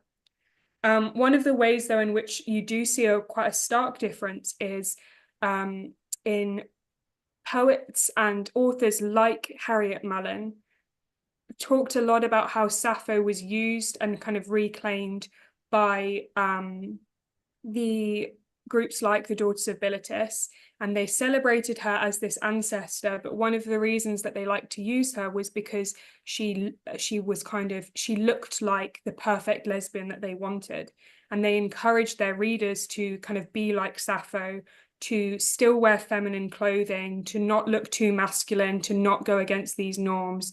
And their group was predominantly white. And so then we see a lot of people like how Harriet Mullen kind of changes Sappho into Sapphire, who then comment on this kind of erasure of African-American, Black and people of color in the LGBT community, and especially within the community of queer women, and kind of comment on the fact that they're celebrating Sappho, and when they're doing this, they are erasing the voices of people of color. So that's one aspect that I can think of in which we do see kind of a contrasting opinion that isn't as that doesn't have the similarities of like, oh, but you're still cross-cultural. That is a very much, we don't like how you're using this figure, and yeah. Yeah, I'm especially interested in Sappho as a voice for counterculture in an adaptation into movements that would not have been relevant for her, right? Like within her time, certainly we have a lot of evidence for ancient Greek misogyny, but she's also known as the 10th muse, right? Mm-hmm. So a lot of these countercultural understandings of her, and particularly in ones that made no sense at the time, like, certainly the ancient Greeks were aware of and had different things to say about colors of skin, but the idea of an African American wouldn't have made any sense. The idea of being inherently anti-war, as the beatniks and the free love movement turned out to be, would have made very little sense. So I'm interested in sort of that perspective. What do you think we can draw on from her use in those contexts? Yeah, absolutely. I think it's so fascinating, and especially because like you said, I don't think there would have been that direct parallel. The fragment that Ed Sanders is talking about, although people have said it does look like it's a contrast to Homer, and when Homer is talking about in his Iliad, all of these kind of war-like peoples coming together to fight, is not, as much of this is not a statement of pacifism, or that's what scholars tend to think. That isn't how it would have been recognized at all. But I think that part of the reason that Sappho is able to become all of these figures is because we know so little about her. All of her life really is kind of a mystery. We piece together some things. We think she might have been from, a relatively wealthy family. think she might have had a brother that was across the sea. You know, we get little bits and pieces of her story, but because of all of the gaps and because of the fact that, you know, like 95% of her work has been completely lost to us forever, we just don't really know anything about her other than the fact that she was incredibly talented and was seen, as you said, as this 10th muse, and the fact that she has we have these like little snippets that can very easily be employed as kind of metaphors and as like the center and the heart of political movements, which they might have been separated from, but because all of the context around them is lost, it's very easy to apply them to any particular situation. And so I think that is why we see Sappho emerging so much, because, you know, we know that she is brilliant. We know that her poems are beautiful. We know that they resonate with us as we read them, just like, you know, all good poetry does. We know it has that kind of personal resonance. And yet we don't know so much that we can use her wherever we want to, really. Right. So when it comes to Sappho in the modern age, because you've talked a lot about sort of the very sort of momentous social change aspects that she's associated with, and she is, at least in English, intrinsically a part of the lesbian and sapphic. Those words are part of our lexicon. That's where they come from. That's what they derive from. So we cannot talk about women loving women or femmes loving femmes without discussing Sappho. So where do you see that showing up now? Yeah, I think it's absolutely true. I mean, if you ever go on, you know, the queer spaces of Tumblr, particularly, you know, the lesbian spaces, you will see Sappho being talked about now. There's a very famous poem of Sappho's that says, "Sweet mother, I cannot weave, for Aphrodite has kind of struck me with longing for a girl." And people will be kind of reposting this, saying, you know, oh, I'm a useless lesbian, like Sappho started it. She's very much still seen in kind of the online young people as this kind of idealized figure of female desire. And I think that it's only really in the last sort of 5 years or so that we've seen kind of a revolution in terms of overt female queer representations on our screens, in our media, in our music. You know, I'm only 26, and this all wasn't around when I was young, let alone for people that are, you know, in their middle ages, in their old ages, you know. So this is a very new thing, the popularity of kind of, and the acceptability of all of these different queer female icons that we have now. And so I think Sappho has always been this person that people can look back to, and you can, yeah, the popularity of her within the online sphere, particularly in, you know, young girls, young femmes, young people that identify with the queer kind of umbrella and the sapphic umbrella. They see her and they see her poems and they see themselves in them in a very, very powerful way. And yeah, I think it's nice to, when you see yourself in history, you can then imagine your future. And so I think she is, yeah, has still become and still is this kind of ancestor that people see their own lives and their own experiences reflected in. Well, thank you so much. This is a topic that I personally am very fond of. I was writing my dissertation on Sappho and her Proto-Indo-European and Semitic influences. Wow, that sounds amazing. Back when I was attempting to do that before the pandemic. So thank you very much for happening to choose this paper, because I absolutely adore this work.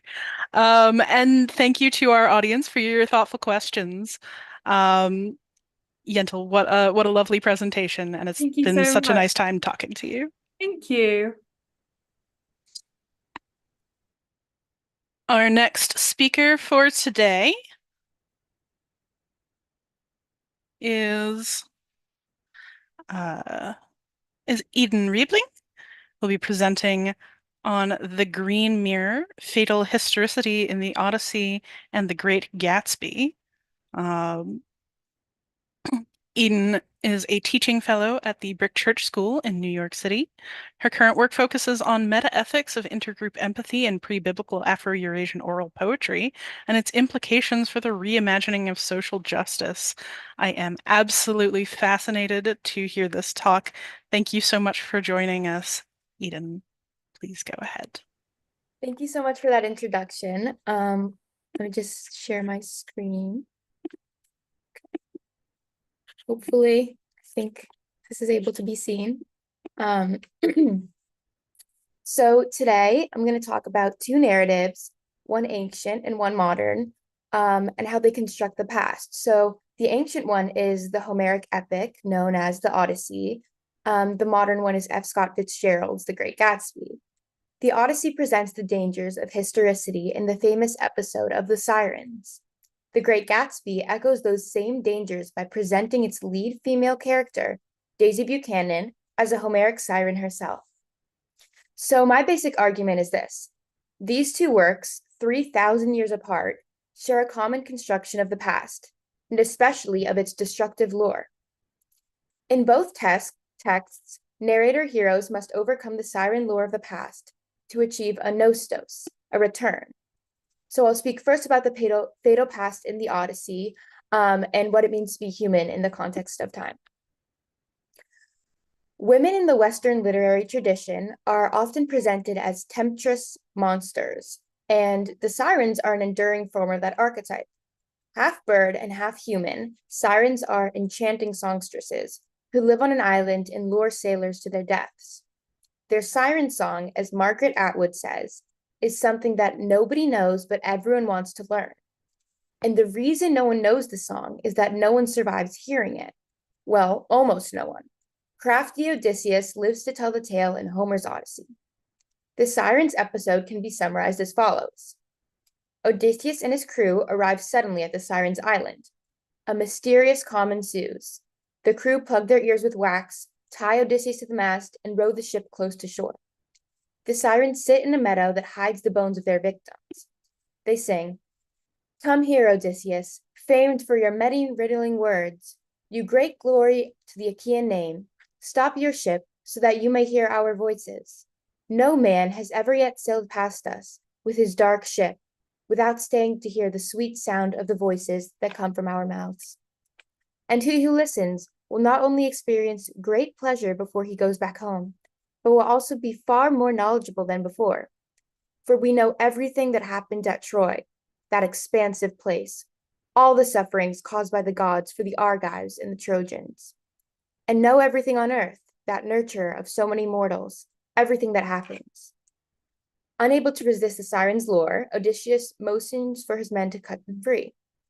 But by prearrangement, his crew can only bind him tighter, and they sail safely past the Sirens' Isle. Scholars have wrestled with a long time with the questions about the sirens' allure. For example, is it their voices themselves which are enchanting, or does the enchantment come from what they sing about? Do they cater to each individual and what they promise to sing? How do sailors die on the Sirens' Island? Do they starve to death while listening, so enthralled that they forget to eat? Or do the sirens themselves perhaps eat their victims? Do the sirens, like muses, really know everything? Or is this a false promise, part of their deceptive lore? An influential approach to these questions is the 1979 analysis of Pietro Pucci, which has informed more recent readings by Gregory Nagy and others. To Pucci, the sirens are the evil twins of the muses. They speak with the diction of the Iliad, and they appeal to Odysseus' nostalgia for his glorious past deeds at Troy. As Nagy says, that is why their song would bring Odysseus out of his own epic, the Odyssey, to rot on their island. To get home, he must get past his past. The siren song is an invitation to live in the past, suggests Bernard Knox, and that is a kind of death. Where the lotus makes the traveler forget everything, the sirens promise to recall everything. In both cases, an unbalanced relationship to memory impedes return. The great danger is stasis. The stunting of movement and growth is represented by the dying winds near the Siren's Isle. Freud talks about neuroses as psychic troops we leave behind to fight battles which ended long ago. And that condition aptly describes Odysseus's compulsion to relive Troy. It's a condition common to many latter-day warriors trying to find their way home. The danger is universal. All men in Homer's glory-mad world, including Odysseus and his crew, are susceptible to false promises. The sirens will spellbind any man alive, whoever comes their way, and whoever draws too close. The sirens tempt the Homeric hero because they tap into his psyche. Nostalgia compels Odysseus to relive his exploits in a drinking party that spans 4 books of the Odyssey. When the Achaeans enter Achilles' tent in Iliad 9, they find him singing the tales of famous men. Homer's heroes are lived by what Jonas Grethlein calls epic plupasts. They are striving for immortality by becoming a sign or sema of something. Yet this quest for future glory based on past exploits can be a prison in the present. In the Iliad, King Priam cannot bury his beloved son Hector until he travels to the Achaean camp, passing the tomb of his grandfather Ilus. Likewise, Achilles, to resolve his wrath, must stop what Gregory Nagy calls mourning for ancestors by the way of Patroclus, whose name means he who has the glory, kleos, of the ancestors. A defining danger of Homeric heroism is the difficulty of moving beyond time, which has become a kind of place.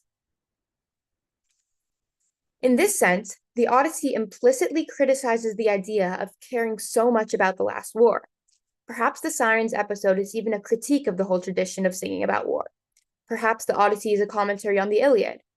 Most scholars say that the Iliad came first, implying that if the same poet wrote both, he composed the Iliad when younger and the Odyssey when older. This opens the possibility of competition between the 2 poems. Maybe a matured and domesticated poet is revising the warlike worldview of his earlier work. But if the epic past is presented as a danger, what does this tell us about how Homeric epic constructed the past? How does this construction plug and play with the past few decades of scholarship on the archaic Greek sense of history? In brief, I believe the Sirens episode can enrich our understanding of these questions by drawing our focus to 3 ideas. First, narcissism. The Sirens appeal to Odysseus' vanity. They flatter him as the great glory of the Achaeans and promise to sing of all he did at Troy. They don't promise to sing about someone else's past. We're interested in ourselves and we love to relive our lives, especially our moments of glory. So we succumb to this temptation, either because we're entranced by our own literal reflection or because we're reflecting on the past. It's a version of the myth of Narcissus. It's death by self-absorption. Siegfried Waschwitz calls the Sirens' appeal the lure of lyric self-enchantment. Second, nostalgia. The term derives from the Greek nostos, return, and algos, pain. Nostalgia is a melancholy caused by prolonged absence from one's home or country, a longing for the conditions of past age, a wistful memory of an earlier time. It's the pain we receive not just from thinking about the past, but from being unable to relive it. Homeric heroes are nostalgic in this sense. To them, the past is always greener on the other side. Third, Edenic semiotics. To the literary critic Roman Jacobson, aesthetic language is marked by ambiguity and a self-focusing character. To literary theorist Umberto Eco, these are the qualities of Edenic language. Self-focusing and ambiguity are also qualities of the Sirens, their song, and its effect.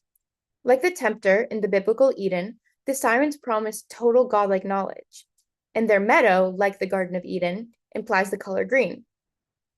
In Robert Fitzgerald's translation of the Odyssey, the Sirens sing of the past as a green mirror. Strikingly, in The Great Gatsby, F. Scott Fitzgerald renders the lure of the past in nearly identical terms as a reflected green light. Fitzgerald claimed that he only read Homer while writing The Great Gatsby, but scholars have found few echoes of Homer's poetry in the book. Glenn Settle sees Daisy as a siren figure, but does not link her lore to Gatsby's fixation on the past. Other scholars see the novel as concerned with the past, but do not connect that theme to Daisy's siren lore. Yet, in fact, Fitzgerald adapts both the promise and the peril of the siren song, specifically through Jay Gatsby's fraught relationship to time. The Great Gatsby echoes the Odyssey's siren episode in uncanny ways. Daisy lives on a deceptive flowering island that is also a valley of ashes. She maneuvers men into her deadly proximity, sometimes with the aid of a wind that blows and dies. She tempts the unwary to dock on her shore through flattery and the promise of a wondrous moment. In the scene where we meet Daisy, we even get the wine-dark waters Odysseus sailed. Quote, "A wind from the window ripples over a wine-colored rug, making a shadow on it as wind does on the sea," unquote.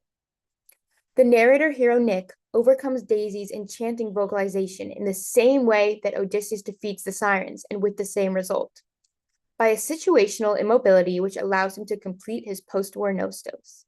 The deepest connection between Homer's sirens and Gatsby, however, is the fatal lore of the past. Like Odysseus's lost generation of sailors after the fall of Troy, Gatsby's lost generation can't go home again after World War I. And where the sirens tempt Odysseus by immersion in the heroic past, Daisy Buchanan lures Jay Gatsby into death by nostalgia. Yet, Daisy is not just a Greek monster in a flapper's dress. By creating his own Homeric narrative of Gatsby returning from war as a sailor stuck in the past, Fitzgerald reworks the siren myth and makes it his own. As their song defines the sirens, so Daisy's voice defines her character and role. The word voice appears 58 times in the text, more than almost any other noun, and Nick notes her sonic effect in almost every scene in which she appears. He calls her voice compelling, airy, low, watering, murmuring, musical, attractive, singing, thrilling, throbbing, heart-tugging, enchanting, transfixing, promising, insincere, deathless, and full of money. In the opening scene, Daisy's voice causes Nick to move toward her physically. Her voice is so captivating that men can only focus on its sound, not its sense. On Gatsby especially, its sound has a physical effect. Quote, "As she said something low in his ear, he turned toward her with a rush of emotion. Her voice held him with its fluctuating, feverish warmth," unquote. With her voice, she even moves whole groups of men. When Gatsby and Daisy's husband, Tom, are unsure what to do in a tense moment, only her voice gets them to their feet. Daisy's voice defines not only her, but in effect, the men around her. Like the siren song, Daisy's voice is full of empty promises. She entices with the prospect of a bliss that never comes. Nick attributes her charm to an excitement in her voice, a singing compulsion, a whispered listen, a promise of exciting things hovering in the next hour. Gatsby succumbs to that promise because of his romantic nature. He is a hope addict. There was something gorgeous about him, Nick tells us, an extraordinary gift for hope, a romantic readiness. Gatsby's hope and Daisy's promise are a perfect and finally a fatal match. What Gatsby wants is a cosmic do-over, and Daisy ruins him by tempting him to live in a lost time. The word time appears 85 times in the text, even more than voice, and many of the characters stand in an uneasy relation to calendars and clocks. Gatsby first meets Daisy 5 years before the story starts. They fall in love, but he is sent overseas to fight in the war, and by the time he returns, she's married Tom Buchanan. When Gatsby pursues her anyway, Nick reminds him, "You can't repeat the past." "Can't repeat the past?" he cried incredulously. "Why, of course you can." He looked around him wildly, as if the past were lurking there in the shadow of his house, just out of reach of his hand. "I'm going to fix everything just the way it was before." That grasping back for the past, just out of reach, informs the series of failed gestures that is Gatsby's personality. Quote, "He stretched out his hand desperately as if to snatch only a wisp of air, to save a fragment of the spot that she had made lovely for him. But he knew that he had lost that part of it, the freshest and the best forever," unquote. When Gatsby first sees the green light at the end of Daisy's dock, his dream must have seemed so close that he could hardly fail to grasp it. He did not know that it was already behind him. As Nick says in the book's last line, Gatsby is a boat against the current, beating the wrong way back into the past. What Gatsby wants is beyond his reach because it already happened. In the closing paragraphs, Fitzgerald extends the siren motif to an entire culture and continent. Gatsby's unconquerable hope echoes the magical instant when Europeans first beheld North America. Nick describes the effect of that first Edenic vision as enchanting and compelling, which he also uses repeatedly to describe Daisy's voice. Long before Gatsby died on the old island, its trees had pandered in the siren-like whispers to the sailors who first saw the fresh, green breast of the New World. Daisy is for Gatsby what America was to the sailors who first saw it, and what the sirens were to Odysseus, the promise of an existence outside the normal rules of time. But just like a siren, Daisy leaves Gatsby a foolish, fallen sailor. The novel's marine imagery not only makes him a seafarer, but hints that he is symbolically drowned. America, too, ruins by inducing impossible hope. In America, hope is a lifestyle, a culture, a national character, almost a religion. Daisy's deathless song possesses a power above time, and that is the fatal lure of America, too, for old world Europeans like Gatsby's forebears. Gatsby uses his money to escape history, but other Americans escape history to make money. The green breast of the New World is also the color of cash, and so are the lawns that literally overcome time. Quote, "The lawn started at the beach and ran, jumping over sundials," unquote. A determination to defeat time has lured many voluntary immigrants to dive misplaced hope in what Nick calls the dark fields of the Republic. The fields are dark not just because they're in the past, but because they have doomed so many who dreamed the American dream to live on lawns of money beyond the bounds of time. Nick survives to tell us this cautionary tale because he's immobilized like Odysseus. Since Daisy is his cousin, he cannot really pursue her in a man-woman way because of the societal incest taboo. Besides, she's already taken twice over by Gatsby and Tom. Those realities have the effect of binding Nick to the mast, allowing him to experience the siren song without going overboard, and so he lives to tell us what she's saying. Like Odysseus, Nick is a storyteller returning from a voyage of initiation. Wiser for his woe, he can come back home. I'd like to make two concluding points. First, I don't want to suggest that I've exhausted all the analytical possibilities of the siren myth in either of these texts. Among other questions which I think remain open is this. If Fitzgerald borrowed the siren imagery from Homer, was he also inspired by a retelling of the Odyssey which we know he read before writing Gatsby, namely James Joyce's Ulysses? Second, I'd like to reflect on what the sirenic parallels between Gatsby and the Odyssey can tell us about the human condition.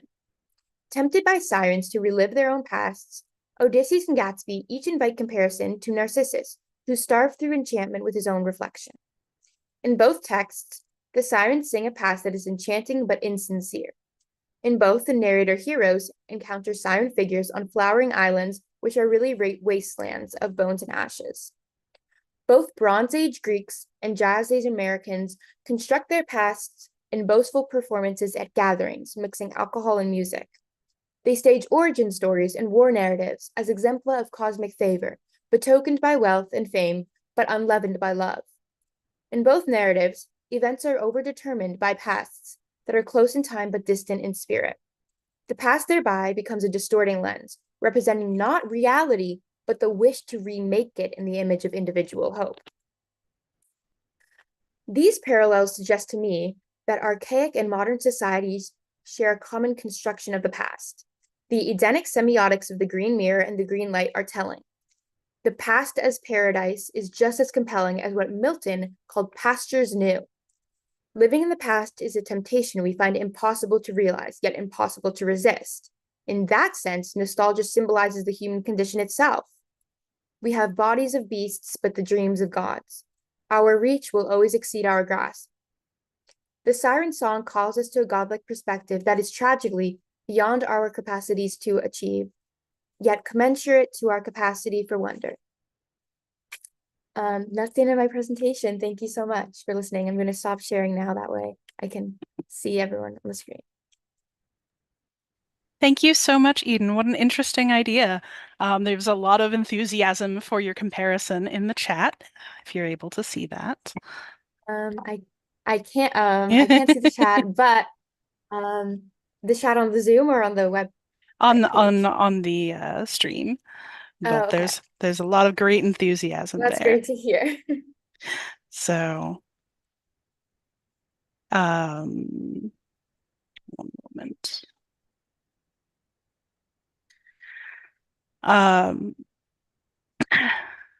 So we do have questions. You've mentioned in your discussion of sort of the background, the building up of the siren figure, the literary tradition of the temptress monster and the sirens as an enduring form of that archetype. So what comes to mind as other outcomes of that archetype that you might compare it to? Yeah, that's a good question. Obviously, I'm not an expert in myth and folklore, but there are some archetypes in the Odyssey itself. Circe, the witch, is one of the witch lady. She's one of them that comes to mind, and Calypso, the seductress, isn't a monster per se, but she imprisons the hero with her charms. So, I mean, I'd say that's kind of close. But it's really the motif of the siren that I think is one of the most enduring forms, handed down from Homer to Virgil to Dante, and finally to Fitzgerald, which I think is really a present form of that. But yeah, I would say that definitely Circe and Calypso, they're definitely both presented as women who are deceptive, tempting, and at first they seem to mean well, but then they lure you in. And Calypso kept Odysseus captive on her island for 7 years. So, I mean, I think these two are probably the best examples I could think of besides sirens. We also have a question about the American dream and how that sort of fits into this whole narrative, right? So when you're talking about Nostos, you're talking about the return and the dream of the past in some way. But the American dream, which is something that Fitzgerald obviously wants to comment on as well, is almost in some ways the opposite of that. It's the dream of the impossible future. So how do those sort of fit together? Well, Fitzgerald making the comparison, I think he's making probably the points that first, I mean, the lore is seductive and deceptive. I mean, America promises one thing but delivers another. And it's a temporary feeling that's mistaken for a lasting possibility.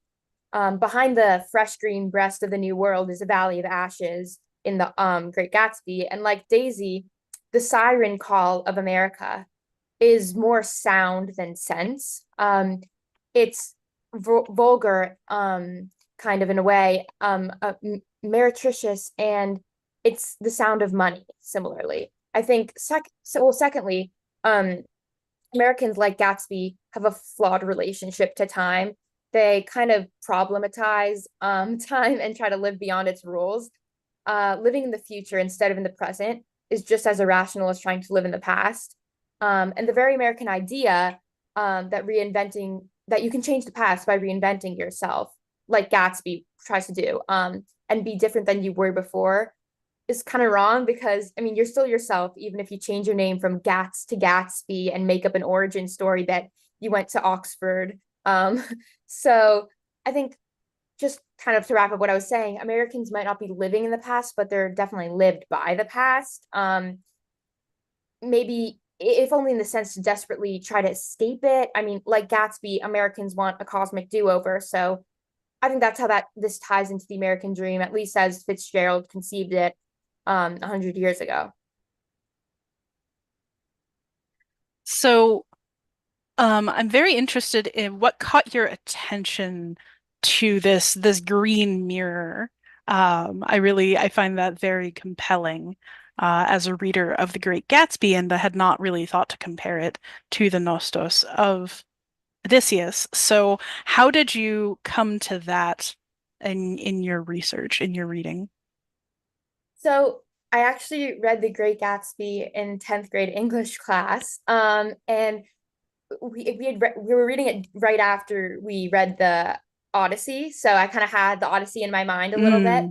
And so I think the first thing that caught my mind was the wine dark rug, that phrase, because my teacher always talked about Homeric epithets and the wine dark sea. We talked about that all the time. So when I saw wine dark, I immediately connected it to Homer. And then I was kind of on the lookout for things that related to what I saw in Homer.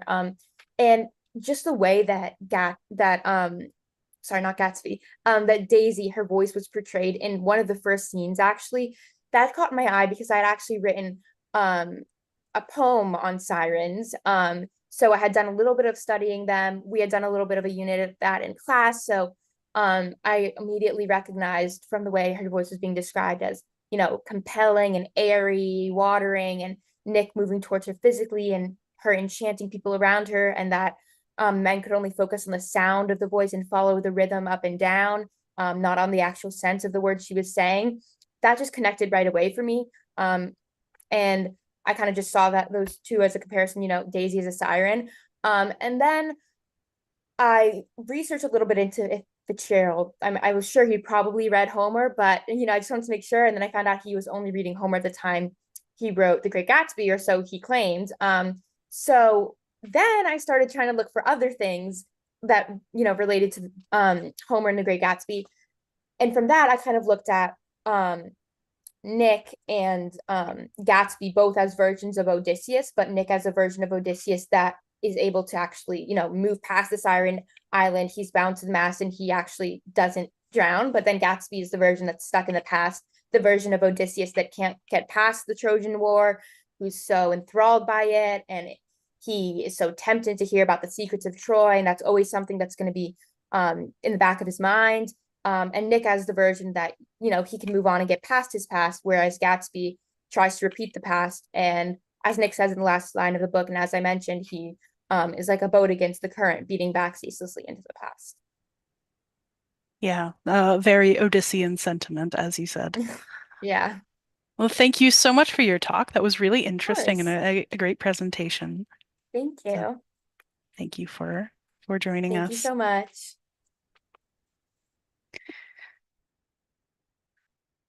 Now I would like to introduce our next presenter,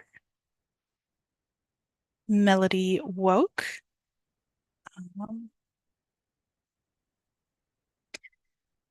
Melody is a fourth-year PhD student in classics at Columbia University. Her research interests include ethnicity, identity, and kinship in the Roman Empire.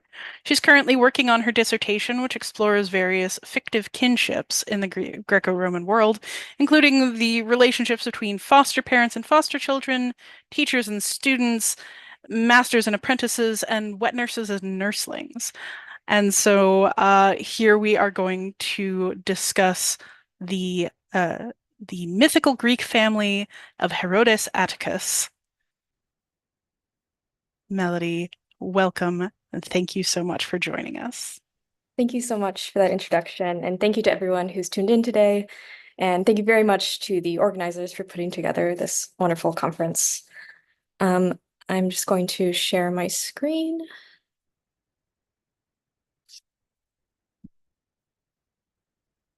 Okay.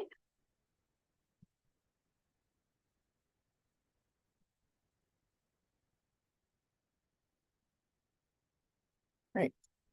My paper is about the mythical Greek family of Herodes Atticus, in which I will be exploring the representation of Herodes' family in a poem that he commissioned for his wife. Claiming descent from gods and distant mythical or historical figures was a common practice in the ancient world, frequently employed to assert continuity of a bloodline and to legitimize power. In classical Athens, belonging to a specific clan that alleged descent from a deity or cultural hero could give one special claim to certain priesthoods. In Rome, distinguished families often traced their lineage back to particular gods, such as the Gaines Julia, which was said to be descended from Venus. In this paper, I will explore the use of mythology to construct an exaggeratedly divine and prestigious Greek genealogy for the family of Herodes Atticus, the immensely wealthy sophist of the 2nd century CE.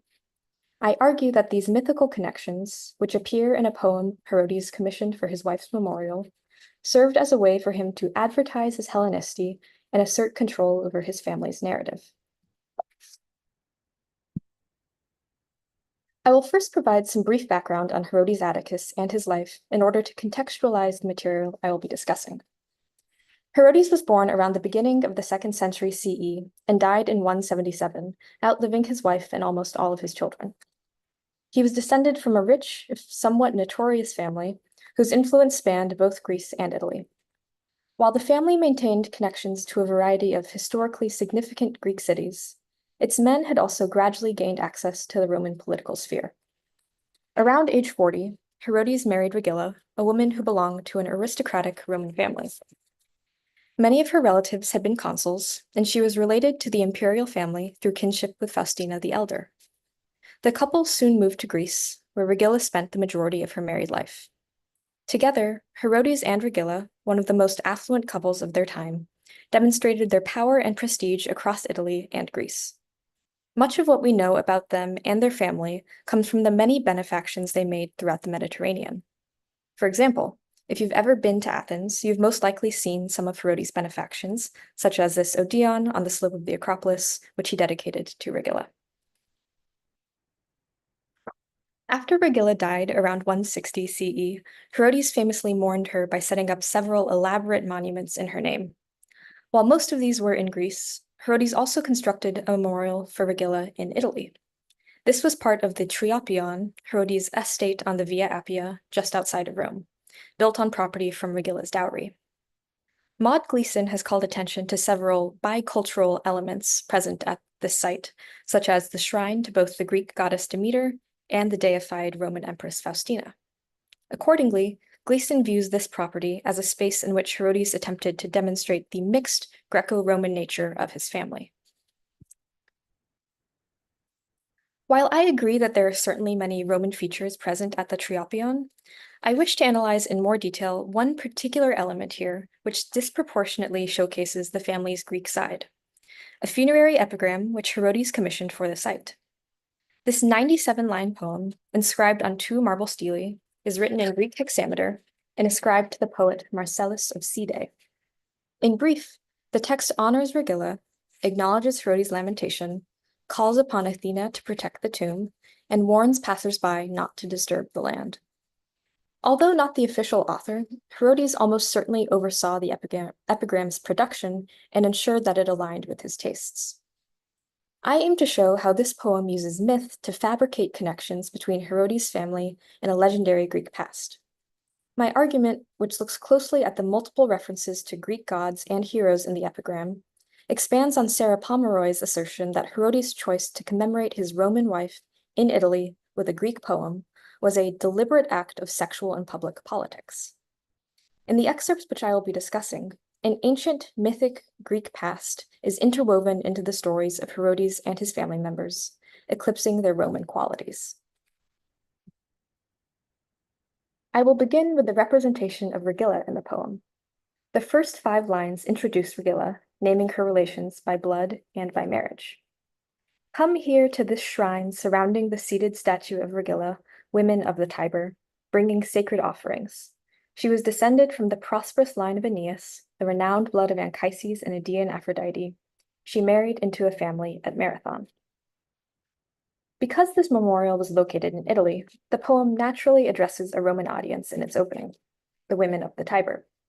Next, the identification of Regilla as a descendant of Aeneas marks her as not merely Roman, but so purely Roman that she is able to trace her lineage back to the city's Trojan ancestors. However, this focus on her thoroughly Roman background is quickly balanced by line 5, which acknowledges her marriage to the Greek Herodes, who had ancestral connections to Marathon.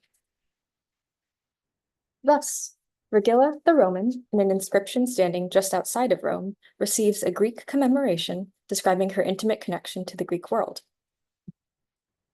Greek and Roman elements are again mingled several lines later, when the poet equates the emperor to Zeus with respect to nature and wisdom. Once again, as with the temple to Demeter and Faustina at the same site, Herodes promotes a comparison between the imperial family and the Greek gods. Up to this point, the poem appears to give roughly equal attention and honor to Greek and Roman affairs.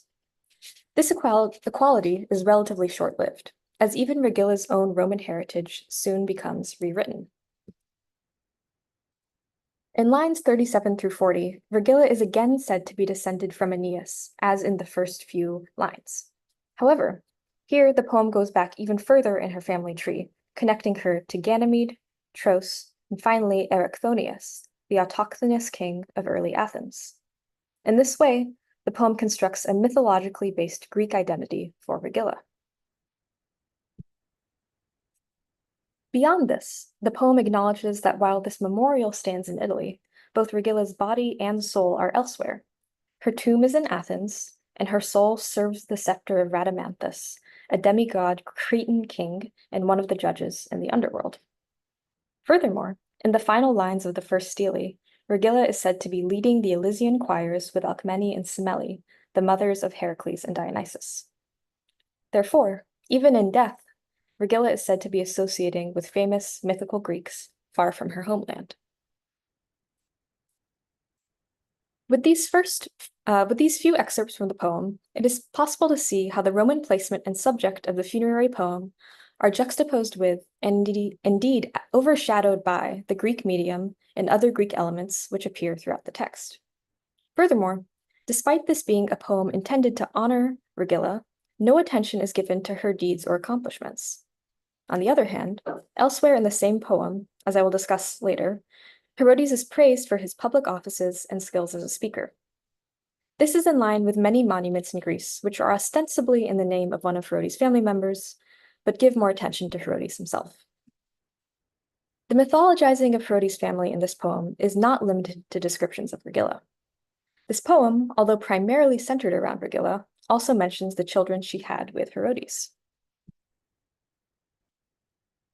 Lines 23 through 29 detail an honor that the emperor gave to the couple's son, Bradua. Caesar, that is Antoninus Pius, granted Herodes' son Bradua the privilege of wearing on his feet the sandals decorated with stars, which they say Hermes too wore when he led Aeneas from the war waged by the Achaeans through the dark night. Around his feet it was set, shining as a protecting savior, like the half-globe of the moon. The descendants of Aeneas once stitched this on the sandal to be a prerogative for the noble Ausonians. The shoes, or pedila, that the poet mentions refer to the calcei patricii, shoes worn by patricians, which featured an ivory crescent on the straps. I've unfortunately not been able to find any depictions of this moon-shaped strap, the lunula, but you can see the shoes on the screen here. Although the child is unnamed in the poem, in the Greek, these lines must be in reference to Bradua, as he would have been the couple's only surviving son at the time of this poem's composition. It is the description of these shoes, including their historical and cultural significance, which I wish to examine in greater detail. This poem presents a unique explanation for the design and origin of the crescent moon on patrician foot buckles. It claims that Hermes originally wore them as he guided the Trojans to safety, and that the Romans took this symbol from him. The more common etiology for these shoes is that the crescent moon resembles the letter C, standing for the number 100, in reference to the patricians being descended from the first 100 senators appointed by Romulus. However, by prefacing the explanation with which they say, ta legusi, the poet presents the tale about Hermes offered in this poem as a commonly repeated origin story. This mythological explanation connects a Roman tradition to a more ancient Greek past, a practice that this poem engages in elsewhere with the elaboration of Regilla's ancestry.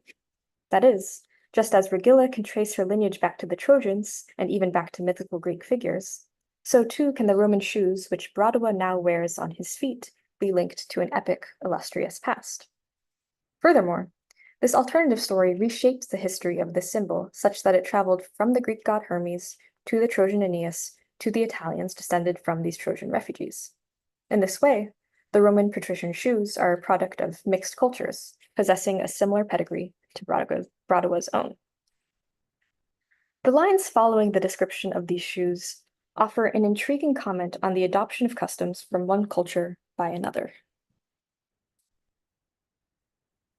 Not begrudged to him, that is, Bradua, a descendant of Cecrops, is this old wonder of Tyrrhenian men on his ankle, born of Hermes and Hirce, if truly Charax was ancestor of Herodes, descended from Theseus. More plainly put, the poem proposes the following family tree. Hermes and Hirce, a daughter of Cecrops, gave birth to Charax, one of the earliest priests of Demeter at Eleusis. Charax is in turn a distant ancestor of Herodes, the father of Bradua. Herodes is also here separately identified as a descendant of the Athenian hero and ruler Theseus. This family history is important for the poem's explanation that it is permissible, that is, not begrudged, for Bradua to wear these shoes, a mark of the Roman patriciate, even though he is a Greek, that is, a descendant of Cecrops, the mythical first king of Athens. This assertion implies that some might believe that Bradua would in fact be an undeserving recipient of this honor because of his heritage. The concessive kai in kai Cecropidein per eonta, that is right, even though being a Greek, makes this point clear. Lines 32 to 33 explain that the reason that Bradua's Greek lineage does not cause conflict is because his Greek heritage can be traced back specifically to Hermes, whom this poem has just a few lines above identified as the original bearer of the crescent moon symbol. With this passage, the poem simultaneously acknowledges and dismisses a potential source of cultural conflict by linking the crescent symbol's mythical Greek origins to Bradua's own mythical Greek lineage via his paternal family.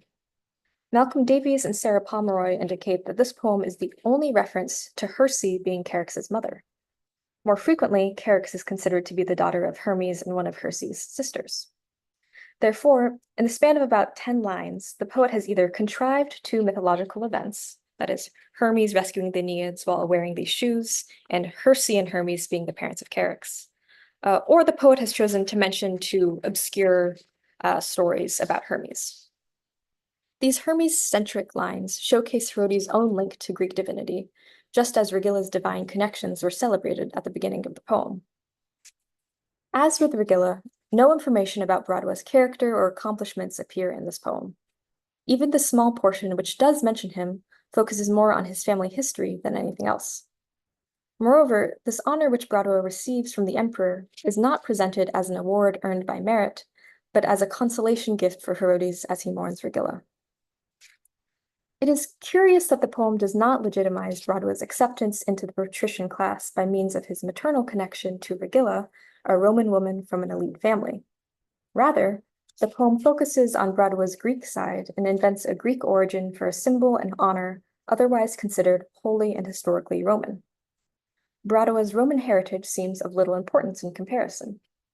In addition, the name Bradua, which is taken from Regilla's own brother, is left out of the poem entirely. Thus, though Bradua is technically half Greek and half Roman, it is his Greek side which the poem highlights. This small section about Bradua sets up Herodes' debut in the poem. Up until line 33, Herodes, the dedicator, has remained nameless. Therefore, Bradua, as the child of both Regilla and Herodes, serves as a way for the poet to shift the focus from the former to the latter. Immediately following Herodes' introduction in line 33 come 4 lines which heap praise specifically on him. Therefore, Herodes is honored and gives his name to the year. He is included at the lordly senate in the front row of seats. In Greece, there is no family or reputation more royal than Herodes. They call him the voice of Athens. Here, Herodes emerges as an influential figure both within his family and in the larger community. The esteemed position of the family is attributed both to Herodes' rhetorical skills as well as to his royal lineage. While the poem resumes commemorating Regilla immediately after this interlude about Herodes serves as a reminder that the family's fame, and indeed the very poem itself, would not exist without him. Finally, the physical context of this poem, property near Rome, originally belonging to Regilla's family, deserves further consideration. It is somewhat counterintuitive to place such an erudite poem in archaizing Greek language at a site where it would most likely not be fully understood or appreciated by the average reader. Here, it seems Herodes was concerned primarily with catering to the tastes of the elite. Someone not well versed in Greek would still be able to marvel at the size of the monument and at least recognize its literary nature. On the other hand, those who ran in Herodes' circle, other highly educated men, would be able to comprehend and admire the content and style. This exclusion of the less educated may have even been a deliberate feature.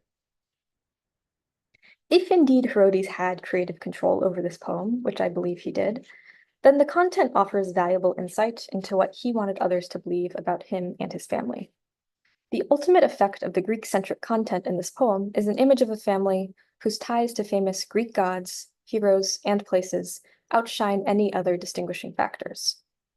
However, why would Herodes put so much emphasis on his family's Greekness? The prioritization of his Hellenicity is likely in part influenced by the cultural landscape of the Second Sophistic, a movement in which Herodes was a prominent figure. This period was marked by, among other characteristics, nostalgia for an idealized Athenian classical past, archaism and purity of language, sophistic performance and contest and display, paideia and erudition, and anxieties over Hellenic self-definition and identity. This poem, with its classical motifs, obscure references, and the insistence on Herodes' Greek ancestry, contains many elements which coincide with these interests. Moreover, these multiple links to Hermes, in particular, may be due to the god's association with oratory and education. Furthermore, this inflated display of his family's Greek heritage within a bespoke literary work reflects contemporary elite attitudes about the core elements that contribute to one's Greekness. In Hellenicity, Between Ethnicity and Culture, Jonathan Hall considers how the definition of Hellenicity has, at different times, been reliant on ethnic or cultural elements. Adam Kamezis developed this idea further by exploring Hellenic identity specifically in the Second Sophistic, arguing that Greeks in the 2nd century CE used different criteria to define themselves than those in the classical period. Specifically, he recognizes an emphasis on paideia, an elite literary activity, as key factors in defining Greekness among these men. However, Kamezis also notes that the ethnic dimension in considerations of Hellenicity still remained important in the imperial era. That is, elite Greek men in the Second Sophistic, such as Herodes Atticus, relied on notions of both descent and education to define their Greek identity. This poem, replete with highbrow references and nods to the enduring Greek lineage of Herodes' family, is an illustrative example of this interpretation of Hellenicity as a combination of Greek blood and participation in literary activity. I argue that Herodes used this poem to further his carefully curated image of himself as a wealthy, scholarly, rhetorically sophisticated Greek who could trace his ancestry back to the good old days of classical Athens and even to the age of gods and heroes.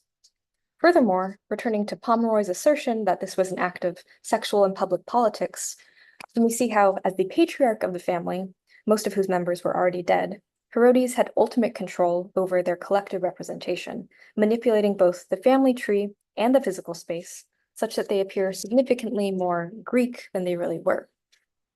By highlighting or even inventing distant mythical Greek origins for his wife, his son, himself, and the Roman symbol of the patriciate, he paints an ultra-Hellenized and glorified version of his family, going so far as to obscure the Roman heritage and influence of his wife. Ultimately, just as many powerful men had done before him, Herodes relied on mythology as a tool to embellish and rewrite his family's past.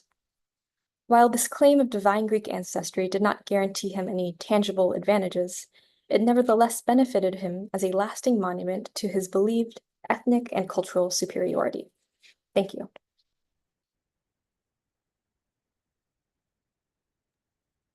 Thank you so much, Melody. What an interesting paper. I am unfamiliar with such late Greek, such sort of self-referential poetry in that style. It reminds me in a lot of ways of early Greek, like paid paeans, like you would get for Olympic victors and things. So this is really interesting to hear about. So one thing I was wondering as you were kind of going through all of these mythical figures that have been attached to this particular person is in a broader sense, how common was it to get this kind of self-lionization through the mythical history at this time period in Greece and Rome? That's a good question. I can't speak exactly to how common it was. I think, from what I can tell, it's relatively accepted to say that you are descended, right, a long ways away from a hero or a god. You get into more trouble if you say you're a direct descendant, like the son of a god. That's a little iffy, but if you make it far enough away, then it's people are like, oh, that seems a little far-fetched, but okay, we'll allow it. But it's less okay, like Alexander the Great claiming to be directly from a god. That's into territory where people are going to start thinking that you are a little full of yourself. Yeah, so there's a lot of very different pieces of myth tossed in there, especially on Regilla's side, where we have the Aeneas connection and the pre-Roman, proto-Roman foundational stuff there, but also very much, like you were saying, that Hellenizing instinct. So what does that do as a combination? Yeah, I mean, it's really interesting. There's a lot. I didn't have much time to go into the kind of fraught relationship between Herodes and his wife. She was murdered, which I didn't get to have a chance to say. Wow. It's kind of believed that Herodes was not the one directly to kill her, but essentially to get a hit out on her. And so a lot of people see these elaborate monuments that he made in her name as sort of him trying to avoid guilt, saying like, it wasn't me, look how sad I am that she's dead. So by playing up this mourning, maybe, and he's essentially turning her into a hero, a heroine, maybe shifting some of the attention away from his possible guilt and putting some glory on her. But I think it all, in the end, whether you believe him to be a murderer or not, it does have this goal of building up his family's reputation and kind of playing to these ideals of the second sophisticate, making his whole family, even the not so Greek side, seem ultra Greek, ultra learned, part of this kind of sophisticated, illustrious, and very literary sphere. That's so interesting. I keep thinking of comparisons to Roman emperors, to Augustus with the claim of the lineage of Helios and all that, and to Nero with the murder of a woman of his family. But obviously here, unlike Nero, who was like, yeah, she deserved it. We have this sort of conciliatory tone, or maybe even sort of trying to wash off the guilt, to wash off the suspicion. So during for someone of Herodes' status during the second sophistic, what would have been the sort of the social consequences in that moment? Like would this have been normal at all? I guess I want to know. I mean, as it is today, if you are a man with a lot of wealth and a lot of power, you can get away with a lot of things, especially if you're a friend of some higher up people, such as the emperor, which he was. So this got brought to trial. Regilla's brother kind of brought this trial, but Herodes essentially got off free. So we have some ancient writings. Philostratus is the main person you want to read if you want to read about Herodes. And he talks about, some people really disliked him or were suspicious of Herodes, but in the end, nothing really mattered. When he died, people were really sad and mourning him and had this huge funeral for him in Athens. So even though there was he had some quarrels, to be sure, with some people, but the lasting monuments we still have today are of his wealth, all the great things that he did. Never mind his murderous possibilities. Yeah. So we had a couple other papers in a panel yesterday about the sort of the nature of lineage and inheritance in sort of history building and in the view of personal pasts and semi-literary pasts. So I wonder, like, do we see in the Second Sophistic a sort of a trend of these things happening, or is it really just this like outsized guys trying to spend all the money he can on it sort of thing? So, a trend of what A exactly? trend of mythologizing one's own past, of really making a big deal of the ancestry in particular. Like you mentioned Aristophanes, you know, who for anyone in the audience who's not familiar, which this is a weird detail if you don't study Athens, but in order for Athenians to say that they had been born on their own land, that they had always lived there, that they were indigenous to the soil, they had to have, you know, a mythological father figure. And of course, Athena being a virgin goddess couldn't be his mother directly. So he's technically born out of essentially her wiping something off into the earth. And so that very strong association with a claim of lineage and location in this context just makes me wonder is like how normalized is it for someone to say, oh yeah, I go way back, you know, like where in the scope of culture are we looking? I can't say exactly how common it is with, you know, gods and these culture heroes, but there was this kind of anxiety at this time for Greeks in this period to want to prove this kind of enduring and unbroken lineage to Greeks and saying, yeah, my father and his father and his father, they all lived in Athens. So there was this desire to show that you were really purely Greek and you could, you know, be connected to like the 5th century, the great time. And so I think Herodes is doing that, but then just taking it one step further and doing something that is familiar to emperors and other kind of high-ranking people, saying, yeah, I can do that, but I'm also even kind of divine. That was absolutely fascinating. I'm also really interested in the symbolism of the shoes in particular. Why is there such a focus on these shoes? Because aside from Hermes, I don't really think about the shoes that people are wearing in ancient Greece and Rome in the mythology. It doesn't come up a lot. The shoes are interesting. I'm so upset I couldn't find an actual depiction of this kind of lunula. But yeah, they're weird. There's another passage from Philostratus where Herodes kind of makes fun of Regilla's brother, who's also named Bradua, kind of making fun of his shoes. So I don't know if Herodes is kind of trying to take away the Romanness of it and say, well, it's actually a Greek thing, so it's not even that impressive for you. Like, it comes from us.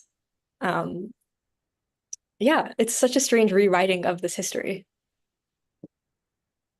That's very funny. And honestly, I think I've seen that kind of trend of like, oh well, I have to get on top of all of these weird rumors that people say about me and my family in public poetry. So which I believe today we call it the Streisand effect. All right. Well, I believe it is time to move on to our next presentation. Thank you so much, Melody, for that fascinating talk. There is some applause going on in the chat, and we really appreciate your joining us. Thank you so much for having me. All right, we're going to take a brief break from session 5. We do have one more paper coming up, but we have a couple of SASA presentations for you first. I promise they are very interesting. You're going to want to hear about them. Next up will be our Archeo Gaming Education Modules team, led by Paige Breivik. Paige has been leading this team for a couple of years now, and they have just made the most amazing products. We have, you know, free online educational resources, and we're very devoted to them. If you were here earlier for Epaminondas' paper, he's also part of this team. So I, with great pleasure, introduce to you Paige Breivik.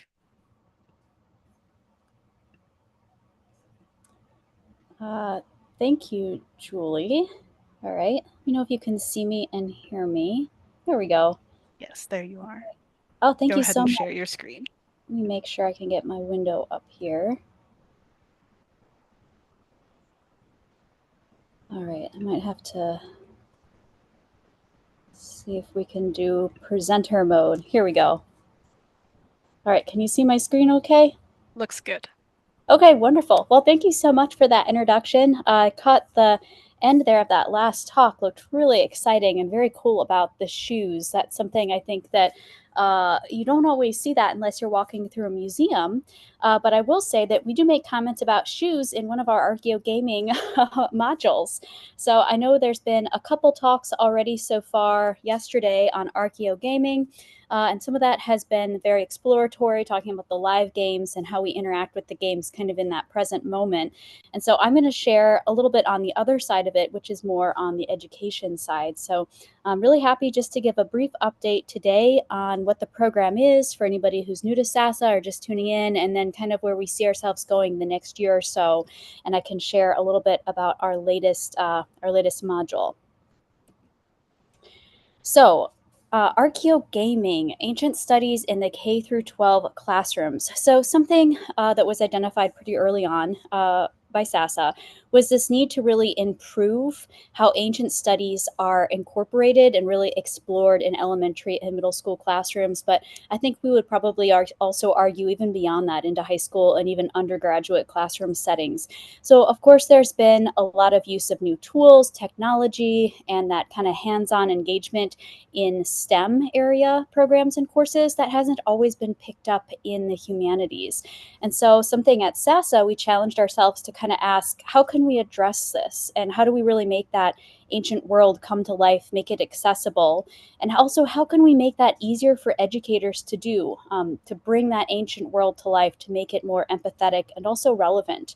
So one way that we have addressed this has been through the use of using materials and formats that students are actually already familiar with, and that would be video games.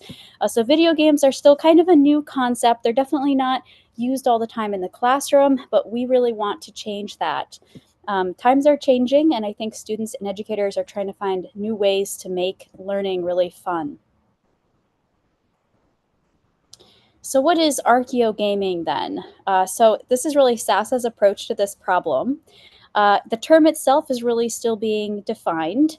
As we've seen even through other presentations, there are different ways to approach what archaeogaming really is, and also I think what it really means for education and where that intersection is between gaming and gameplay, and then discovery, learning, and education. And I think that's actually what makes it very fun and very cool to be exploring archaeogaming at SASA. So we take really an engaged learning approach. And this actually here is actually a screenshot from one of our modules. This is our urbanization module.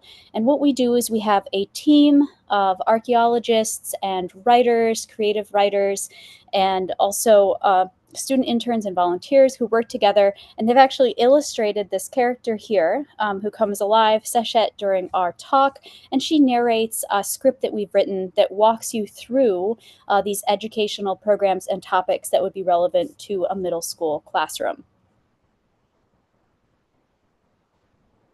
So the program overall is really designed essentially to be a really valuable resource-rich classroom program for teachers.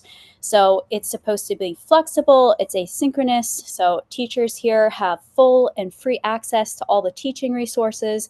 They're able to use the videos as well as all of the supporting materials as well, and I'll go through in a minute what those supporting materials are.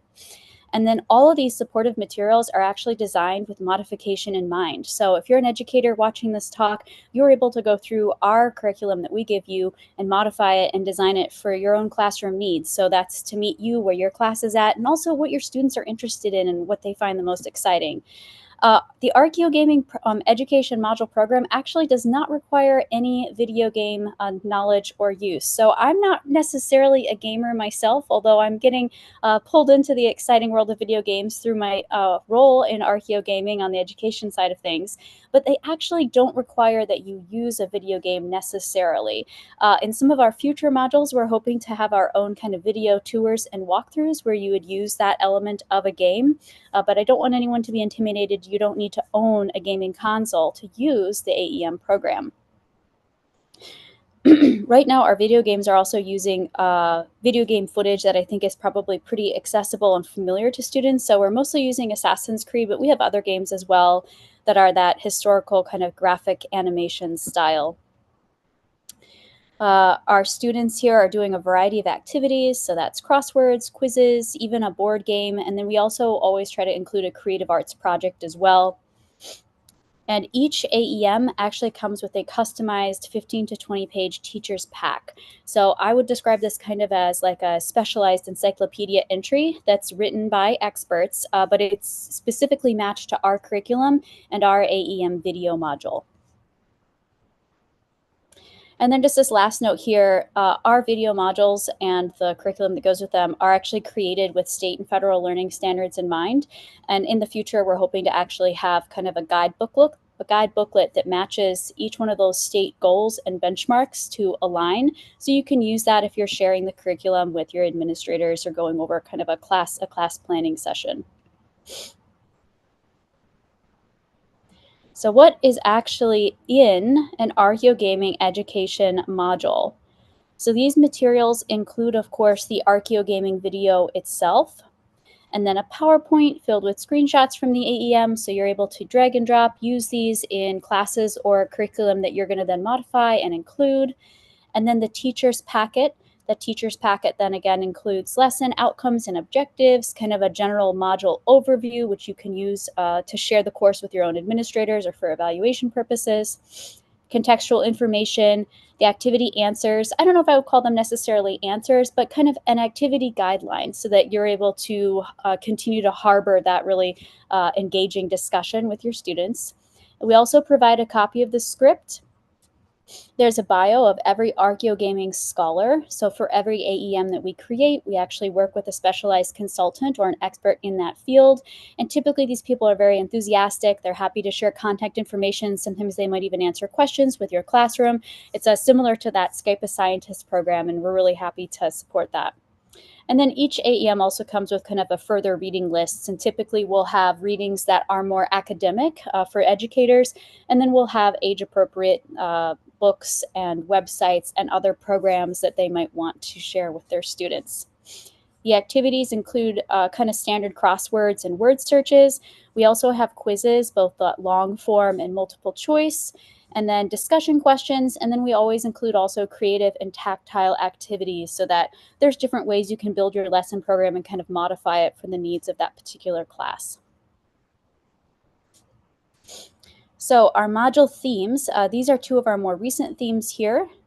Our UNC modules were actually on Viking diaspora and medieval medicine, and they explore big topics and themes that were really popular in middle school. So these are things that are explored typically in a social studies or a Western Civ class.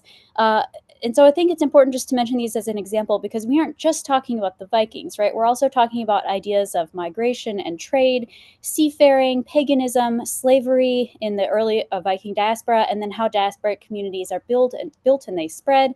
And then medieval medicine, we talk about this idea of exchanging ideas between the East and the West, also how that is represented cross-culturally and within the archaeology. Our kind of first community quarantines, magic and medicine and the church, and even the Black Plague in Europe, which is another benchmark that often comes up in the middle school setting.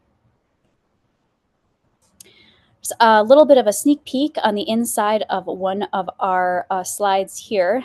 So one thing that was mentioned when we were creating these discussion questions was to try to invite students to reflect on contemporary issues. So again, it's kind of bridging that ancient archaeological world up until the present, and how do we make those two things relatable. And so I think this is just a good example of a discussion question which you can have with your students. And of course, you can see how this might be a great thing to put on a test for your students, or even just to discuss in a classroom setting, kind of free form. And I was just telling somebody else this in another lecture, but to always encourage your students and ask them the hard questions, because I think kids, especially middle schoolers, are really great at talking and engaging, and they always give you great answers. And I'm always surprised by my students. So continue to challenge your students in that way.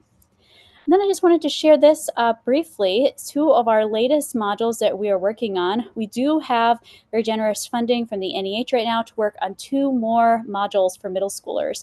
The one we are wrapping up right now is actually an AEM on Egyptian religion. Of course, this is our current module, and we're really excited because I actually have a consultant Egyptologist who worked with us from the University of Chicago, sharing all of his ideas for how to talk about ancient Egyptian religion and bringing in video games. So our current AEM talks about Egyptian religion and mythology, but also the creation myths. Of course, ancient Egypt has many different perspectives on how the world began, and then also how religion influences daily life, how we see that represented in the archaeology and the art, and then some of the animal associations with the gods. So, of course, we might know when ancient Egypt, we might think about the rich animals and the animal deities, and so that's a very fun thing we've been able to tackle from a video game perspective. And our upcoming module will actually be on medieval Japan. So we are working with the Ghost of Tsushima video game. We're going to talk about early samurai class and samurai culture at this time, agriculture in medieval Japan, rural temple practices and what that looked like in kind of the home setting, and then also women in medieval Japanese culture. So these are some big topics we're hoping to kind of bring to the classroom, hopefully coming up pretty soon here. And then overall, I just wanted to share some of our program goals here. We do want to continue to currently expand our AEM program to at least 16 modules, possibly beyond. And that's really to try to align ourselves with what that general middle school social studies world history curriculum currently is. We also want to keep expanding our AEM expert database, and this is just to continue to create really rich programs. So if you are really interested in video games and education, I would encourage you to reach out to SASA and perhaps join our expert database. And then I'm also happy to share that one of our goals for a long time has actually been to develop our current 6, soon to be 8 modules into undergraduate level sessions for 75-minute classes. So we are very excited. That's something we'll be working on in the fall to kind of upgrade some of the program that we've already done and make it accessible for the undergraduate level sessions in a more expanded way. So I'm very excited that the next time I do this talk, I'll be able to share where we're at with that goal. So thank you so much. I really appreciate it. Of course, I really value the opportunity just to share a little bit of the work that the Archeo Gaming team is working on. Just a reminder that the Archeo Gaming modules are completely free to download. They're available on the saveancientstudies.org website. And I hope if you have any questions, you'll reach out to me, reach out to SASA, and you'll definitely sign up for our soon-to-be released modules. Thank you. Thank you so much, Paige. Always great to hear where things are. So next we are talking about another SASA team that is very related, in that we are going to discuss the continuing education units program that we've just started to put out into the world. Our team lead, Kara Brown, has built this basically from the ground up, and we have just finished our first round of CEU classes. So I'm very excited to present to you Kara Brown. Thank you, Julie. It's wonderful to be here and to share all the work that we've done over the past several months. So as Julie said, my name is Kara Brown. I'm in charge of the Continuing Education Units program here at SASA. It is something brand new, though obviously you've heard from Paige. Engaging in education is not something new for SASA, but we have now decided to take it even a step further. Just a little bit about our team, since I don't expect anyone here to be quite familiar with it. So as Julie mentioned, we're quite new. We've been here at SASA for a little under a year, but our goal is to create a rich and diverse offering of courses, workshops, live events, where educators can earn continuing education units. Now, earning continuing education units is often a requirement here in the United States to maintain teaching credentials, but this is also something we see abroad. However, many companies that provide these courses are often extremely expensive or lack courses that focus on the ancient world. So, of course, aligned with our commitment to address the educational needs of humanities teachers, we wanted to expand our offerings to give free programs that offer dynamic learning experiences that foster professional development, community building, and of course, engagement. So these are a little different from the archaeogaming modules you just learned about, though we're kind of working hand in hand with one another here. Just a little bit of more information about continuing education units, because I don't expect that everyone here knows exactly what those are, but it is basically a standardized way to track participation in professional development programs.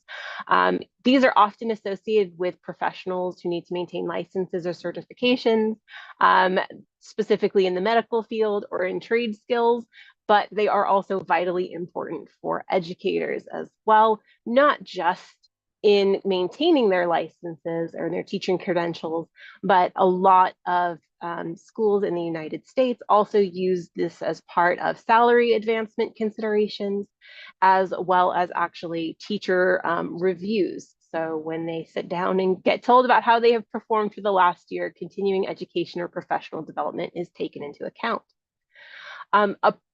One CEU kind of unit or hour is equivalent to about 10 hours of face-to-face instruction. And most states require anywhere from 30 all the way up to 120 hours of continuing education. So you can see that this can be quite a lot for teachers to have to maintain over a several-year period. But to complicate matters even more, each state and country can kind of have their own way of measuring this and as far as what kind of programming they count, which does make it quite complicated, but overall rewarding for professionals, because continuing education is not just about content knowledge. It's about helping teachers with their teaching practice, their teaching toolbox, as well as learning new and exciting technologies. As Julie mentioned, we've already kind of started offering some of our programs. So we piloted our first sessions this June, so just about a month ago or a month and a half ago now. And we had offered 6 5-week reading groups, which focus on expanding knowledge and engaging and exploring the ancient world in much more depth. We were able to do this by a grant from the Gladys Kribal-Demas Foundation. So we were actually able to pay for these lovely presenters to teach other educators. And we offered a wide range of topics. I've included just a few, or all of them here. So we had topics like Pakal's legacy, the boy king of Palenque and his mythical narratives, which looked at Mayan culture and at one specific individual's rule and how that impacted later successors, as well as how today we engage with that legacy. Imperial encounters, material culture under Roman rule in Egypt, in which the interactions between the Romans and the native Egyptians, as well as the Greeks, was looked at and how that played out both physically as far as what we could see in the arts, as well as how that interaction resulted in social change. Decoding the Past, a guide to reading archaeological maps, looks at archaeological maps and not just discussing what they are and how they're useful to us, but also encourage participants to create their own and provided resources in which they could then use to create their very own archaeological map of the world around them. Teaching ancient Egypt, which focuses, as it says, on teaching the Egyptian world and how to incorporate that into the classroom setting, focusing on different topics of the Egyptian world. And as I'm going to plug very nicely, led by our very own Paige Breivik here from Archeogaming.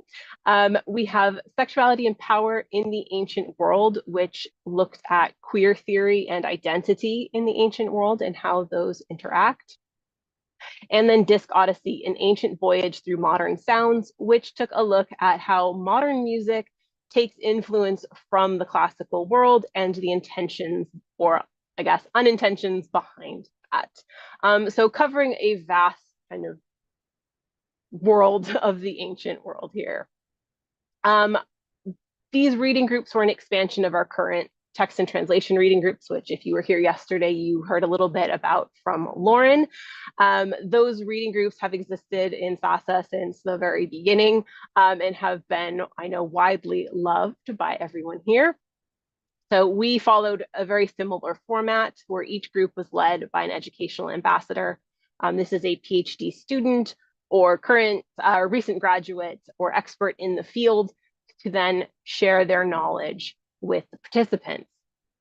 All of these reading groups were designed for educators.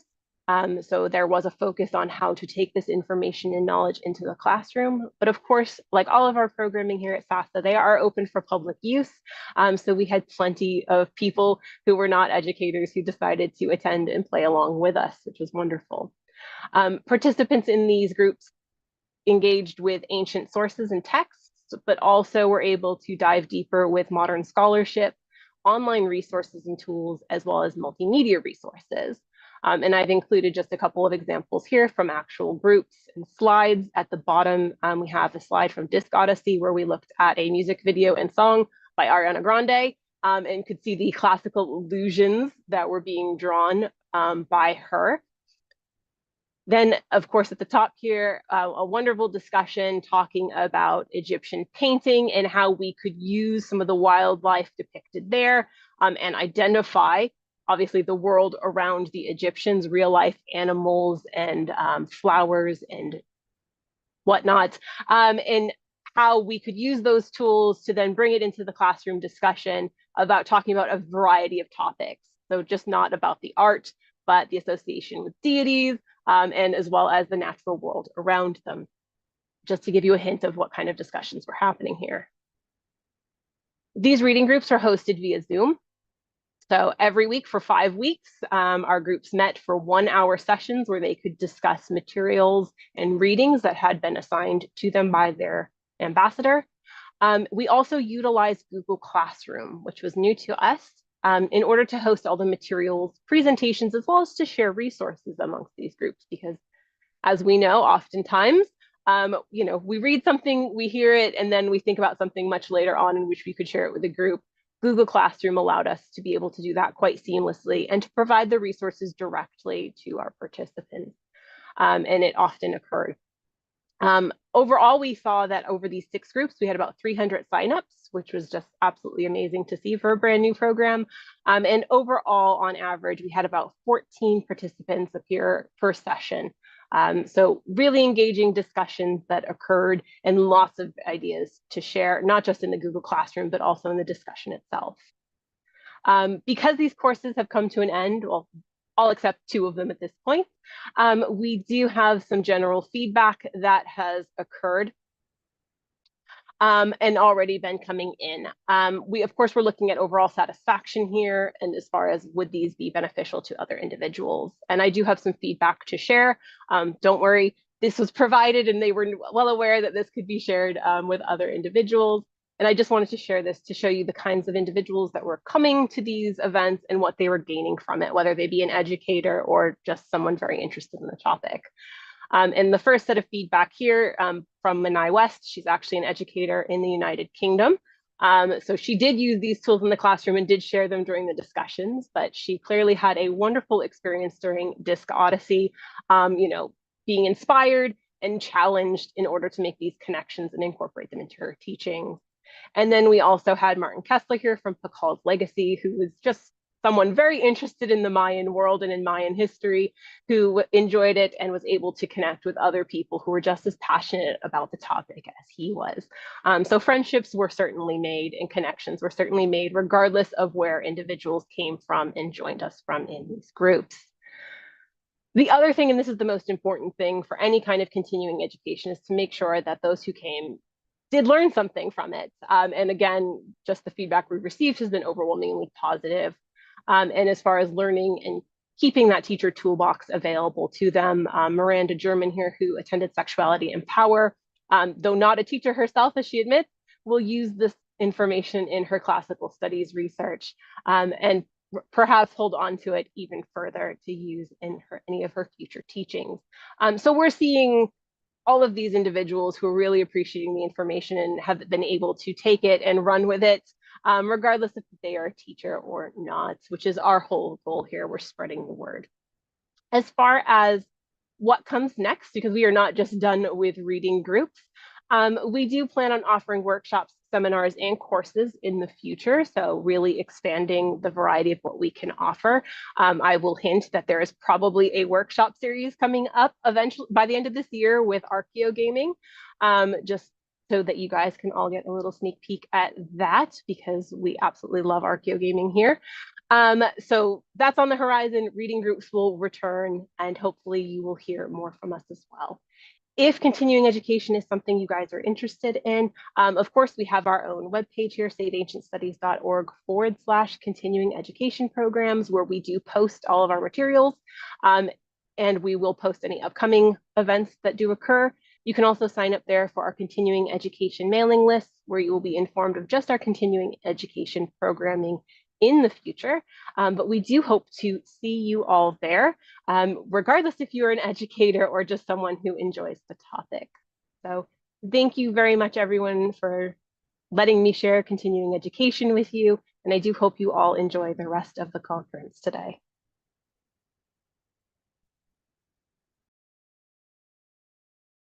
Thank you so much, Kara, for that great presentation. And we do hope to offer, as she was saying, even more opportunities in the future to make learning and teaching about the ancient world much more available. Before we move on to our final speaker for the session 5 on the reception of ancient poetry, I did just want to talk a minute about you.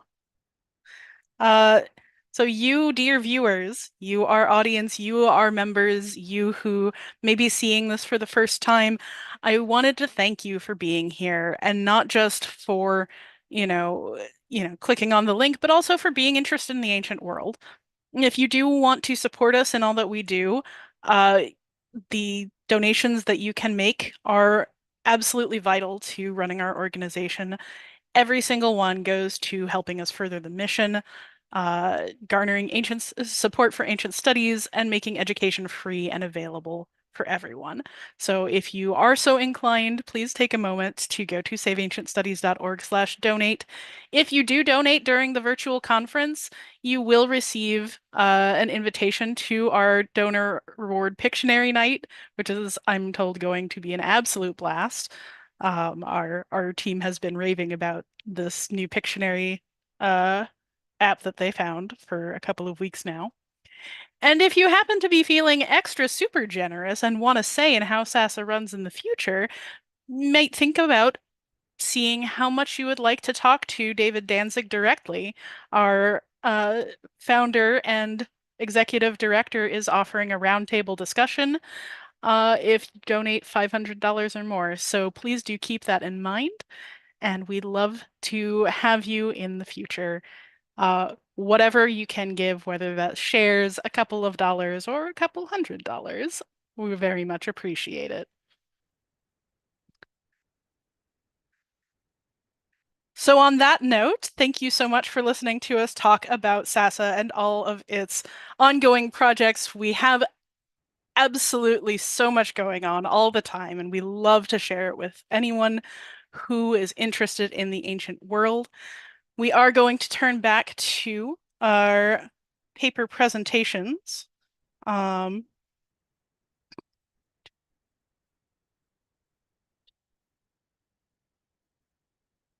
we are, with perhaps appropriately after the discussion of Disc Odyssey and Ariana Grande, our final paper today.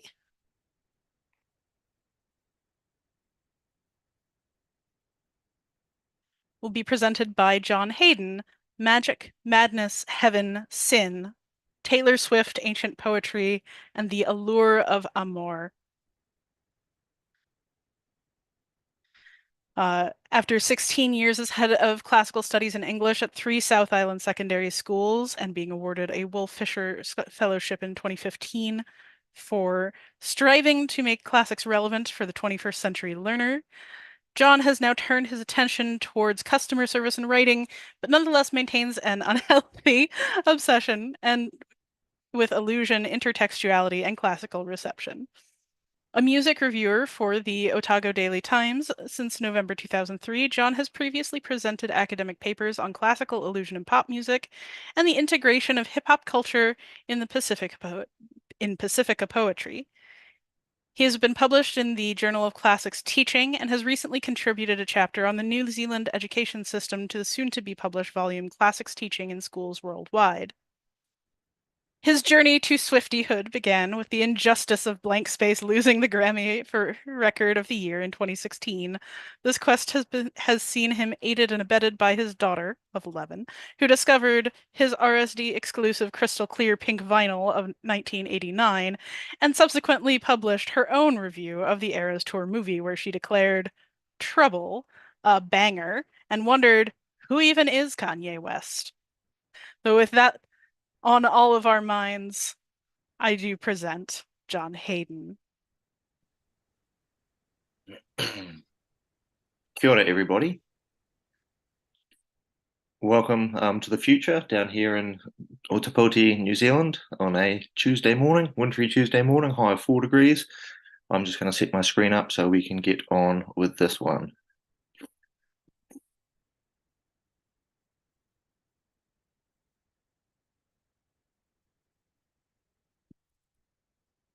So, Magic, Madness, Heaven, Sin, Taylor Swift, Ancient Poetry, and the Allure of Amor is what I'm here to talk about today.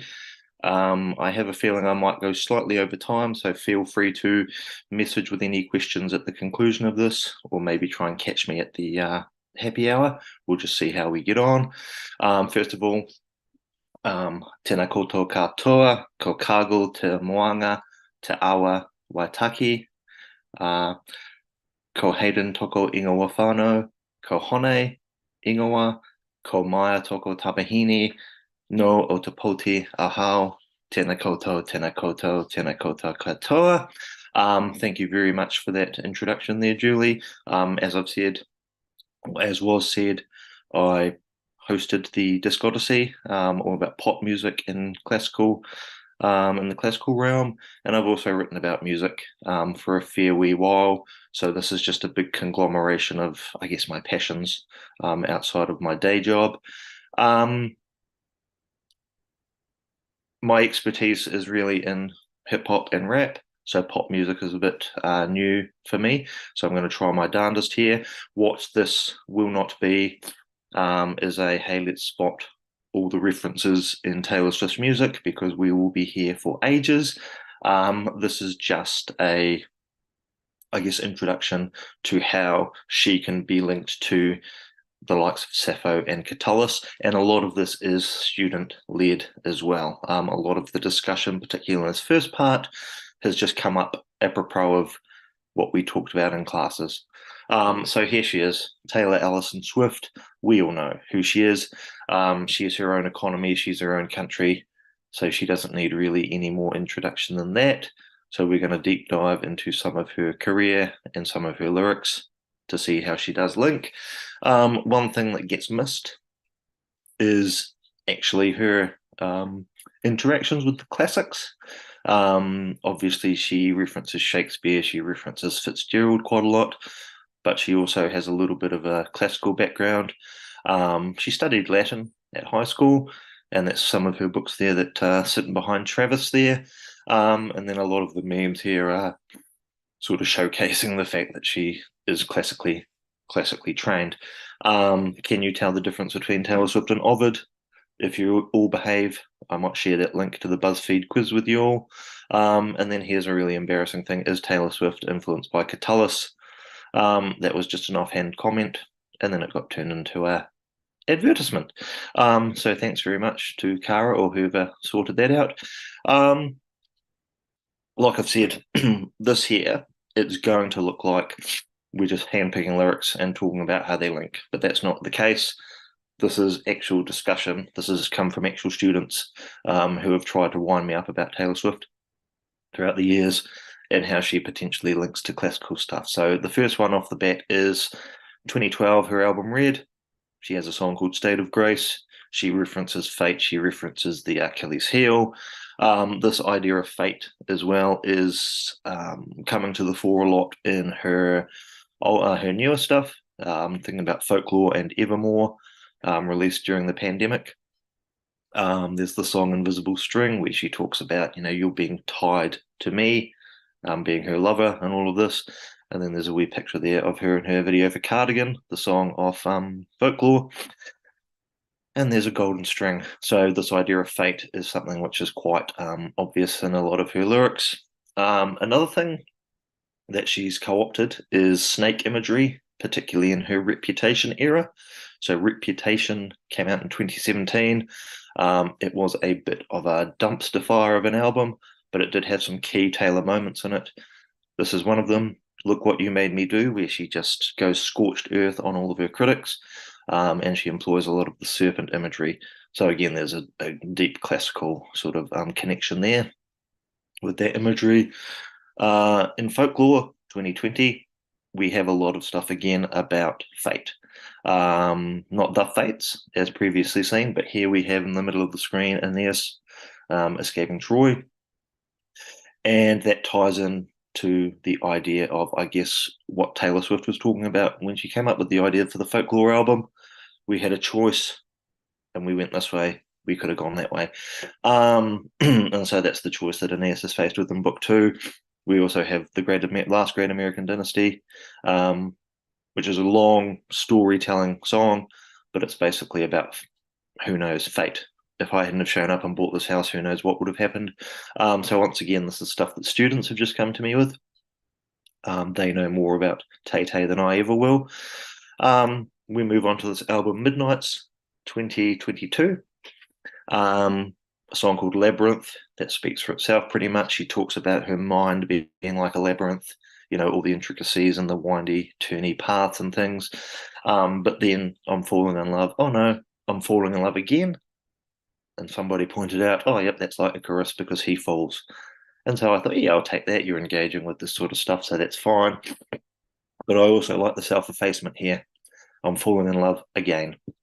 And that's a thing, I guess, that a lot of people miss about Taylor, is that she does have a little bit of a self-effacing sense of humor. And then down here in the video for Karma, off of that same album, here she is dressed as Nemesis. So she's talking about how Karma is a god, Karma is a bitch, Karma is my boyfriend, personifying all of this stuff, potentially as Nemesis, once again in her kind of Reputation era, trying to wreak vengeance on those who have wronged her. This one was really fun. Anti-hero must be exhausting, always rooting for the anti-hero. And apologies for my poor singing voice and shrill nasal tones. Somebody pointed out Achilles is an anti-hero because we kind of like him, but we kind of don't in a lot of what he does, particularly in book 22 with Hector is quite disgusting, and we don't like him. However, he is the model hero. He is the anti-hero. So this is another thing that Taylor Swift is bringing to the attention of the younger generations, the fact that we could be always rooting for the anti-hero. There's good and bad in these sorts of figures. Oh yes, and finally, the album released in April this year, the Tortured Poets Department. She has a song called Cassandra, and she's obviously referencing the classical figure there. And she's talking about it's burn the bitch, they're shrieking, but when the truth comes out, it's quiet. So that's just a dig at, I guess, the media, the dig at pop culture vultures who are sort of speaking out against Taylor Swift. I'll get to that point again very, very soon. She's chosen this figure of Cassandra, the prophetess who was never listened to. So this is something that Taylor is feeling like, quite obviously in her career. So that was just a really brief outline into how she's utilizing some of the classics. What I really wanted to focus on today, though, was how she links to the likes of Sappho. And so here we are. Here is just a wee opening screen which links Sappho's Girls' Academy with Taylor and her squad. So the idea that you've got this kinship, female friendship going on, that's a really surface link between these two poets. And I will say poets because obviously Sappho was accompanied with instrumentation, and certainly some of Taylor's lyrics do have a poetic air about them. We go to Anne Carson and her translation, If Not Winter, Fragments of Sappho, and fragment 1 is Dear Aphrodite. Sappho is asking deathless Aphrodite, I beg you not to break with hard pains my heart. Obviously, anybody knows that some of Taylor's oeuvre talks about heartbreak, but that's not all that she talks about, and that's something that really annoys me, that she cops a lot of flack for just singing about her exes and lost loves and all that sort of thing. You write about what you know, and if that's what she knows, then that's okay, but I don't think a lot of it is autobiographical anyway. Talk about that more soon. Once again, fragment 1. Come to me now, loose me from hard care, and all my heart longs to accomplish you, Aphrodite, be my ally. We flash forward to 2024. A song called The Prophecy off the Tortured Poets Department. Taylor says, please, I've been on my knees, change the prophecy. Who do I have to speak to about if they can redo the prophecy? Okay, so that lovelorn kind of being overtaken by desire and those feelings associated with that. Freeman has a book called Searching for Sappho, and in it he tells us that Sappho in fragment 1 deliberately portrays herself as a woman with a crazy heart, consistently unlucky in love, rather like a character from a modern romantic comedy, or perhaps a multi-squillionaire pop singer. So I really like what Freeman's doing there, making that link for us. Talking about Sappho could quite easily fit in with the modern era. Song called Ivy, which is off again folklore. It's a fire, it's a goddamn blaze. She says, you started it, it's a war, it's the goddamn fight of my life, and you started it, is what Taylor says. And there's also a lot of this kind of fire imagery in some of her other work. Didn't have time to put every single reference to fire in there. Fragment 38 from Sappho is just simply, you burn me. So there's a link right there. We have this article by Kwok in 2021, Loving Who Has Read, The Dichotomy of Love and Desire, according to Sappho and Taylor Swift. Quite a good read, but this person's obviously a really mega Swiftie. But I recommend you check it out just as a starting point. She says, in these two poems, both poets are renouncing responsibility for their desire and talking about the pain that's caused and accusing somebody else of, starting it. So placing the burden on somebody else's shoulders. I just thought both of them tied together really well. And again, that's classic Taylor imagery.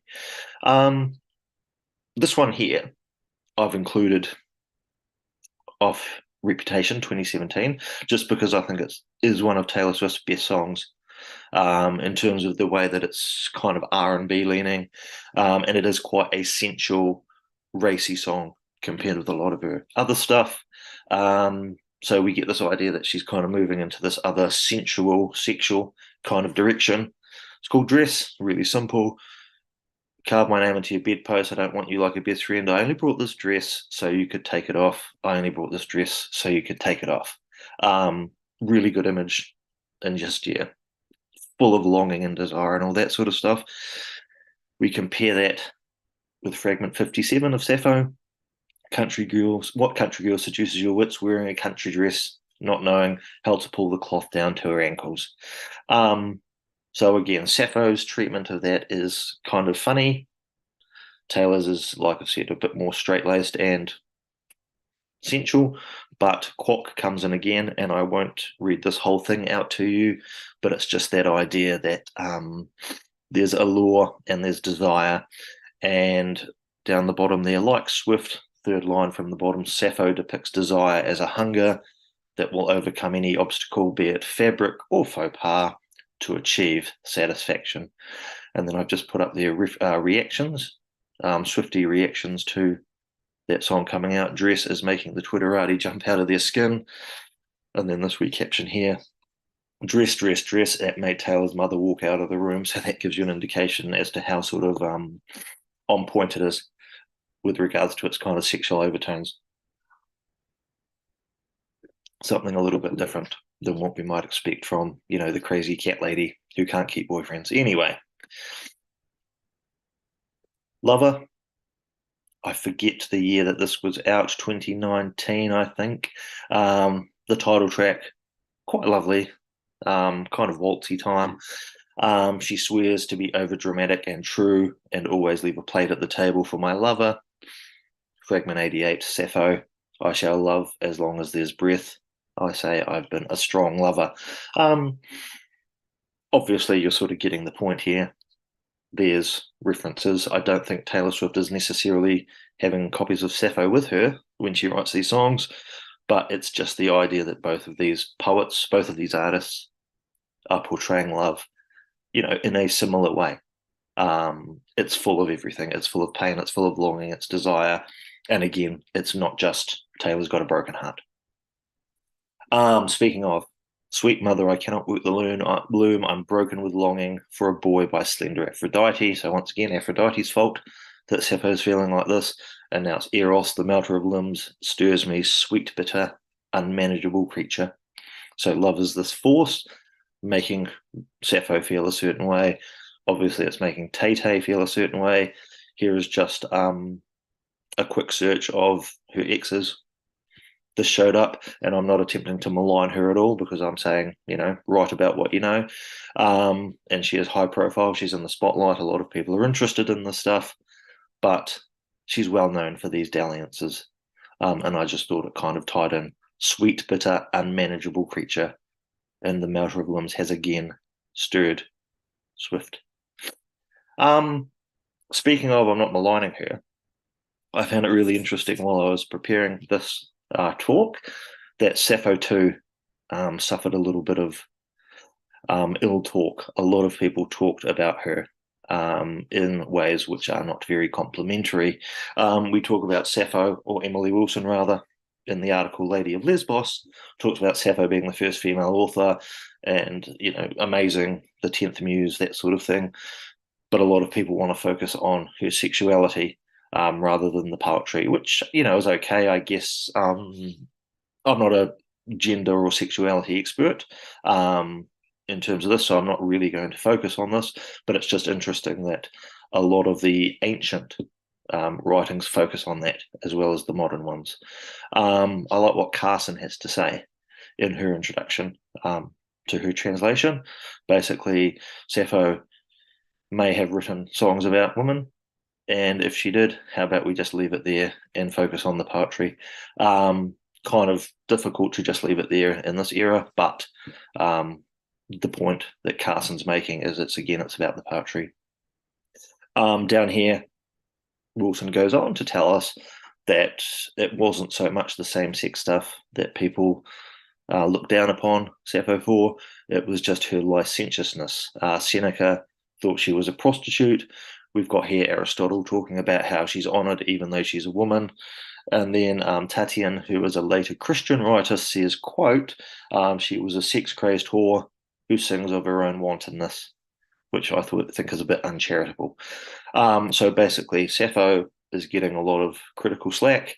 Obviously, Taylor Swift is doing the same. She's suffering the same slings and arrows, so to speak.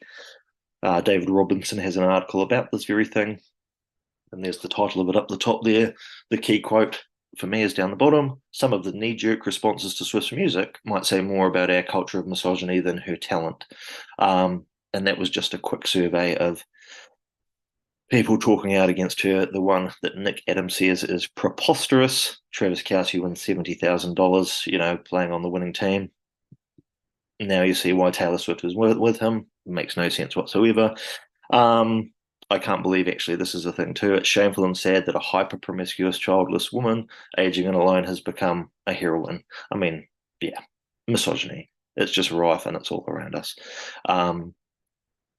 We've also got here Hallett talking about Sappho in her social context, feels that a lot of men's imitation or praise of Sappho could actually swing from a desire to want to control feminine desire, take over the woman's voice, which I thought was interesting, and there's probably a lot more on that than we have time to cover here.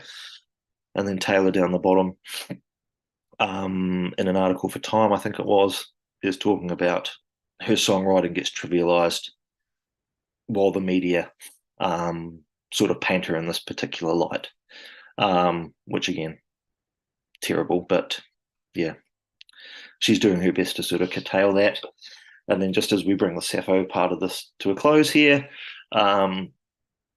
she has a long-lasting presence in the Western imagination, because a lot of her poetry too is woman-centered, and obviously we don't have much of that. We don't have much of Sappho's fragments at all, but the fact that she's woman-centered is quite key. And then down here, Robinson wonders if when 2 millennia from now we're looking at Taylor Swift, we forget about all of the stuff and look at, oh my goodness, 2-minute warning. I'm going to run through this as quick as we can. Taylor Swift, personal life, and we've just left the poetry. That will be quite intriguing to see. Now we move swiftly on to Catullus, a few hundred years down the track, the Roman poet, of course, writing in about the, what would he be, 50s BC, just at the Republic. I hate and I love. If you ask me to explain the contradiction, I can't. The pain is crucifixion, he says in Catullus 85. We'll come back to that very soon. A lot of Catullus's stuff involves the effects of love, progression of affair, and the poet's persona, because I don't believe necessarily that it is Catullus the man. I think it's Catullus the poet, just like it's Swift the poet as opposed to Swift the woman. Catullus deals with not just the happiness of love, but also the side effects, if you like. Kobentonsky has got this really great article about how Latin can be brought to life with pop music, and she uses Swifton as an example here. She's talking about this thing that I'm talking about too. It's construction, it's a persona, and it's something that students can sort of cling on to, you know, being aware that this is a construction here. Taylor Swift down the bottom, a girl who's a serial dater, she's needy, she gets jilted, she writes a song about it all. The media are constructing this persona for her. Wee bit rude here, I apologize. Catullus too was being accused of all sorts of things. So he came back with his poem number 16, and he's basically like, my poetry isn't this bad, everybody, so just STFU, and there it is, you can read it for yourself. This is his version of Shake It Off, I guess, because there's Taylor saying that the haters are going to hate and the players are going to play. I'm just going to shake it off really, really quickly. Blank Space, classic song, easily her best in her catalogue, is the most Catullan thing that I can think of when I think Taylor Swift. I used to say that Catullus is like the Roman Taylor Swift in that he goes from 0 to 100 really, really fast. And this song is a really good example of that. Nice to meet you where you've been. I can show you incredible things. Magic, madness, heaven, sin. Love's a game. Do you want to play? So it all starts out kind of seductive, kind of rosy, that sort of thing. We wonder if it's going to be forever or if it's going to go down in flames. Later on, screaming, crying, perfect storm. Oh my God, who's she? I get drunk on jealousy. And then one of her best lines, darling, I'm a nightmare, dressed like a daydream. And there's just selected screenshots. The lovers are in love. They're carving their name in a tree. We're on a nice picnic down the bottom. But then it goes to smashing his car up with a golf club and Taylor with the mascara running down her face, obviously in a fit of rage. I hate and I love, once again, number 85. The original tortured poet, perhaps Catullus. And all of this is just saying his conflict that he has in number 85 changes. So he goes from passionate and loving, wounded, and then he gets really snarky and snooty and quite rude, calling Lesbia, his love, a prostitute, and suggesting she does all sorts of things around town with any number of men. What's the point of all this? You people are probably wondering, why on earth have we bothered to sit through somebody over in New Zealand talk about these links? Well, I'll tell you why. This is from when we organised a panel, Ancient World, Modern Music 2, for the Classical Association meeting of the Midwest and South, which was held this year. I attended remotely. Music is an essential part of contemporary pop culture. If we can look at what's going on in people's headphones, it's going to be a valuable resource for making classics more engaging and accessible. And that's really the key driver here, particularly with SASA, but also, I guess, in our own practice, trying to make this stuff more accessible to everybody. And so this, to me, is the crux of it. This was what was suggested about my paper about hip-hop and the classics. So a lot of what you've heard here today is student-driven. It's just come up in conversation because that's the kind of environment that I guess we all want to have, where we can actually commune with these students and talk about them and talk about their interests. So we're talking about they have agency in what they're learning and what they're listening to, and they come back and tell us, and they make these links. So it can be, quote, incorporated into the classroom, and also pedagogical activities can encourage students to participate in generating knowledge and insights. They can use their passion for music as a foundation to construct their knowledge of antiquity, go off and research, and they themselves find something new and exciting. And I just think this behemoth that is Taylor Swift is a really good avenue to do that for the reasons I've talked about here.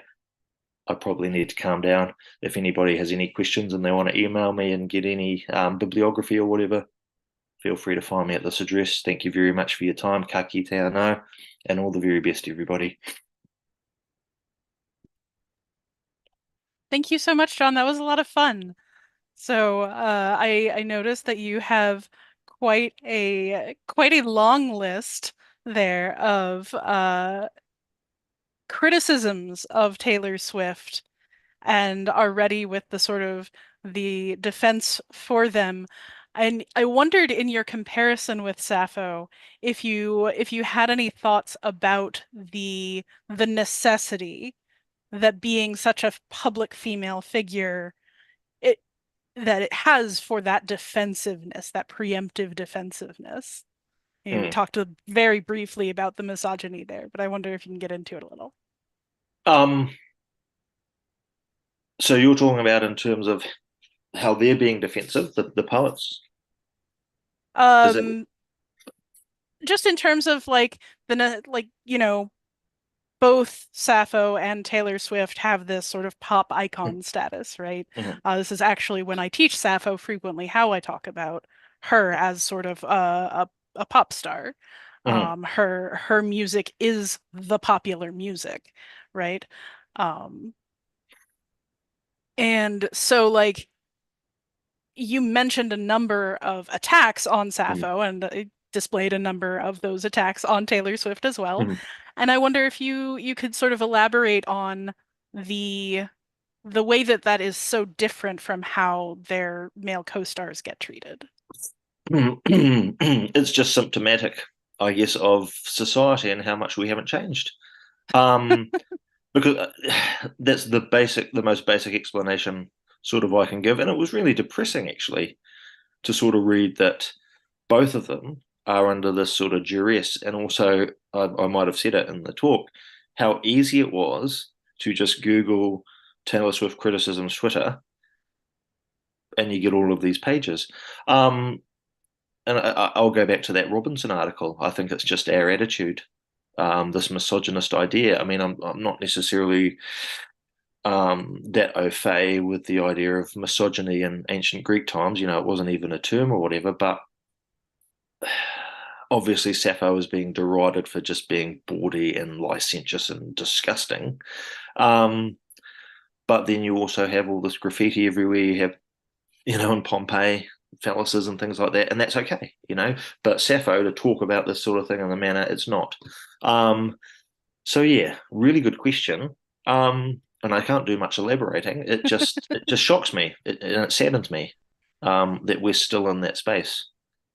And one thing that struck me about it is that we have the worst criticisms of Sappho coming hundreds of years later, after the culture has become very different about, I mean, like you said, Tertullius is a Christian.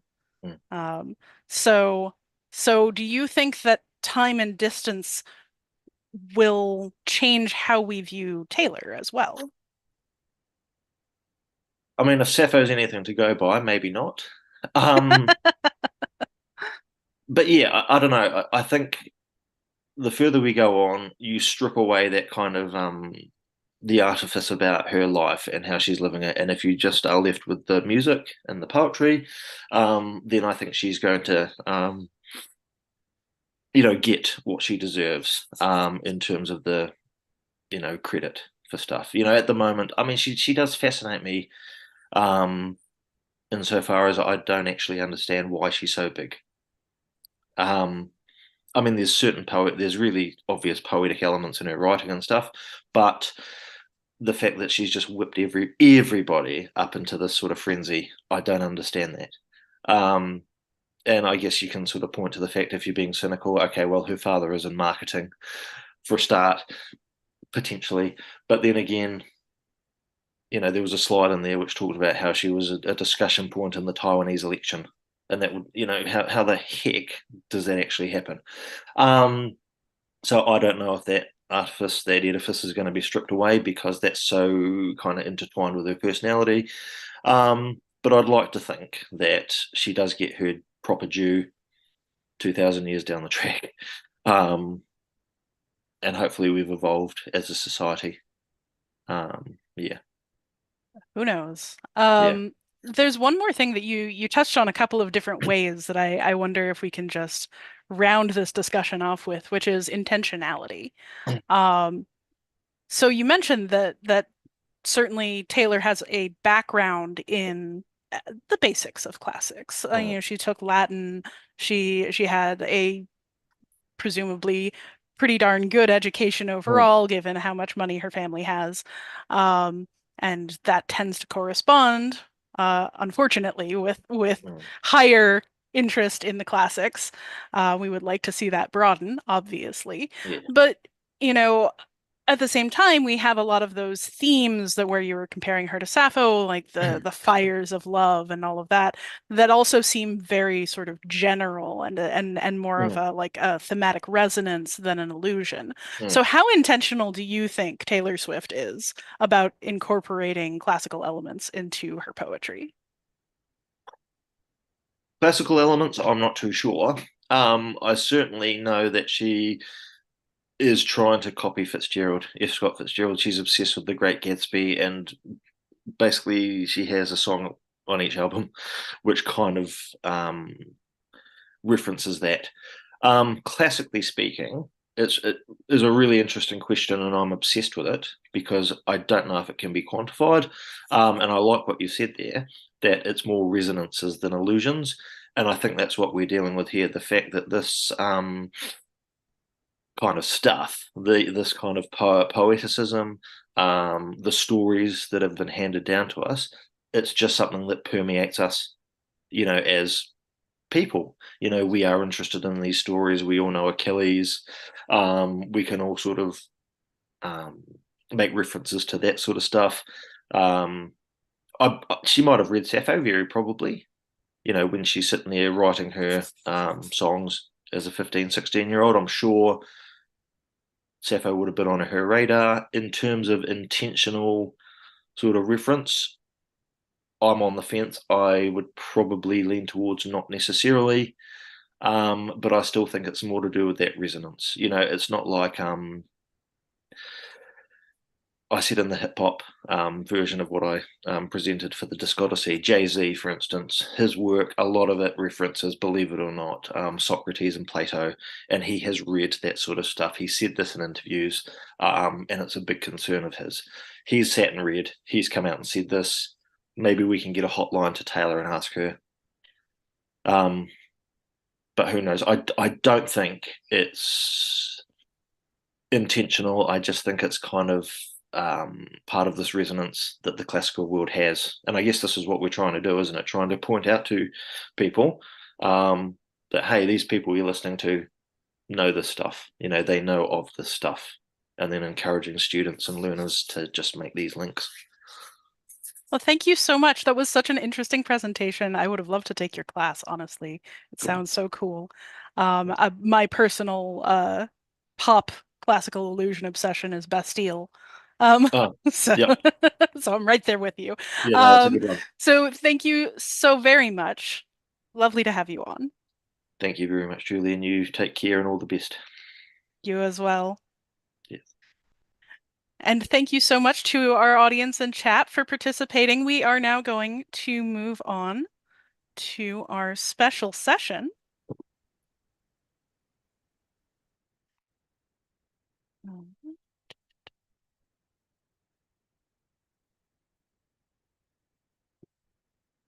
So our special session on archaeogaming and entering the past through gaming.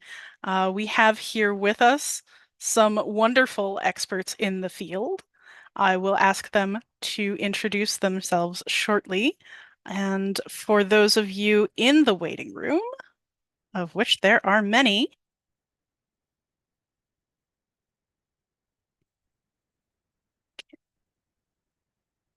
just wait for Zoom to catch up with us. So yes, if you RSVP'd, welcome. Please keep your camera off and yourself muted for the time being while we go through some initial discussion with our panel of experts, and then we will open it up to general discussion. And I will be monitoring chat as well to bring in any questions that our audience have from there. Thank you so very much for joining us. Let's just start introducing ourselves in the order that I see you. Brianna, would you introduce yourself, please? Hi, good evening. It's evening here. It's 11:30 p.m. Calling in from Egypt. And yeah, my name is Brianna Jackson. I'm an Egyptologist. I specialize in the Amarna period and international relations, but also archaeogaming. And specifically, I look at the representation of urbanization and early state development and power systems in city builder games. Andrew? Hello, can you hear me okay? Yes. Yeah, all right, great. My name is Andrew Reinhard, and I gave archaeogaming its name. There are lots of people who are doing video game archaeology before I was, and I guess I was good at marketing or something and came up with archaeogaming itself. If you haven't checked it out yet, you can read the introduction to archaeogaming for 2018, and also there's a sequel that came out this year, Practical Archaeogaming, which speaks to thank you, which speaks to my interest in basically applying archaeological method and theory to understanding human occupation, modification, and abandonment of digital space, which also leads into the second book for 2024, which is Machine Created Culture. Not so much about archaeogaming, but a lot about digital archaeology. And when I say digital archaeology, I mean archaeology of digital things and digital places. And you might also know me from the Atari excavation back in 2014. Thank you. Adam? Hi, everyone. My name is Adam Bierstead. I am a museum curator as my day job, but in terms of archaeogaming stuff, I am a Twitch streamer. I go under the handle Ludo History on pretty much all platforms, and I try and play a huge variety of games. My background is medieval studies and specifically medieval Scandinavian studies. So Assassin's Creed Valhalla is kind of where I made a name for myself, question mark. But at this point, I have played pretty much all time periods. I'm also a little bit of an imposter in this session because I don't conceptualize myself as doing archaeogaming per se. Sometimes I do. But for the most part, I tend to work within historical and museological frameworks in approaching games set in the past. So a little bit, I guess, of a a counterpoint to some of the other perspectives we see going on here. Thank you so much. Hamish? Fingers crossed this is working. Yes. Good. Okay, I was getting an error message before and I was like, oh no. So hi everybody, I'm Hamish Cameron. I'm a senior lecturer in classics at Victoria University in Wellington down in New Zealand. So it was great to hear the end of the previous paper actually, and hear John talking about Taylor Swift. That was cool. I work on Roman, okay, so it's the morning. So my brain is still catching up. My coffee isn't quite here yet. I work on the Roman Near East, I work on Roman representations of imperialism, and I work on the representation of the ancient world in games. I also don't necessarily consider myself an archaeogamer, but archaeogaming, as anyone who's read Andrew's book will know, is an extremely broad tent, and I'm definitely in there. But I'm also coming at it from a more historical reception perspective rather than necessarily a kind of material perspective, but we can talk about that later. And Kate? Hi, I'm Kate Cook. I specialize in narratives about gender in the ancient world in two areas. One of them is Greek tragedy, so that's my kind of ancient side, and the other is in classical video games, as I'm going to insist on calling them for today, although that term is, I know, open for discussion. I would say, I mean, I also would not necessarily consider myself a kind of archaeogaming person because I come at this very much from a sort of literary place. So I think we've got a nice range of all the different ways of thinking about this between us, and maybe that's something we can think about a bit more. Yes, and I am Julie Levy. I am the managing director of SASA and your host for this lovely talk. I will be moderating, as I mentioned before. If you are not on our panel of experts, we're going to have a few discussions just among us, if you could leave your camera off for that time. And then I'm going to open up the discussion to everybody who is here. So thank you very much for your participation. As for me, I do consider myself an archaeogamer. I have a YouTube channel where I talk about among other things, a lot of the sort of reception in video and board gaming. And I also have a Twitch channel, much like Adam, where I play video games and talk about their ancient studies content. So I think this is going to be a lot of fun. And the first question that I'd really like to start us off with, as everybody seems to be already there, is what is archaeogaming? How are we going to define this for purposes of this conversation? And I think this is especially fun since we have Andrew here, the coiner of the term, as it were. I guess I'll start. Very short definition. Archaeogaming is the archaeological or the study of the archaeology in and of video games. Full stop. So, as Hamish was saying, it's a very broad tent. I wanted to make it as broad and as inclusive as possible for anybody who wants to study the archaeology of video games or archaeology within video games to take their own interpretation and bring it to the fore. As far as how I define it for myself, as I said earlier, it's more about, for me, conducting archaeological investigation in digital space and seeing how humans adapt to that space and make it their own. And what evidence do they leave behind?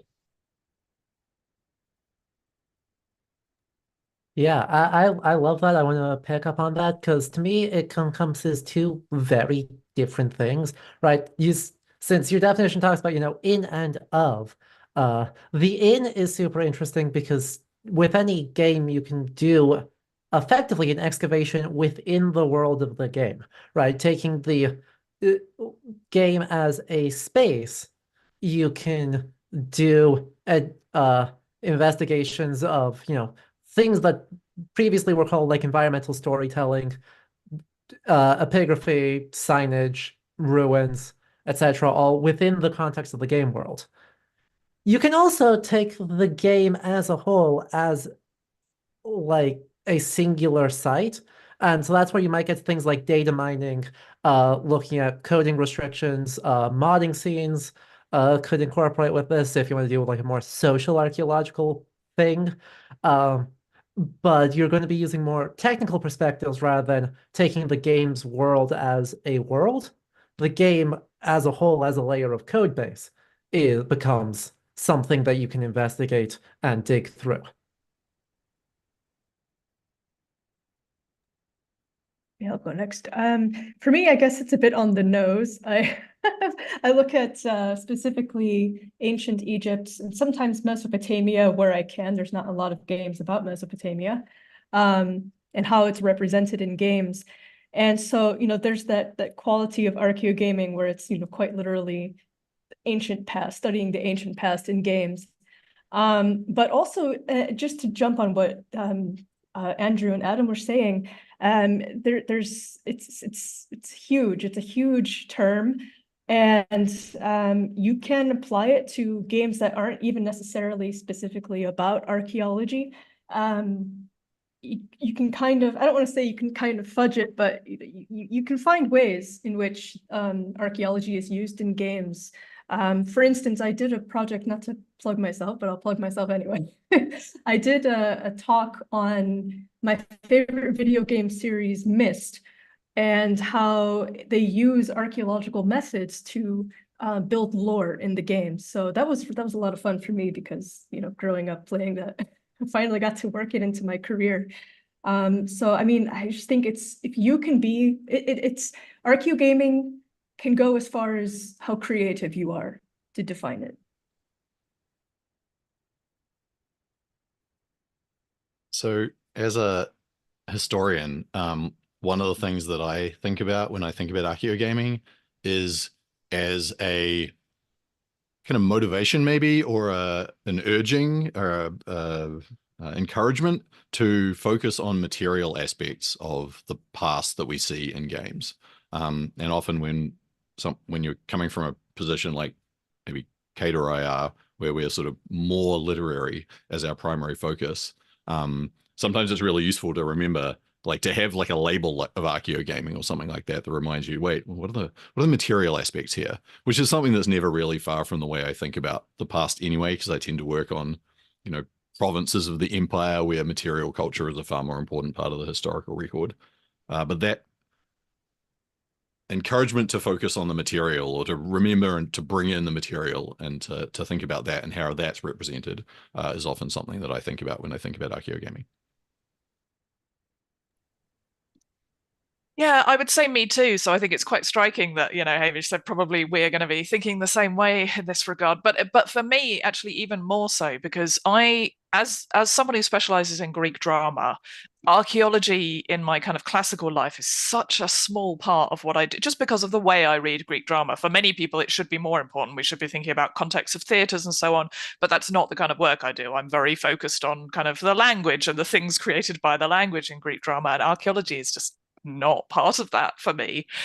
So it's interesting that then kind of, and I wonder, I've sort of wanted to throw this open a little bit. I wonder if, as classicists and ancient historians, and I sort of deliberately use the two separate labels there, and archaeologists, the way we've set up our field invites us to think about archaeogaming as something slightly more narrow than we might do in other fields. And the reason I sort of wonder about this is because I've recently been hanging out a lot with the medievalists to think about how they do kind of, historical game studies and so on. And for them, all of it is medieval studies. They really do not distinguish between literary work and history work and kind of material culture work the way we often do, in the way we've sort of siloed our discipline. And so for some of us, archaeogaming feels like archaeology, and I can say, well, I don't do archaeology. But for them, that would not make any sense as a kind of a distinction. So I wonder whether coming at this from the kind of ancient perspective is giving us some sort of potential limits on the way that some of us, even if it's not necessarily the way that Andrew conceptualized this, it's the way that some of us are kind of coming to it later as being more particular than it might have been, when we're not coming from this kind of classics field setup. Well, I wonder what Adam might have to say about that as the medievalist in the room. Yes. Yeah. Gosh, I mean, right. I think you're absolutely right that, the amazing folks who organize the Middle Ages and Modern Games panels really take the broadest possible definition, where if it is really interacting with the medieval world and games through any convoluted string of things, that's fair game. That is all the same umbrella. I think sometimes I feel like that can be a little bit too broad. Like the medievalists may be overcorrect, where our work is always so interdisciplinary, just by necessity, that it's really hard to, I guess that's sort of the natural way we think about things. At the same time, I think a little bit more clarity between different methodologies within the field actually is theoretically and very practically useful. So some happy medium maybe where we try and go for. Because yeah, I mean, I think you picked up, Hamish and Kate, you both picked up something really awesome with talking about, the material culture that display, because that's how so many games market themselves as authentic or as historical, is that they are displaying real artifacts in a plausible context of use.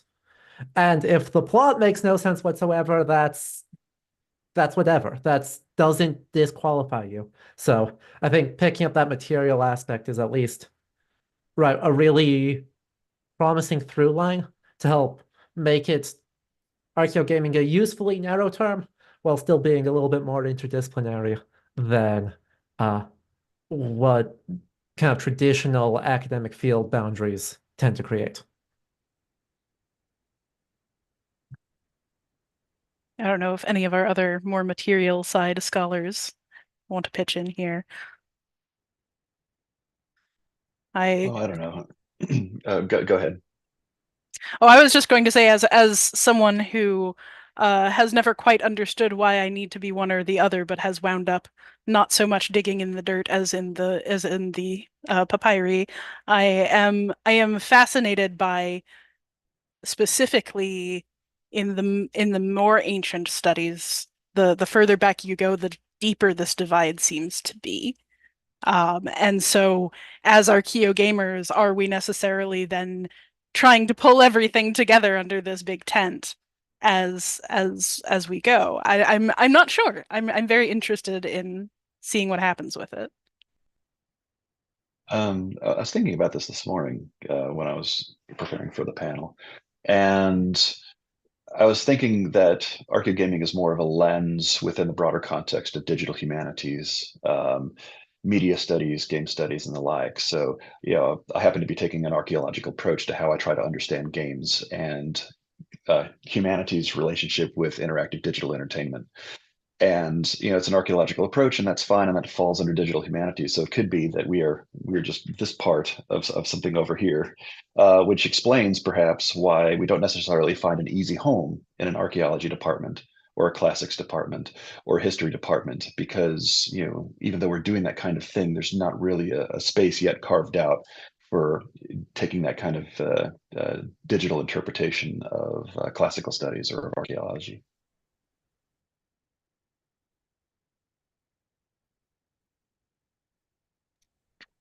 Yeah, I mean, oh, sorry, I just No, please go ahead. Please go ahead.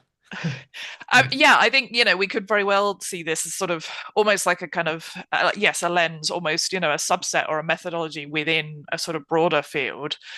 Digital humanities is a very broad field, and I mean, to some extent, you could say, well, then maybe historical gaming studies or historical game studies is the kind of the bigger field. Although then again, as a kind of a literature specialist, sometimes in my other life, then I get a bit uncomfortable about saying, well, where does mythology fit in that? Because I mean, it's the sort of the stuff side of things, the material culture side of things, is not what I look at in games either, really. And I sometimes look at historical games, but sometimes don't. I'm perfectly happy looking at classical games. That's why I like this label, because I think.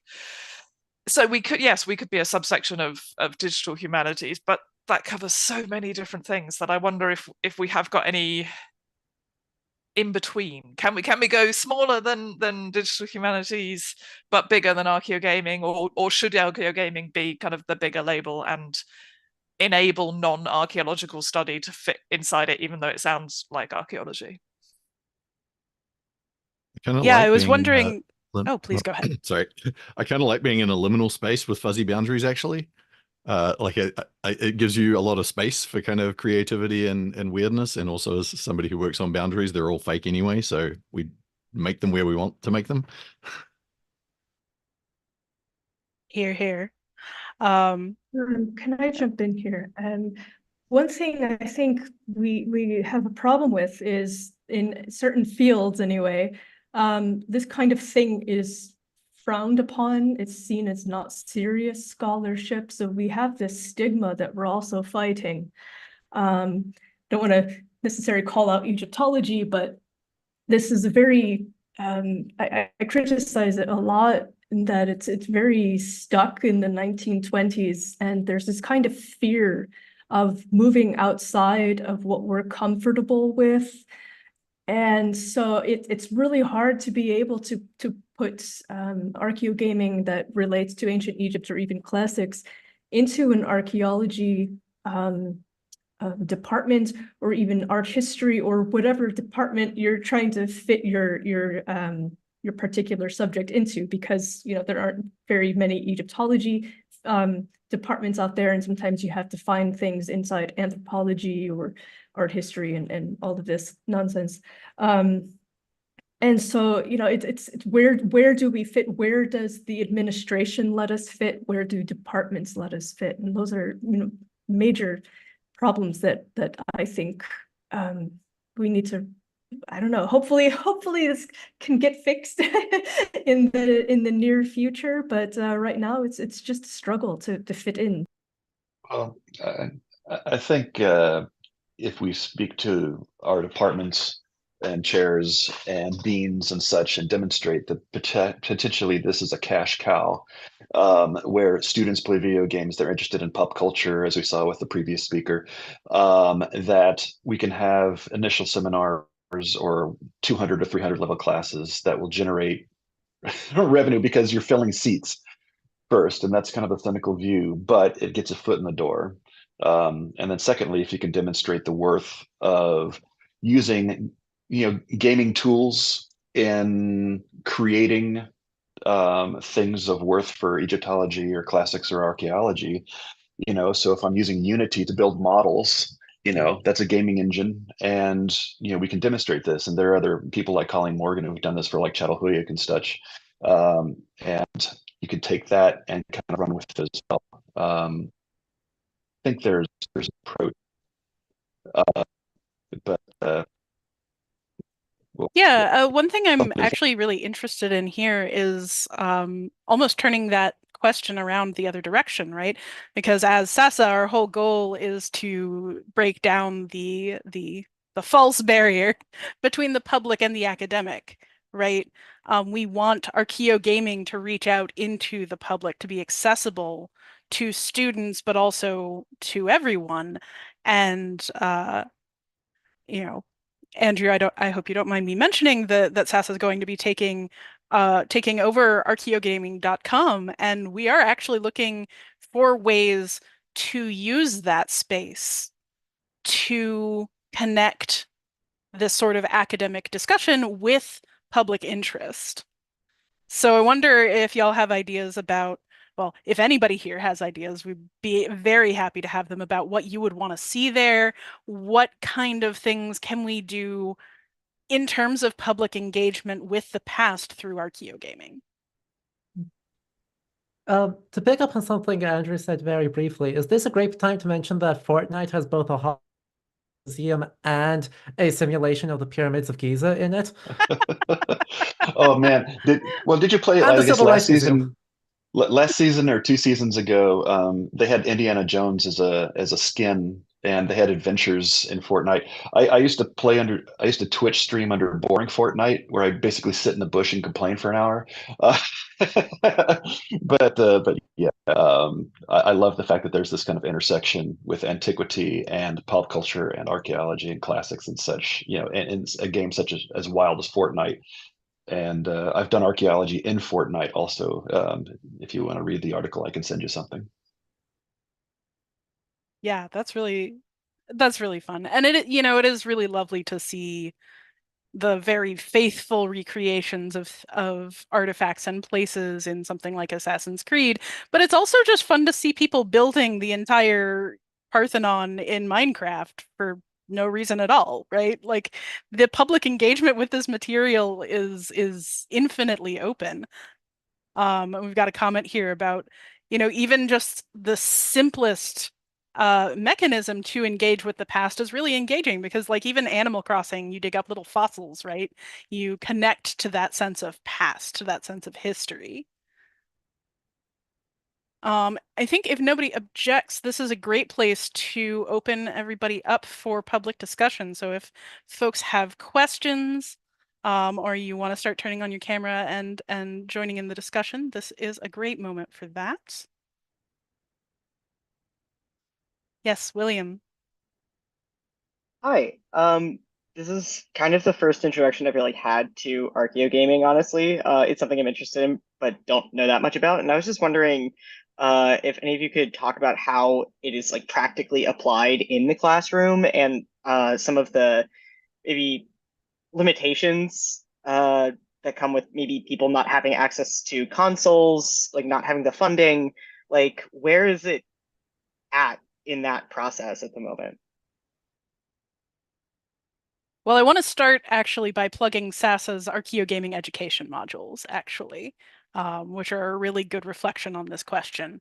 Anybody with availability of a computer or projector should be able to access those. So to some extent, we can turn archaeology into something that is more accessible, that doesn't have the archaeogaming into something that is more accessible and doesn't have those boundaries. And that's also perhaps something we would be doing with archaeogaming.com, which will be a public facing and free website. But in terms of other use in the classrooms, I know that it can be a bit of an issue. So I don't know if y'all have had experience with this in particular. Yeah, I helped with a class that Jill Berkey ran, trying to do an intro seminar to medieval history using games, and I gave in and did a sort of methodology focused lecture on that. Access is a big issue. Having machines that can consistently run stuff is still a big issue, even for older games, even for current generation college students who have grown up around technology. Having access to a machine that can consistently run games, it continues to be a big challenge, and it's one that on an administrative side seems to be very difficult. So that's where something I've been experimenting with, of course, with doing live streams for over 4 years at this point. Oh boy, is having a body of things that almost any machine will be able to look, get that perspective on, and then hopefully take my time enough and play intentionally badly enough that people can see and pull things other than what I pulled out of it from that as well. So I've taught with games many times, including a course that I've run a couple of times now on the ancient world in video games, basically. And the way I do it, because all of these issues about accessibility, be that the cost of consoles, the cost of games themselves, especially if you want to cover a whole lot of games over a semester, like that's a lot of money to put on a student. So the way I handle it is for every game that I present in the class, offer them a lot of streaming options, including or a lot of recorded streams or let's plays or other things like that. And so I give them the option to either like play the game or to watch the game. But the thing that I stress at the start of the course is that the way that you engage with the game will determine the kinds of arguments you can make about the game. If you are not playing a game, then there's some arguments you just can't make about the way the game plays, right? Because you can't experience it, you haven't felt it, you're not really qualified to engage with that. And from a classics perspective, it's very similar to the type of discussion I'll have with students about whether they know the original languages or not. There's certain arguments you can make about a text if you know Greek or Latin.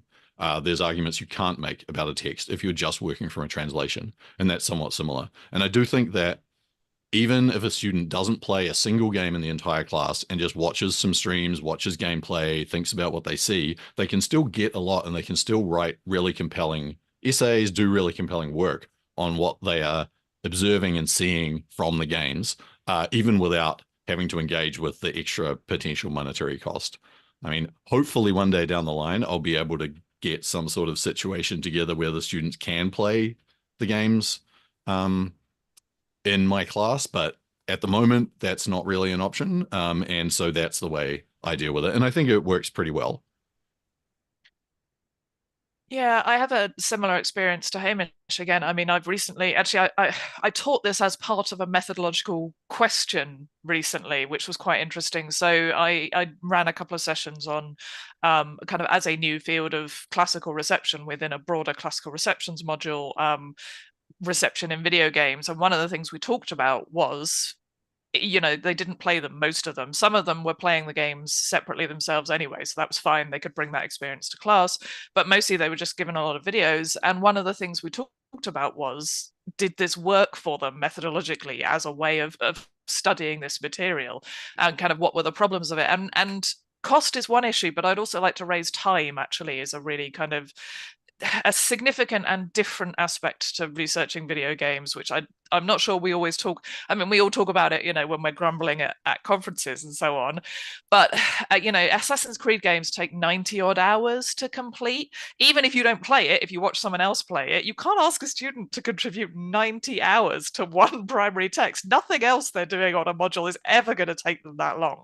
So then you're saying, well, okay, so watch this, you know, 5 minutes or half an hour or whatever, but are they really getting a sense of a whole story or a whole game or a whole representation of a character in that way? Often they're not. And this is something which quite a lot of my students kind of brought up, that, you know, in the videos they watched, they got a kind of 10-minute sample, but they didn't know if that was kind of representative. And they, you know, and I think this is one of the places where kind of institutional support actually could help, because I think, you know, I mean, Andrew was kind of very positive about the idea that we can sell this to our departments, but being slightly more cynical, I would agree with Brianna that I'm not sure a lot of our departments yet are ready to take that sale. But if, you know, if they were, and they would produce things like, you know, computer departments or computer rooms where we could make games accessible and we could allow students more time. We could think about scheduling modules and say, well, you know, next semester we are going to do this, so you've got 3 months to play as much games as you like. You know, it would be quite radically different to the ways that we practically think about teaching classics and ancient history at the moment. I think that would make it kind of the best. You can do a lot with videos and so on, but to make it the best it can be, then we need to be thinking about this in a sort of slightly different way than I think maybe we have so far. Yeah, we are, you know, dealing with an issue of privilege and access, certainly. I might recommend going to the Internet Archive, and for the time being, they have a vast collection of digital games and ephemera tied to the context of digital games. A lot of which are, some of which have classical themes, archaeological themes, historical themes, and they're free to play. And they're not emulators. You can actually go in and play them through the window, or you can go and find Java emulators and whatnot for some of these older games. And so, you know, I think, you know, perhaps when we're, you know, talking about you know, digital games in the classroom, maybe we're thinking of contemporary games and whatnot. But there's a really rich history going back to 16-bit and 8-bit games as well, that are freely accessible and available online. So if you've got a good internet connection, you'll be able to play and comment. And thankfully, a lot of these games are a bit shorter than these 100-hour marathons that Ubisoft continues to give us. I just want to take a moment to raise a comment that Kira made, that it might help the universities to contextualize this, to understand what we're trying to do, to frame game streams as films, because the universities are used to incorporating screenings into film classes, and that way we might get a little bit more leeway. We've talked a lot about disciplines and universities in some ways being stuck in the past when it comes to exploring new venues of opportunity for things like archaeogaming, things that break boundaries, things that verge into pop culture, that within especially disciplines that are considered more sort of traditional, right? Like archaeology, Egyptology, classics. And I would be very interested to see if reframing really does help the university if they can just pretend that it's something else that they already do. Which often, is kind of funny, is how we can get away with introducing new things into people's general sense of reality, is say, oh, it's just like this thing you already know, except a little bit different. I think what needs to happen is for the tenured faculty to get on board to help make courses, because I've only ever adjuncted and my courses were always chosen for me. And there's this particular curriculum that you have to do, and you can kind of manipulate it to stuff in video game stuff, which I have done before. But we need the support from the people who can actually do something. And that's where we have to sell it to first, so that they can hopefully help to, create a course or something for people to, we just need the space, and we have to have somebody give that to us. Yeah, I was talking about this subject to my partner the other day, and he goes, well, nobody has their PhD in archaeogaming. Yeah, and I mean it's really worth saying that Brianna's point is really important, actually, because in this field, particularly, slightly less in history, but it's true of a lot of historians as well. I mean, a lot of the people doing this work at the moment, whether it's archaeogaming or kind of historical game studies or kind of classical game studies, are not in permanent employment or are PhD students or kind of very relatively young scholars. And it's extremely difficult to have much impact on the field or kind of, bring students in and so on if you're changing jobs all the time, or if you haven't got that kind of institutional support, which is really important for thinking about where this field goes next. And, we talk about public access and so on, and that is really brilliant. But if all the people who are doing this public access through gaming lose their jobs every summer, then this is not a sustainable model. We can't keep thinking about bringing the public in when there's no one left to bring them into anymore. I think so. It is kind of worth, just to put a downer on this otherwise really positive conversation. I do think we need to have a little bit of a think about, who is doing this work and who is supporting doing this work as well. I'd just like to personally welcome I'm a Brianna's recovering cat to the academic. stream. Hello. Sorry, But yeah, go ahead, please. I left academia, right? I am the one in the room who is not in academic in any way, shape, or form. I work in a museum these days. So the point, I think, becomes even more dire than you suggested, Kate, because some of the people who are still putting in the work, going to conferences, participating in some of these volumes, leave permanently, and they don't come back. And so how do you persuade, someone who's been a tenured professor for 35 years, doesn't really see the significance of games, actively encourages students to not pursue that for graduate research, to do that when there's also a completely collapsed job market, and even the most grossly overqualified historians are on the brink of walking away entirely because you can't get something remotely stable.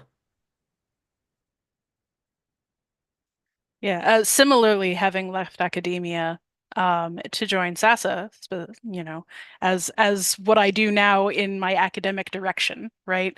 This is the part of my life that I still get to have these discussions in, still get to interact so much with my friends who are still in academia. I feel like I should take a moment here to thank Hamish again for letting me participate in a panel earlier in the month where I got to talk about archaeo board gaming, right? Another boundary pushing, even within the realm of archaeo gaming, this doesn't get talked about as much as it might. Some really amazing work that Jeremiah McCall is doing there on board gaming in the classroom that does actually address some of those accessibility issues too. David, please go ahead. Well, I'd like to say that you've all come to the right place. This is mainly the point of what SASA is trying to do, is trying to come up with a combination, a way in which people who are both professionally academics, by that I mean they get paid to teach classes in a permanent position, and often sometimes paid to do research along with that, and those who are paid to do other things to make their living, but also love to engage in these things and produce quality work. So that's what we're all looking to move towards. And I think also there are many ways of actually getting tenured faculty, as you would say, interested. I don't think it's necessarily aiming for the faculty members who are near retirement. I think it's looking at the associate professors, the assistant professors who are going to reach tenure in the near future, and a lot of them are Gen Xers, some even Gen Zers. So like there's a lot of room for people who would be really open to incorporating different ways in their classroom. And let's also not forget that there's an enormous emphasis on trying to create immersive classrooms. And so part of what we're trying to do is to best find ways for people to do that, to help them do that. And I think I'd love for all of you in some ways to collaborate with our work in the Archeo Gaming education modules, and especially as we're upgrading them to the undergraduate level. And I know we're never going to do it the way everybody wants. The goal is to have a very usable, easy to use product that people will feel comfortable using and will get used and students will get engaged with. And there's so much room for other types of projects also. Anyway, that was my 2 cents. And I think my point is, I feel very positive about things. I think that people are very open to new things when they start feeling comfortable about them. Yeah, and I think we need cultural investment in Archeo gaming is what we need. Oh, well, I think we do. And we're talking about Archeo gaming in the academy, but it certainly has a healthy life outside of it. One need only take a look at the YouTube channel of the Tarnished Archaeologist, who does the archaeology of Elden Ring. And that is utterly fabulous. And that actually made me pick up the game and start playing it 2 weeks ago. And now I've got like 80 hours because I need help. Where does the time go? Yeah, but it's so much fun. And the fact that other people who are not academics, or who might have gotten their bachelor's or something and then did something else, they keep coming back to the archaeology of these kinds of games, whether they're classically themed or not. They see these as elements of material culture that are worthy of study, that have a rich lore, some of which are invented and some of which the fans bring to the games themselves as well. And if you can kind of merge those two, you've got academic rigor along with this kind of popular reception of lore within games. I think that's a good way forward, and you can certainly build an audience and demonstrate to whoever needs to see it how popular these things actually are. Yeah, I think public, especially YouTube, is definitely a much, much healthier space. Twitch, not live streaming, I think a little less so. A couple years ago was very, very positive about it. These days, not as much. Has not been the sort of growth across the board that I was hoping to see. But YouTube is doing fantastically, and if you're trying to get started, like that is the platform. I think that's probably the most successful, just because Let's Plays are already so established as a legitimate genre there, that being able to do Let's Play, but you're an expert, is a flourishing subgenre with archaeology and with not archaeology, musicians. I've been seeing a lot of music, like so-and-so professional musician breaks down video game music. I've seen 6 new channels explode in the past year doing just that. So there's clearly an appetite across the board for that expertise. And so it's more of a question of how, not if. Right. I think we just need to have more people invested in the reaching out part, because the interest is clearly there. Who doesn't love video games, right? And who doesn't love the ancient world? But not too many people have thought about combining the two in any way. I love the idea of video game music folks coming on to talk about how do we make a video game piece of music that sounds to us like the ancient world. What a fascinating thing to do. And certainly there are people out there, like, I don't know, your Adam Neely types, who might do such a thing on a one-off, but there could be whole channels. This could be a field of scholarship. And all of these great people out there doing this kind of public education, I just want to do a little plug for SASA's Port Ancient, where we do try to get partnerships with folks who are out there doing this kind of work, like Adam, and try and give people more access to see what's already there, to get your own ideas and go start one. So if you are interested in checking out a pretty broad-ranging list of people already out there doing this work, do go check out our Port Ancient partner list, because we've got some really great folks on there. I have a YouTube channel where I play video games about ancient Egypt. And I mean, of course, for me, there's a question of being able to actually have time to play them. But I mean, I'm not a popular channel, but I do find a lot of really interesting comments with people saying that, oh, I was awake at 3 a.m. and I randomly typed in what does an archaeologist think about Assassin's Creed Origins, you know, so people are specifically looking for this. And you know, I think that it's really exciting to know that that's out there, and YouTube is a really, really good thing. As Adam was saying, like, this is probably one of the best platforms because people can actually just, you know, look and see what's there instead of waiting for a live stream that may or may not happen. And oh, I had another thing I was going to say and I forgot. Well, if you remember it, feel free to pop back in. But I mean, yeah, it's really excellent to be able to be on there and know that there are people who are actively trying to find out what experts have to say about the games, and so, you know, that's rewarding, and I think it's a lot of fun too. We do have a question from chat that is a little bit less focused on the archeo part of the archeo gaming and more on the gaming in the classroom end. So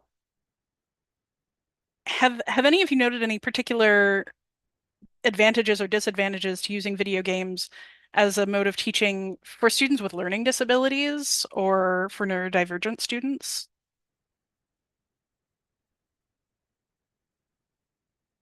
I guess I can speak to this from my own experience as a neurodivergent student who is absolutely thrilled with archeo gaming. This is absolutely one of the easiest ways to connect for somebody who has a hyper-focus issue, because video games speak so well to, for instance, the ADHD brain. Because you can get involved within it. You're not just necessarily watching it. So it definitely has some advantages in that direction. Well, I guess the disadvantages that I see would mainly be barriers to entry, time and money. I don't know if anyone has further comments on that particular thing. Yeah, I would agree. I think, I mean, I've had some success with particularly neurodivergent students who maybe have found kind of more traditional materials that we've come across in the classroom, you know, lots of reading and so on. They've not necessarily found that as engaging, but they've found video games more engaging. I would say, however, that kind of many of the problems we talked about kind of just basic level of accessibility here can get worse with students who need additional accessibility, I suppose, help, or, you know, just additional access. Particularly if you're not playing, because many games now have kind of settings and so on that could be that, so the game itself can be made more accessible. But if students aren't playing them, they're watching streams, it is quite rare to find, you know, we've been talking about these great videos and kind of historical streams and so on, but, you know, historical streamers are not necessarily playing these games on the most accessible settings. They're playing on them with a view to something else. And so at the moment, I would say kind of there's a need for awareness about what is in the resources you're setting and how accessible those are in themselves. You know, many of these things are not subtitled, for example, which is fair enough, because if you do a 2-hour YouTube video, we all know from experience of subtitling lectures during the pandemic that subtitling these things takes hours as well as the recording. So a lot of them are not, well subtitled. A lot of them won't necessarily have had the kind of colorblind system turned on, because that wasn't kind of applicable to the streamer and so on. So I so far I've been relatively lucky. I haven't come across any kind of major failures in terms of awareness of this, but I think a need to be aware that at the moment the kind of extra level of resources is not quite there to support that. And so kind of you would need to be very clear on what your students in your classroom need and how to go about meeting those yourself, because I'm not sure necessarily that everything you might want is going to be available automatically, which is, it's not necessarily a disaster, but I think it's something to kind of to have in your mind if you're about to embark on trying to teach some of this material. Yeah, just to double down on that warning, right? I mean, great shouts for the settings in the game, but doubling onto that, right? If someone has physical disabilities, say, hypermobility, susceptibility to repetitive stress injury, or limited mobility in general, limited vision, any of that stuff is going to be a massive barrier to entry for play, right? Direct play, if not only do they need to be able to have a system that runs the game itself, and then a bonus peripheral that's designed to enable someone with limited mobility. Well, now we're talking minimum several hundred, more realistically, over $1,000 of expenses just to be able to take the class. Yeah. So that's unfortunately a case where the access resources within certainly universities where I'm aware what access resources they have are not there yet. Not at a point where that can happen. But hopefully, I think from the beginning, or as we're finally starting to see some inroads into persuading people that this is valuable at all, making sure we're having conversations on that access and making sure where possible we're advocating for the access center to have that option is going to be important because if we get people on board early, that becomes easier. If we fail, it becomes way, way, way harder. Yeah, and just to kind of bring that back around to what we were discussing earlier with the, potentially using videos where gameplay isn't available, or potentially using, like in a physical classroom, using a board game or a tabletop game that might have fewer barriers to entry, might be a way to incorporate that kind of gaming. I'm aware of a number of board games that can be played by people with limited vision, limited mobility, other things like that, and they can also be designed. Jeremiah McCall has a couple of projects specifically about designing board games in the ancient world. I'm sure there are others. There have been a few mentioned in chat. Other people who are working on that angle of things.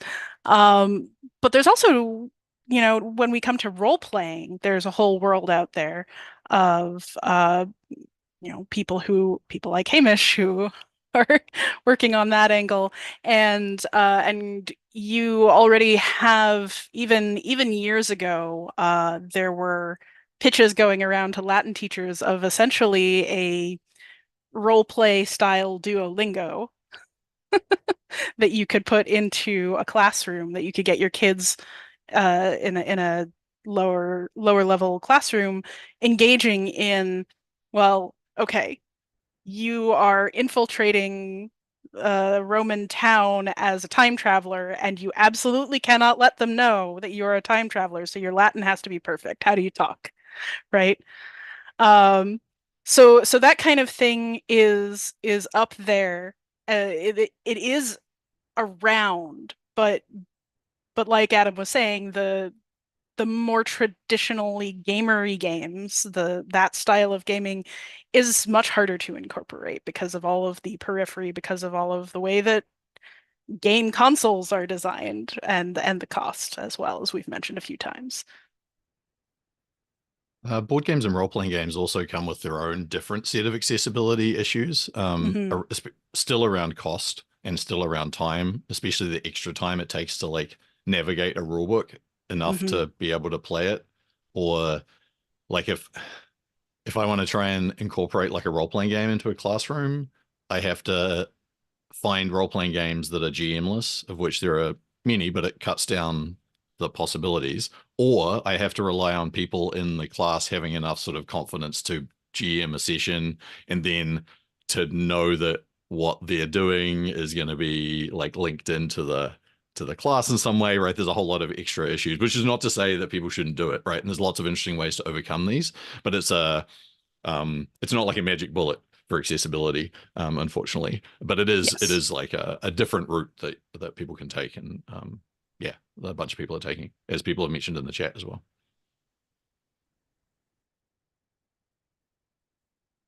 Yeah, and a comment from Abby that university disability resource centers sometimes have talk-to-text resources, and there are things that are available. You know, I may not love the added resource cost of AI, but one of its best uses, I think, is in providing increasingly good automatic subtitles for things. And so increasingly it is possible to have those 2-3 hour video game streams with subtitles that are passable. I'm gonna go with passable. So things are changing. And like Adam said, if we push for it now, when we're starting to get these incorporated into how people see both antiquity and gaming and the academic side of those things, this is the time. This is the time to really take it. So to take it back to the ancient side of the question, you know, we've talked a lot about our particular interests in terms of classics versus Egyptology versus, you know, Vikings. And Brianna, you mentioned that there aren't that many games about ancient Mesopotamia. So I want to kind of turn the question back to like, what cultures do we not see that often when we try to do archeo gaming? You know, where is the ancient Philippines in gaming? Do we have those? The answer is yes, but not very Yeah, many. let me so yeah, you know, a lot of people actually have noticed this lack of Mesopotamia in games. I know of two, and maybe you guys know of more.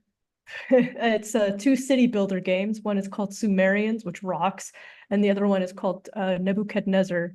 Now I know Total War Pharaoh has a new DLC that's going to focus on Assyria or Babylonia or, you know, somewhere in Mesopotamia, which, you know, finally. But I mean, I have no idea why no one has touched Mesopotamia. I think maybe I don't know. It's really weird. And if you guys have any ideas why people haven't touched that, I'd love to know, because it's so rich and exciting over there. And it's, you know, I mean, I think you can mine a lot out of there for games. Yeah, D. Mackingham asks, has anyone made a game around the Mesopotamian ball game?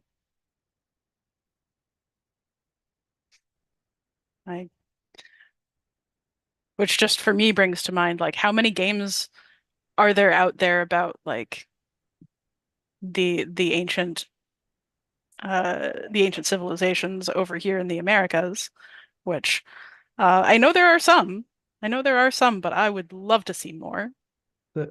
Exactly. There's not very many. But this is a trend I think the last 10 years have been like really promising for of indigenous or marginalized communities working with game companies to create games based in and around their own identities.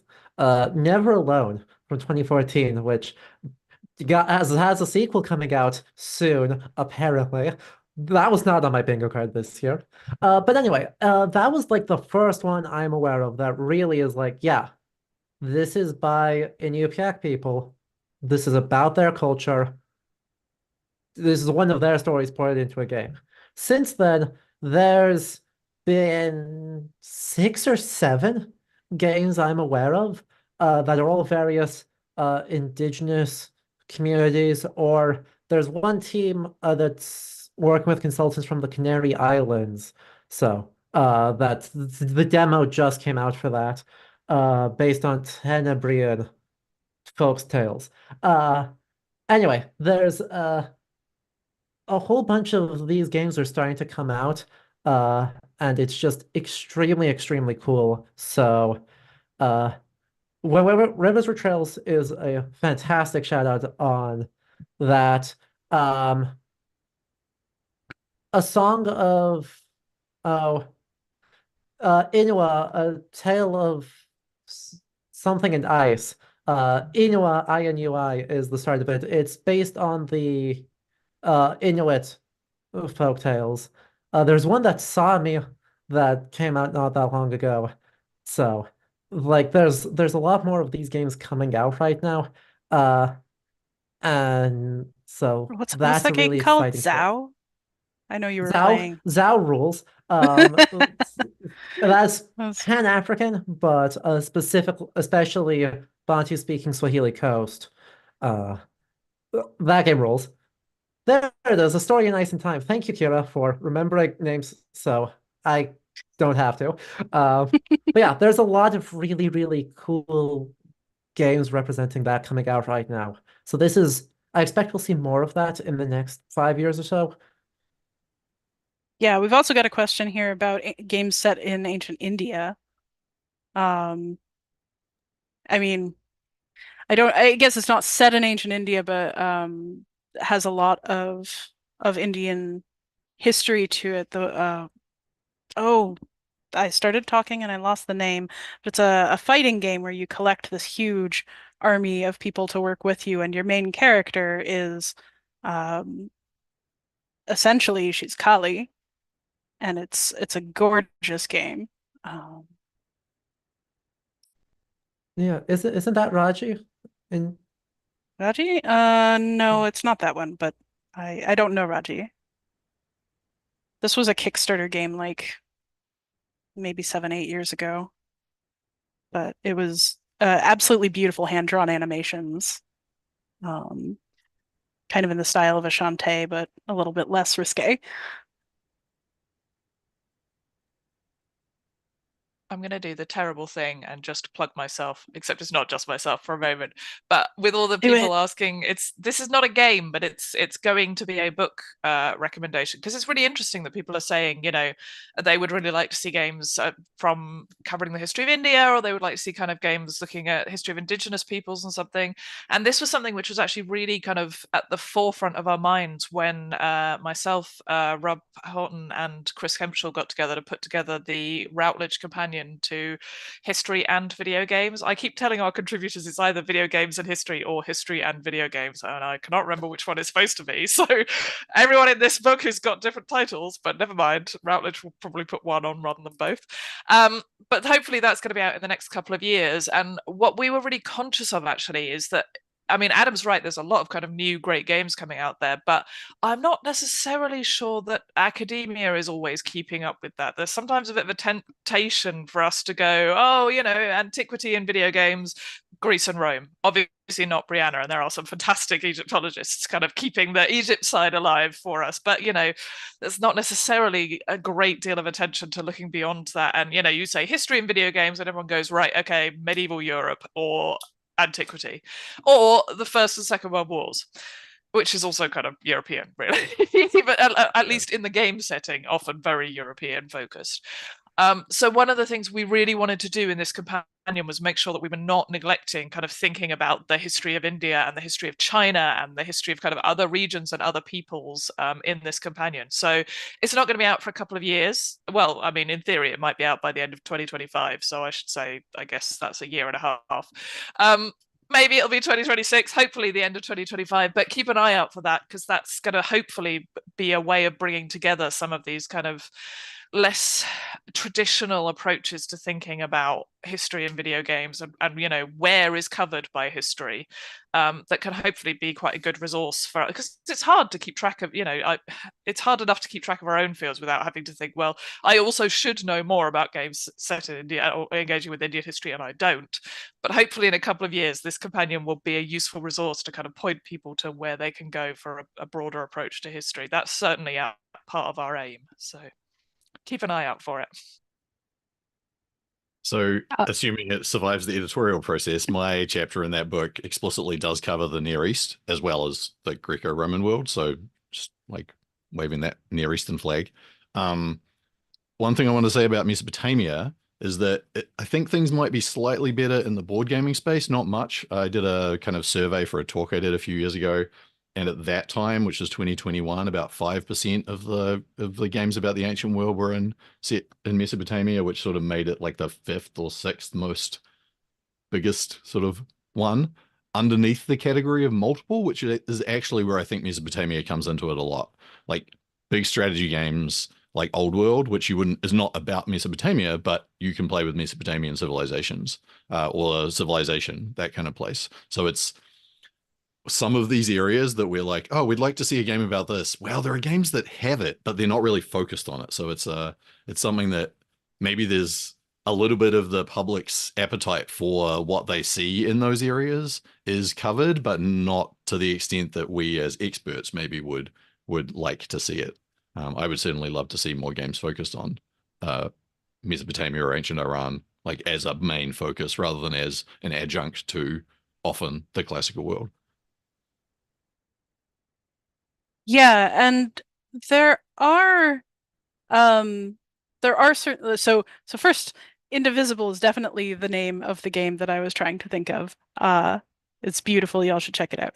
But also just there definitely are increasingly a broader range of historical settings in games and historical and mythological influence in games, especially when it's somebody mashing a bunch together.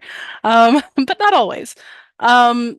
So one thing I guess I want to talk about here, just to follow on Kate's self-plug, the Archeo Gaming Live team at SASA routinely looks for games that are outside of our normal set of expertise. So, you know, we have played games that are set in I think we played a game that was set in Micronesia. We played Scabma Snowfall, which is Scythian. You know, we're looking, you know, there are plenty of Japanese historical games, and there are a few about China that I've heard of, but I'm actually surprised I don't know more historical games about China, considering how huge the interest is. So I guess I want to ask here. Oh yeah. I just wanted to chime in real quick. Yeah, please. That the World Archaeological Congress is going to be in Australia next year, and they're doing an Archeo Gaming session. So this is the perfect opportunity to get together with international colleagues who are not necessarily Anglophones, English speakers, play Western games, and to partner up, co-author, co-present, and learn from each other, because the bigger our network internationally, the better. And that means like speaking at conferences like DIGRA, for example. Florence Smith Nichols and Michael Cook did this, where you're bringing archaeology to these other networks and creating these relationships with indie game developers, the AAA developers, as well as others who are kind of occupying a similar space and intersecting with them. But yeah, Australia coming up, World Archaeological Congress, and there will be Archeo Gaming there. Awesome.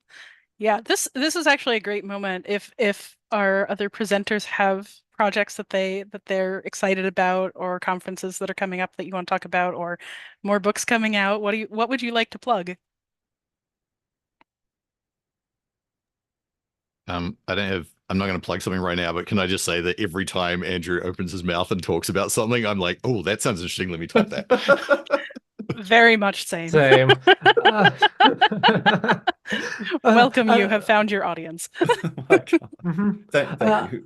I would suggest, especially once, maybe once we're a little later into building some of those networks, speak at PAXs, right? There's 3 of them every single year. They're hugely well attended. Yes, If the goal is yes. to get to meet people, I did one in 2020, oh gosh, last year, 2023, at PAX East in Boston, which admittedly I partnered with someone who's a much, much larger creator than I did. We filled one of the medium-sized conference halls. Like full. So easily 250 people in there. So like it does get people, and that is a very accessible conference. Was that overly sarcastic you were working Yep. with? Yeah. Overly sarcastic productions. Great stuff. Great stuff. Find them on YouTube.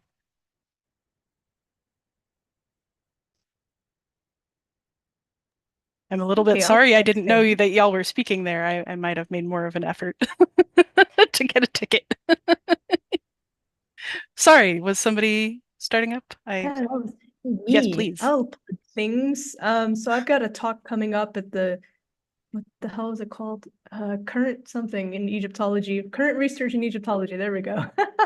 Where I'll be talking about representation and purpose of hieroglyphs in games set in ancient Egypt, and or relating to ancient Egypt. And also there's a couple of books coming out, and you know, when Kate was talking about her upcoming book, I was very excited because there's a couple more that are coming out that have ancient themes. So there's one, Ancient Egypt in video games, maybe the end of this year, maybe next year. And then there's another book coming out called, oh gosh, well, it's something about strategy games, strategy and management games. And I've got a couple articles, so I got one in each of those books. And I know that there's another scholar who focuses on archaeogaming, and he's got an article in, I think it might be about Pokemon. I can't remember what it's about, but anyway, he's got one coming up in that strategy and management games book. So there's a lot of really great stuff coming out in terms of publications.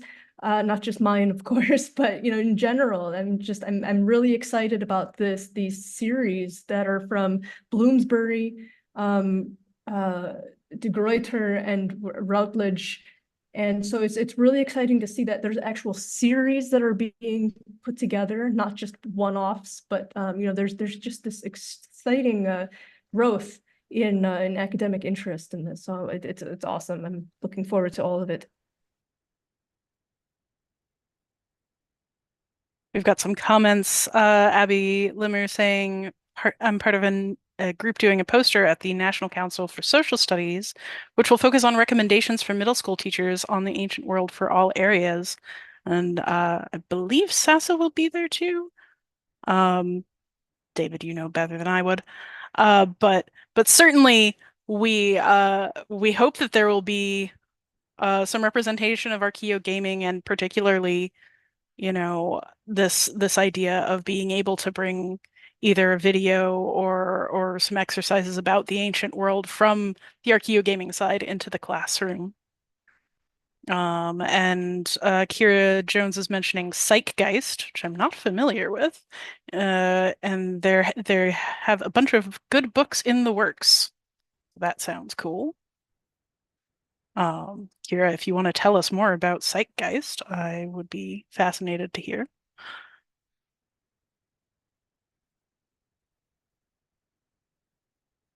And yes, of course, those of us who are largely on social media, Adam, of course, his channel is Ludo History on Twitch or YouTube, and mine is Zilla's Athenaeum on YouTube, or Zillable, which is syllable with a Z, on Twitch.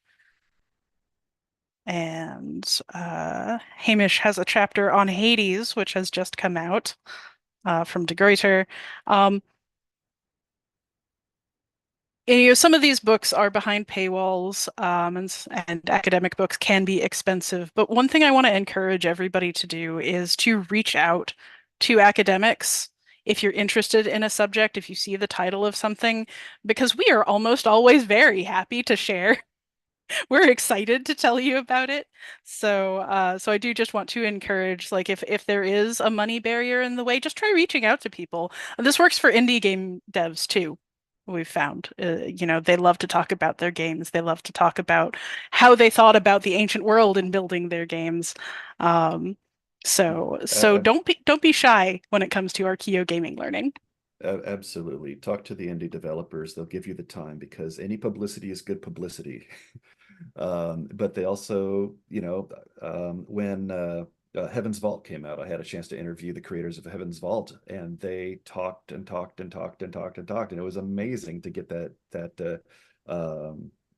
level of access to the creative process for there. Plus, the developer is Tim Ingold's son, so that was awesome. And then I see Dave Rudin's got something in the comments here about, yeah, my dad forbade me to play Leisure Suit Larry when it came out. He's like, not for your eyes. And he had it on his work computer. And if you haven't played it, you should find it and then turn it off really quick. But I don't know, from my perspective in using digital games as a teaching tool, it's always great to use it as a starting point. What did the developers get right? What did they get wrong about the ancient world? And it's not different than talking about classical reception and books and films and stuff. It's just a different kind of medium, you know, with which to engage the material and the students. And, you know, I've got a neurodivergent daughter, and she and I talk about video games all the time because of her hyperfixations, and we work archaeology in there because that's where she's at. She's not a reader, but you know, boy howdy does she like games. So you know, we approach it from that, and you know, I'm sure others have comments about that too. Yeah, I would echo that and say it's very similar. It's just a matter of what the sort of context around the creation of the piece of media is, and sort of being on top of that. Like, you have to know, okay, how does historical fiction work, right? How do films work? How do games work? And then you're sort of just approaching the media with that extra knowledge in mind. But I don't see it as radically different from any other type of reception study, for that matter. You just have to sort of be on top of kind of two fields at once, and be able to communicate the things that are important about whatever the thing that you're looking at is, and get them to analyze that and consider that and think about it. Agreed. If I had to pick anything that's like different, it's, I mean, firstly, the interactivity, the act of playing is a little bit different and opens some doors for more practice-based stuff, especially in a game like, say, you know, Pentiment. I made it this long without mentioning it, I've got to, where the mini games are actually like thinking about historical practice, and in some way attempting to simulate that. So there's some openings there, but the other difference is just sheer density of information, right? When it is in some way a fully rendered world, there's just a lot of people and a lot of stuff in that space in a way that's not true in historical films or historical novels, where there's a more exclusivity in, you know, I don't know, like something like Napoleon might just cut, you know, several thousand miles of just walking. In a Napoleonic War sim, well, no, you're walking all that distance. And so there's some differences there that shows up in just like the sheer density of stuff that is both an opportunity and a challenge sometimes. It's easy to get lost in the sauce with all that stuff, but once you do start to piece it, there's a lot more threads you can pull on than with some of the other historical media. Yes, plus there's just the sheer immersive quality of games, which, you know, you know, we go from text or photo to video and audio to actually interacting with it. And that interaction is just, it's the new level of being able to be in that history in some way to experience it. And I think that's what attracts a lot of people to gaming in the end, is the ability to go new places, to experience new things, and the ability of games to take us into the past or into mythology to experience those firsthand, as it were. I think that's really something we should be doing more work on as like we as you know the institution of knowledge, whatever that means. It's going to be a fruitful direction, I guess is what I'm trying to say. One other thing that does definitely come up in the classroom, and it relates to what Adam and Julie were just talking about interactivity and the sort of level of engagement, is that students will be far more willing to talk about video games than they will be anything else, in my experience, because they've spent so much time immersed in them. They have a far greater degree of knowledge. Like, I've played 100 hours of Assassin's Creed, so they have like 100 hours worth of knowledge that they probably did not spend 100 hours worth of reading the novel repeatedly or whatever, but they have seen game mechanics over and over again, so they're far more familiar with them and far more willing to discuss them in a classroom environment, which is fantastic for teaching with video games, I have to say. Yeah, and there are even targeted educational projects that can be done like this, with like sailing the ancient seas, which, the game mechanics are everything we know about how trade worked in this particular place and time, and getting to actually experience that as a trader on the ancient seas. There's just so much there. Yeah. By the way, to cycle back to a much earlier point, I did want to ask, has anyone tried experimenting with using like published demos in classrooms as a solution to the cost and time investment?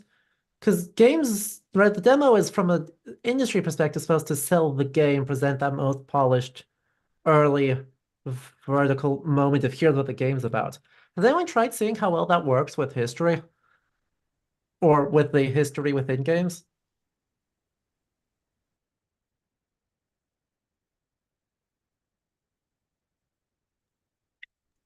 I'll take that as a no, not yet. Yeah, I don't tend to play demos myself or early access stuff, actually, because I want to see the full game. So I haven't really gone into that. But like that, yeah, if it's accessible and freely available, then I certainly wouldn't no, that's absolutely something I think I'm going to mention as a possibility to my students, I would say, next time I run my class. Yeah, right. That's something that comes from just the live streaming side, right? Because every time Steam Next Fest rolls around, which is 3 times a year now because there's just so many video games, I try and pick up as many historical demos as I can and work through them. And I've been thinking over this like for a very long time and then completely forgot about it from the panel until just now. What a great idea, and what a really valuable resource for learning about the games that are out there, since there's not exactly an Archeo Gamers Digest. There should be one of those, though. Yeah, there should I would be. be for That'd it. Great. Maybe that's a SASA Archeo gaming space. That's actually not impossible. Yeah. So one of our Archeo Gaming Live folks is Alexander Vandewalla of Paizomen, the blog and archive of games with classical content. So it's not impossible that we could get started on something like that. And if people would really enjoy seeing that, we can put effort into making sure that comes up sooner. I've also spoken with Kate Minity, who's also part of the Archeo Gaming live stream team, about potentially, and I don't know how we would go about this, but I would like to see some kind of database that links historians to independent game developers, because I've interviewed some and some of them don't know that it's possible to approach historians or specialists, or they don't really think to do that, or they just decide that they'll just do their own game because it's their own little game, and I'm just wondering if I don't know, what do you guys think about that? Do you think that's a good idea? I kind of think I think it's an awesome idea, personally. Yeah, this is something. Oh, sorry, Hamish. No, I was going to say this is something we were just talking about at IMC, actually, because it is something that the Historical Games Network is sort of doing, but not in a very kind of database-based fashion. I've been to sort of a few of their events that have been quite good for putting in touch game developers with kind of academics a little bit, although something I found that was quite interesting about the last couple of those I went to was that sometimes their events nonetheless sort of split down. I would show up and there were a whole lot of game developers and very few academics, or a whole lot of academics and very few game developers. But you know, they have got contacts on both sides at least, so they might be someone to speak to about, you know, doing this further. But yeah, it's, as I say, it's something we were talking about at IMC as well as a possibly kind of useful resource. But you know, again, I mean, I hate to be the person who keeps doing this, but given the time of year, and as many of you know, my personal struggles, this is a lot of extra unpaid work again that we're kind of volunteering ourselves for, or volunteering junior colleagues for, or you know, so that's one of the reasons why it maybe doesn't necessarily happen at the moment. Yeah, this is also something that's on the radar for both games and film of the Antiquity and Media Studies, but also see aforementioned issues with volunteer labor in academic societies. Like, it takes a long time for anything to get done, as I know many of you can attest. In terms of film, SASA is already working on an archive very much like that. So I think that in the future we may see, as literally a volunteer organization, we may very well see that come under SASA's purview. We are now running up against the end of our time slot, much as I would like to keep chatting with you folks all day.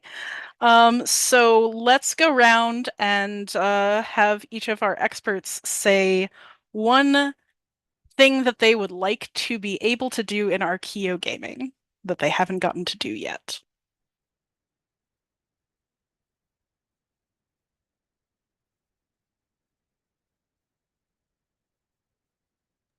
I know I sprung that one on you. Yeah, I know. All right. Please go ahead, Andrew. I got you. The one thing, and if I ever publish again, this is what I want to do. And I got called out on this for my first archaeogaming book in 2018. One of the reviewers from Spain said, "Hey, you're not paying attention to the environmental cost of game creation, nor are you paying attention to labor." And they were right. I would love to look at the environmental and labor impact of these games, and it could be any video game, or it could be, you know, games set in the ancient world or whatever. But you know, I want to know what their environmental plans are. I want to know what the environmental impact is locally and globally on the creation of a AAA game versus an indie game. And there's some work being done on this already, but I think at this stage of my career, I really need to do something that has this kind of morality to it, where I feel like I'm contributing to the health of the planet as opposed to, you know, my CV or something. So I don't know. That's what I'd like to do next, I think.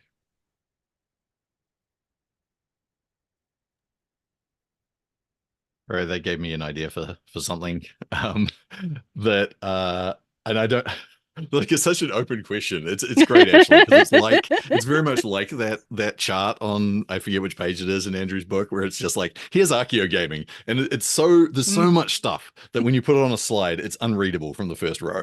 Like, so that was the so I love that you took it in that direction. What I think the thing that I would like to do in archaeogaming is try to like change the way the field is, or the subfield is, from my position of relative privilege as a permanent faculty member.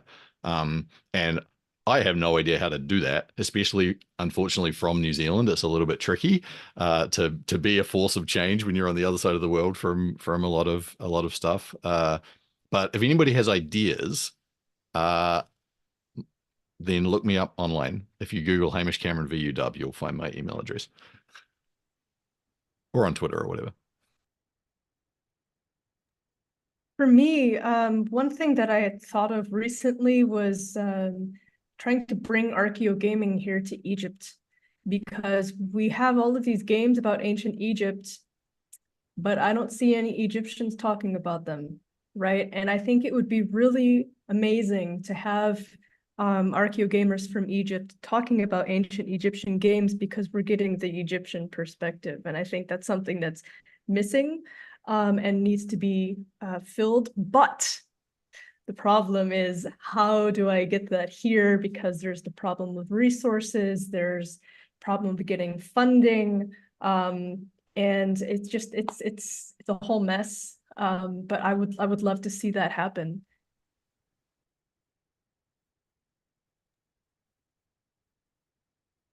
Yeah, I guess I'll go next. Sorry, For me, Brianna, I don't know if you've been in touch with Michael Carter. He's at Ryerson University in Cairo. He has been doing some stuff with digital archaeology, Egyptology, and video games in the past few years. So if you look him up, he's in Cairo at Ryerson. He's an executive director there as head of program.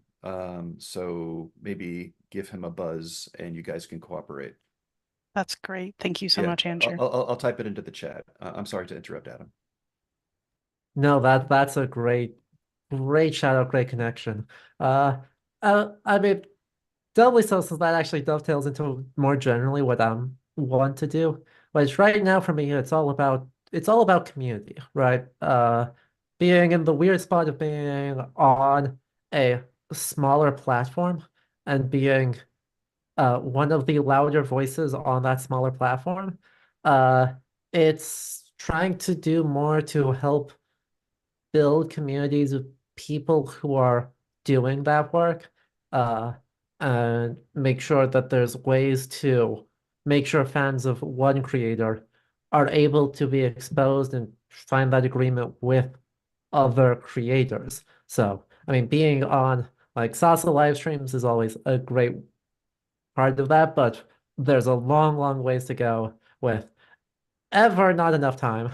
But long term, that's really what I want, is to turn the public side of it and the content creation side of it into a more sustainable community rather than a lot of voices individually doing their own thing.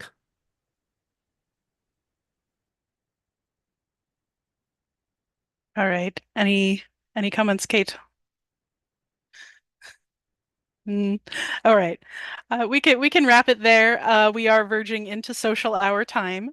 Thank you all so much for coming. This has been an absolutely wonderful chat. I hope you all enjoyed it as much as I did. And with that, I will turn it over to David so we can move to our social hour. Yep. Thanks everyone for joining us over the last 2 days. We've had a great time. Lots of discussion on how people perceive their pasts and others' pasts. I hope you can join us in the social hour right now. To get the Zoom link, all you have to do is go to our website, safeancientstudies.org, go to the Virtual Conference 2024 page, and you can find the RSVP, and it'll send you the link to the Zoom right now. All right, I'm going to shut down the feed and head over to the social hour. Thank you for everyone in this session and all of our presenters and moderators the whole last 2 days.